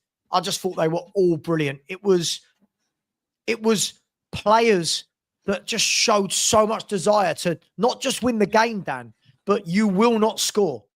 We will not concede. We will not let you near our goal. I thought it was really good. The bit I liked with that, 1 or 2 iffy moments where they got through us, but everyone was back to try and get that ball back, even when it was literally on our goal line. Not just 2 defenders or a bloody defender standing there. The whole team came back for it. I thought that was brilliant. He got it right. Absolutely brilliant. Just imagine you back this manager. I mean, we've gone to the Etihad and had more shots than them, more shots on target than them. Like, who goes to the Etihad and has more shots than Manchester City and more on target? Look, Dan, I just need to do some super chats and then we'll continue. Just so happy. Surely, just before I do the super chats, surely there isn't a single unhappy Spurs fan today, is there? Surely there isn't. Let me do some super chats. Big up to the Aussie Frank Lover, who said Johnson, the latest player I've ever seen. Don't worry about that now, my man. Don't worry about that now. Doesn't matter. I know you sent this during the game. Doesn't matter. Superb performance from everyone. Big up to you, my man. Lee said, Sava, imagine Savio in this team too. Add a bit of stardust, my man. Add a bit of stardust, and we're now talking about a top team. This is what I've been saying. We've got a coach. This is why I wanted Thomas Frank. This is why. He's a quality manager. He's a quality, but he's not won anything. Get out of here. Get out of here with these silly comments. Silly comments for people who don't understand. Big up to you. Absolutely, Lee. Big up to you. George has said, awesome watch along. Take a bow, Sava.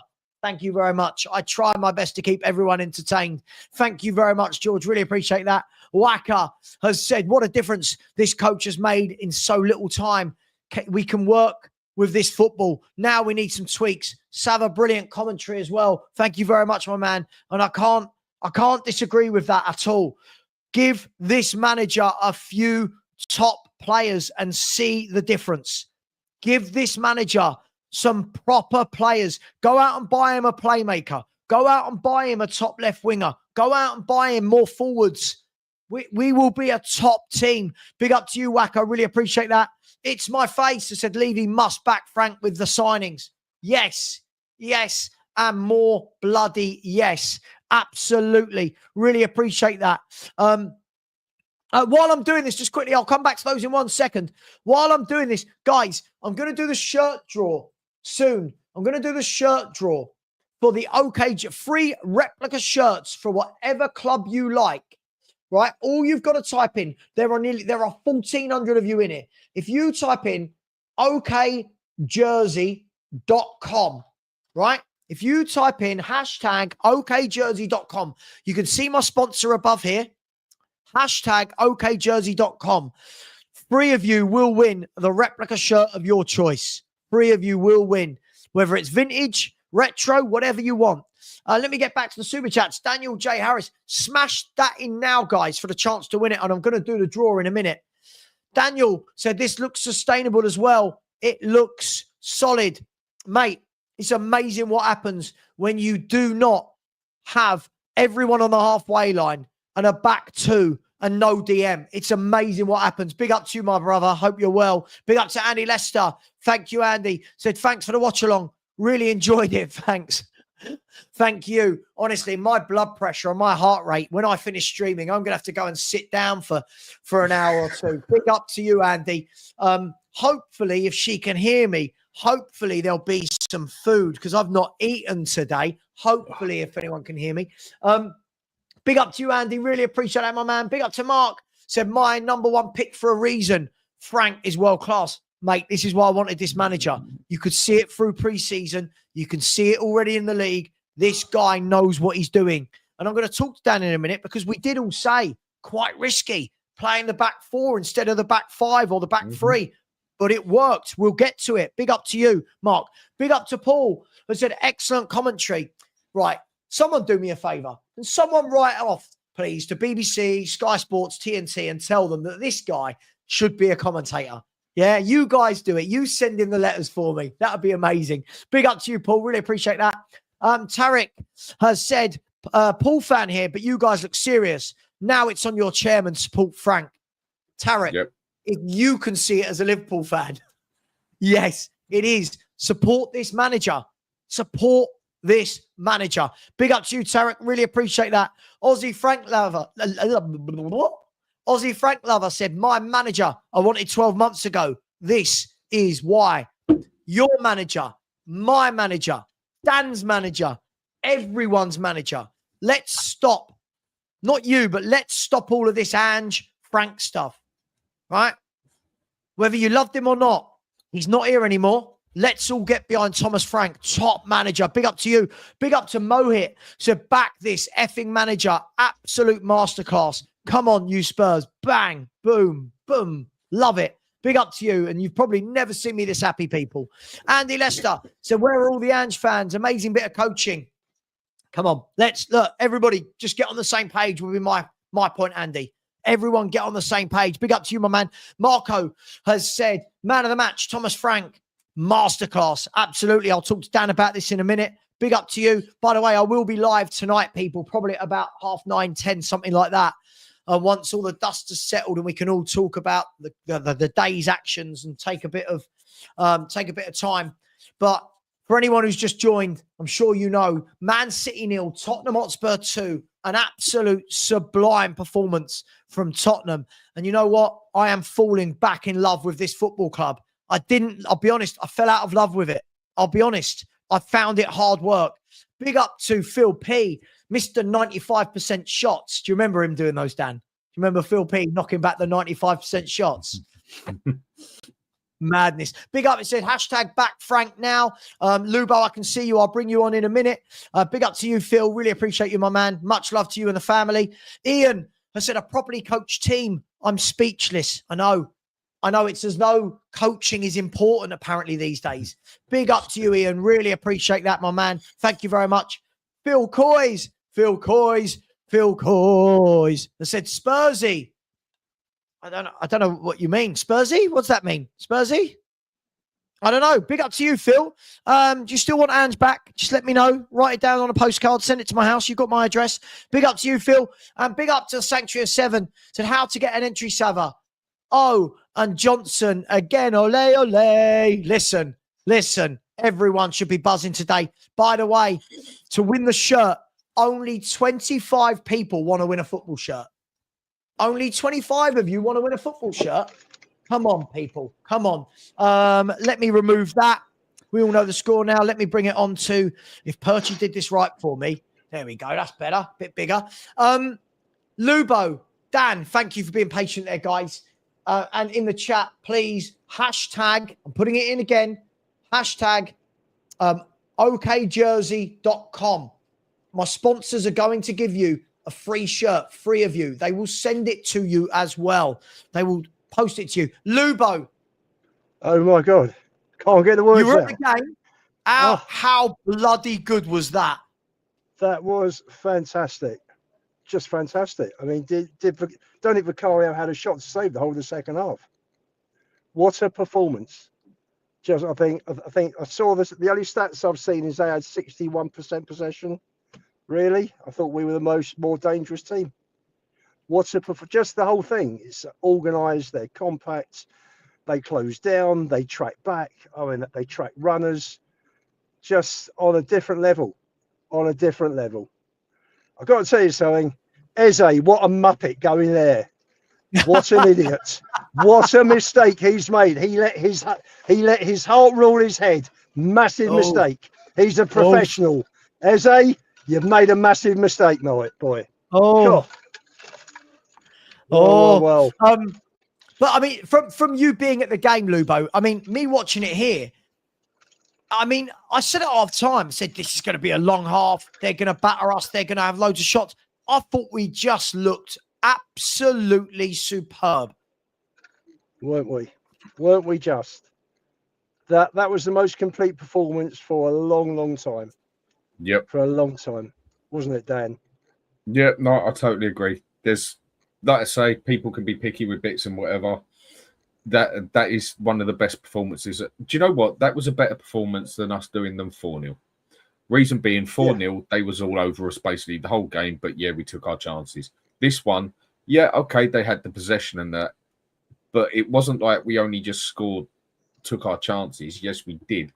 But in every other way, we got stuck into that game. There was passion in there. You could see that. They wanted to do it. Yeah. Whether what people want to say it's playing for a manager or playing for the game, call it what you want, yeah? We got stuck into that game. You could see the players wanted that game through and through. Yeah. Yeah. Oh, well done, Deezer. Yeah. All right, Lois, the bloke in front has turned up. We're going to be on our way now. fantastic. Just amazing. Just amazing. What a result. What I mean, a do result. you know what, Lubo, the thing for me, the first thing I'll say is, I mean, listen, I would have given this guy man of the match, even though TNT, I don't know if you know this, Lubo, TNT gave it to Papa Sarr. Yeah. But for me, I thought Paulinho was absolute. Everywhere, He wasn't was he? Quality. I'm going to use Sean's phrase, the monster number 6 we needed for 6. years. I thought he was excellent, guys, wasn't he? Wasn't he just? Wasn't he just? I thought, Benson course. Listen, he kept Paulinho on till literally the 90th minute, wasn't it? Mm. He kept his defence. In terms of the substitutions, he took the front boys off first, kept the defence and the midfield together that were doing such a fantastic job. And at 90 minutes, he looked at it and thought, you know what, we've won this. Let's hook Paulinho. Is only his second full game.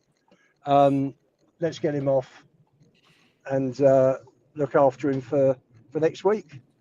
Can't believe first 2 games we're top of the table. Well, I mean, we are. I mean, Dan, we're not only. I mean, listen, the table at this stage for me is, it is what it is. But it's 2 games, no goals conceded, 5 goals scored, 6 points, with a home game next Saturday before the international break. Yep. Can't ask for more, can we? No, not really. Look, I'm just gonna say it straight out. See, I ain't gonna get excited. I'm proper over the moon with the game. Excellent football. You can see we are going to play better football through and through. We said that, and there's going to be sticky games where we have to muscle it out. We've shown we got the capability of doing that. What I'm going to say is, so far, so good. I ain't going to go over the top of losing my head that we're going to be going for titles and shit like that and everything. No. But so far, so good. We're at the very start. We had 10 very good games and whatever. I don't think that's going to happen. I think so far, so good is where I'm going to go. And I'm going to be a very happy person and enjoy the moment. But so far, so good. That's the way I'm going to go with that one. I'm not going to get overexcited about things like some people do. I'm sorry if it sounds a bit negative saying that, but so far, so good is where I'm going to go. Or I'll change it. So far, very good is where I'm going to go. And now I'm interested to see where we go. I agree with you, Dan. Just quickly, when you're typing in OK Jersey, it's got to be as I wrote it. OKAY, not the O and the K together. OKAY, okjersey.com. Not this, right? But this. Hashtag okjersey.com, and I'll do the draw soon. I mean, Lubo, let me come to you. Danny's right. Listen, you know me, Lubo. I'm not one that's going to start going, oh my God, we're going to win leagues. But do you know what? We're not going to lose 22 games of football this year, are we, Lubo? We're not going to finish 17th with this man in charge. I tell you what, playing like this, I doubt we're going to lose half that number of games. I think it's terrific. And do you know what? If we only had a chairman that could close deals, what could Frank do? What could he do? With that with the backing that the other big clubs have, Jesus. No, you're right. You're 100% right, Ian. You're 100% right. Look, at the end of the day, it's all ifs, buts, and maybes. It's done and dusted. Yeah. It's done. It's dusted. It ain't changing. We can still have a little moan about it and talk about it, but forget it. It's done and dusted. Whether we got screwed on it, whether we got done on it, who cares? So far, so good. But now is a time more than anything. I know it's only 2 games into the season. We got a long way to go. That's why I say I ain't going to get excited yet. And you see, we get ourselves a number 10. We get ourselves a left winger. I think we can definitely have something this season, because if we get them 2 players, we've also got that little bit of depth when other players start coming back into the game. And yeah, so far so good is where I'm going to go. So far, very good. I just don't want to be the one that says I'm not going to get overexcited sort of thing and make it look like I'm not happy with it, but I am. I'm just not going to go over my head yet, because we've got another 36 games to go, and of course I don't. And get that number 10 for me is my priority.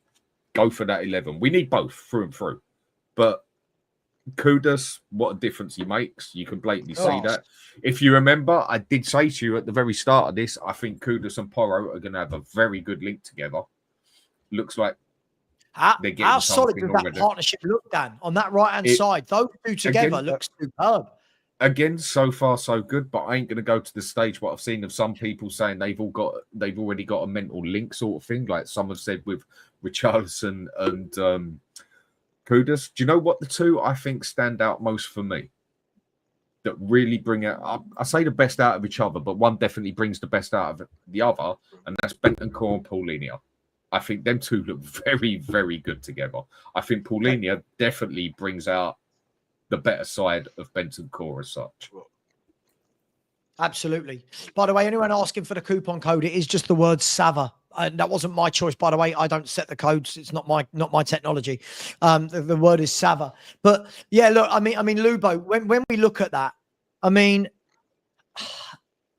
I just we all said we want to coach players already. So many of these players in 2-3 games, 2-3 competitive games, plus the pre-season games. How much better does Sarr look? Does Porro look? Does Spence look? How much better does Richie look? How much better does they just look so much better, Lubo? Better, fitter, quicker. Even the subs, you look at the subs today that came on, they all did well. They all worked hard. They all did their job. Bergvall was hardly on. He was involved 3 or 4 times, wasn't he? Took his player on, beat him, pulled it back nicely for the shot. Odegaard went past his man for fun down that left. They were doubling up after that. Excellent, just excellent.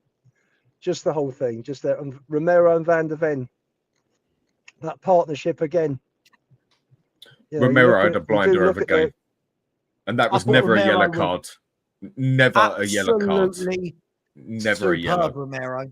And no, 100%. oh my gosh, never a yellow. Never in a million. That wasn't even a foul. That wasn't even a foul. Okay, it was a bit, he went, if you want to say he didn't get the ball cleanly as such, but he blatantly got the ball before he even touched the player. He didn't go through the player as such or nothing. That weren't even a foul, let alone a yellow card. He had a blind day. The 50-50 decisions the ref gave their way every time. There weren't many. Thankfully, they weren't that controversial. But I agree. I thought the booking on Romero was harsh. I thought the foul that he missed on Porro, that looked from where we were, was a penalty. So, but you say it was just outside. He missed. Oh, looks like we're that way play made a lot of it. But hold on, that first goal, guys, that started with Vicario, didn't it? Yes, it did. Have I gone? Can you hear me? Yeah, we've got you. We've got you. Oh, what a ball and what a finish! You got me. What a finish! It's. Do you know what? Can you hear me? Yeah, you're going in and out a little bit, Lubo. Lubo, can you hear me? Yeah. Yes, I can hear you. Okay, Lubo, I'm live tonight at either 9 p.m. or 10 p.m. if you want to join me then from home, if that's easier. Yeah, I'll join you then. Yeah, do it then. I'm not going to go forever now anyway, because otherwise I'll end up streaming all day. And believe it or not, even YouTubers need some time away from the computer. Listen, Lubo, you drop out. I'll finish up with Dan, and then I'll send you the link for tonight. All right. See you guys. Drive safely. All right, mate. Take care, mate. Bye. I just want him to drive safely. Yeah. I must admit, I don't like it. I don't like him when he does that. I don't like that. I must admit.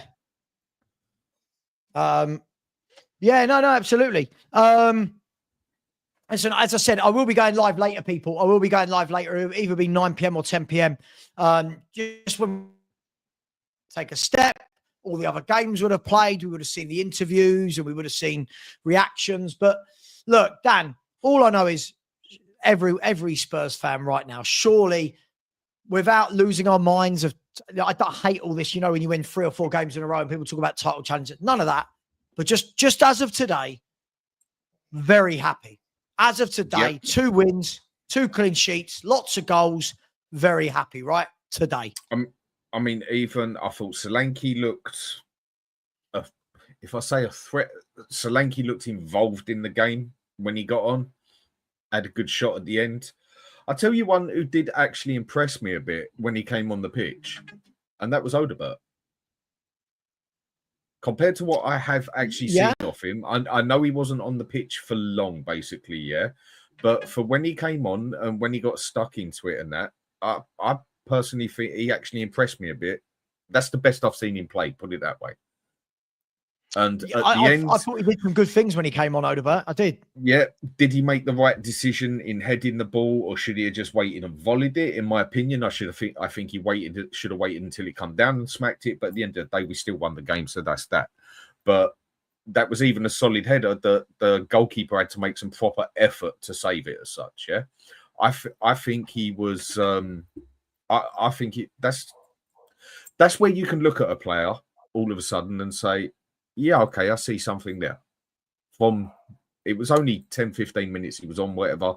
But I think that's where you can look at a player and say, okay, I see a little something there. It's going to take a lot more time before I say he's a good player or something. But yeah, he actually came on and he looked decent. And down to the way, I mean, Vicario, again, some very good saves. Yes, a couple of shaky moments as well. But yeah, I think he had a good go. I think you could pretty much go through that team, and I don't think you'd rate nobody lower than a 7. I think most of that team was. I'm not rating anyone anything lower than a 9. I thought every man was superb. Okay, fair enough. I think I'd pretty much rate 90% of that team an 8 or a 9. I'll go with that. I'll go with that. Listen, fair enough. What I'm going to do is I'm going to do some super chats. I'm going to do this shirt drawing, and what I'm going to do is, and obviously Dan, you're more than welcome to join tonight, just because I know if I go for too much longer, I will get burnout. I know you get it. Don't need that like a hole in the head. So we've done 4.5 hours. What I'm going to do is I'm going to read some super chats, and then I'm going to do the draw. I'll show you the draw. You can see that I'm not cheating. I can't decide who wins, and then we'll take it from there. I am going to be back either 9 p.m. or 10 p.m. tonight. Probably 10 p.m. That way I'll still get my evening and then can stream. But what a wonderful, wonderful day. Let's have a look at some super chats. Mr. The Bard, I was going to say, Martin, big up Martin Knightsbridge. It's a great, solid drilled team with high press. Love it. Martin, that was the thing for me. It's okay when players press, but when teams press, there's a difference. Can't have one player like Headless Chicken pressing. The whole team press from front to back. Absolutely brilliant. Big up to you. Thank you very much, Martin. Really appreciate you. NSG said it's crazy to think that Pep will have a chapter on why Spurs in his autobiography, since we are the team that he seemingly always struggled against. Yeah, listen, I'm guessing the inquest will start from the Man City fans, but it is what it is, and we don't really care. So big up to you. Thank you very much, NSG. Really appreciate that, my man. Pete, thank you, Pete. How you doing, bro? Said Lubo doing a 9-point turn on stream. I don't like it when he does that. I'll be honest. I do feel a bit uneasy when he's streaming and driving. Big up to you, Pete. Thank you very much, mate. Collective Breaks has said, Sava, Frank is tactically switched on. It's scary. He is. Yes. He's a coach. In the 3 competitive games we've seen, he's done different things each time. Yep. Yes, the formation was technically the same today as against Burnley, but with more of a 3 in midfield rather than the 2 and the 1. Different tactics both times. He's a class act. Big up to you. Big up to Fifth Elemento. Said Manchester still. Come on, you Spurs. Big up to you, Fifth Elemento. Yes, 3 points and Bournemouth at home next. Gotta capitalise and make that 9 out of 9 for the international break. Big up to you, Fifth Elemento. Big up to Collective Breaks again. I said also Romero is world class. I genuinely haven't got the energy right now for this conversation. World class, that every week. That every week, you're world class. Big up to you, my man. Thank you very much. And I meant that result sticks up to the Spursy. I see what you mean. Sticking the middle finger up to the Spursy tag. Big up to you, Phil. Really appreciate it. Yes. Performances like that do. What I'm going to do is three of you are about to. Sorry, 1 second. I mean, even Romero today looked like a captain. the way he dealt with a couple of situations and that, he even looked and played like a captain. Yeah, indeed. Guys and girls, you can see here, okjersey.com. This is the draw. I'm going to give you 60 seconds if you want the chance to win a replica jersey. It can be a modern one. It can be retro. Sorry, 1 second.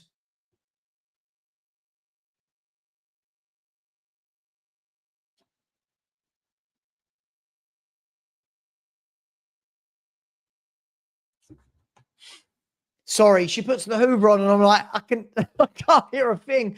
Big up. Right, I'll give everyone 60 seconds. Please type in hashtag okjersey.com. You can win either a retro shirt or a modern shirt. They are replicas, but that can be Spurs, Real Madrid, Barcelona, Man United, whatever it is, whoever you support.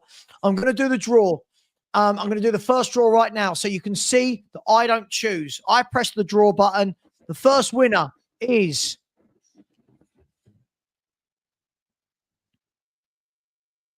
Imagine it's you, Dan. That looked terrible.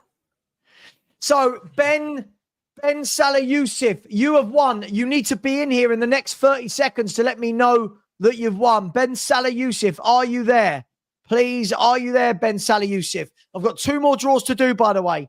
Ben Salah Yusuf, if you are there, yes, you've won. Stay there, Ben. I'll talk to you in a minute, mate. The next one is... Imagine if I win.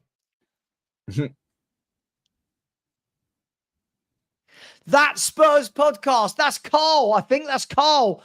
Carl, if you're still here, mate, you've got my number anyway. Message me, Carl. Message me. Ben Salah Yusuf, stay there and we'll sort it out. We'll sort it out, Ben Salah. And the last one, the winner is... The last one, if somebody who's already won wins, we will redraw. Unless it's me. There you go, Mark. My man, Mark. There you go. One of my mods. Big up to you. So that is Ben Salah Yusuf, Mark, and Carl. Right. Mark.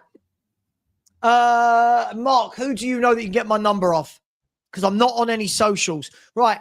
I need Ben Salah Yusuf and Mark to send me an email. The email is in the link of my bio. I will have a way to know that it's definitely you, by the way.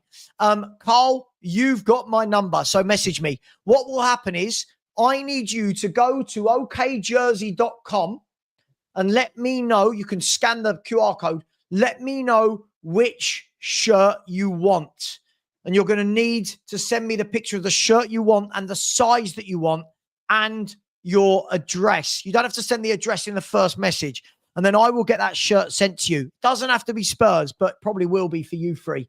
So thank you, you guys. Really appreciate it. And we will do more of these shirt giveaways each week. So don't worry about that. Big up to each and every one of you. Much love to you all. Guys, you're going to have to get in contact with me, by the way. You're going to have to get in contact with me. It can't be the other way around.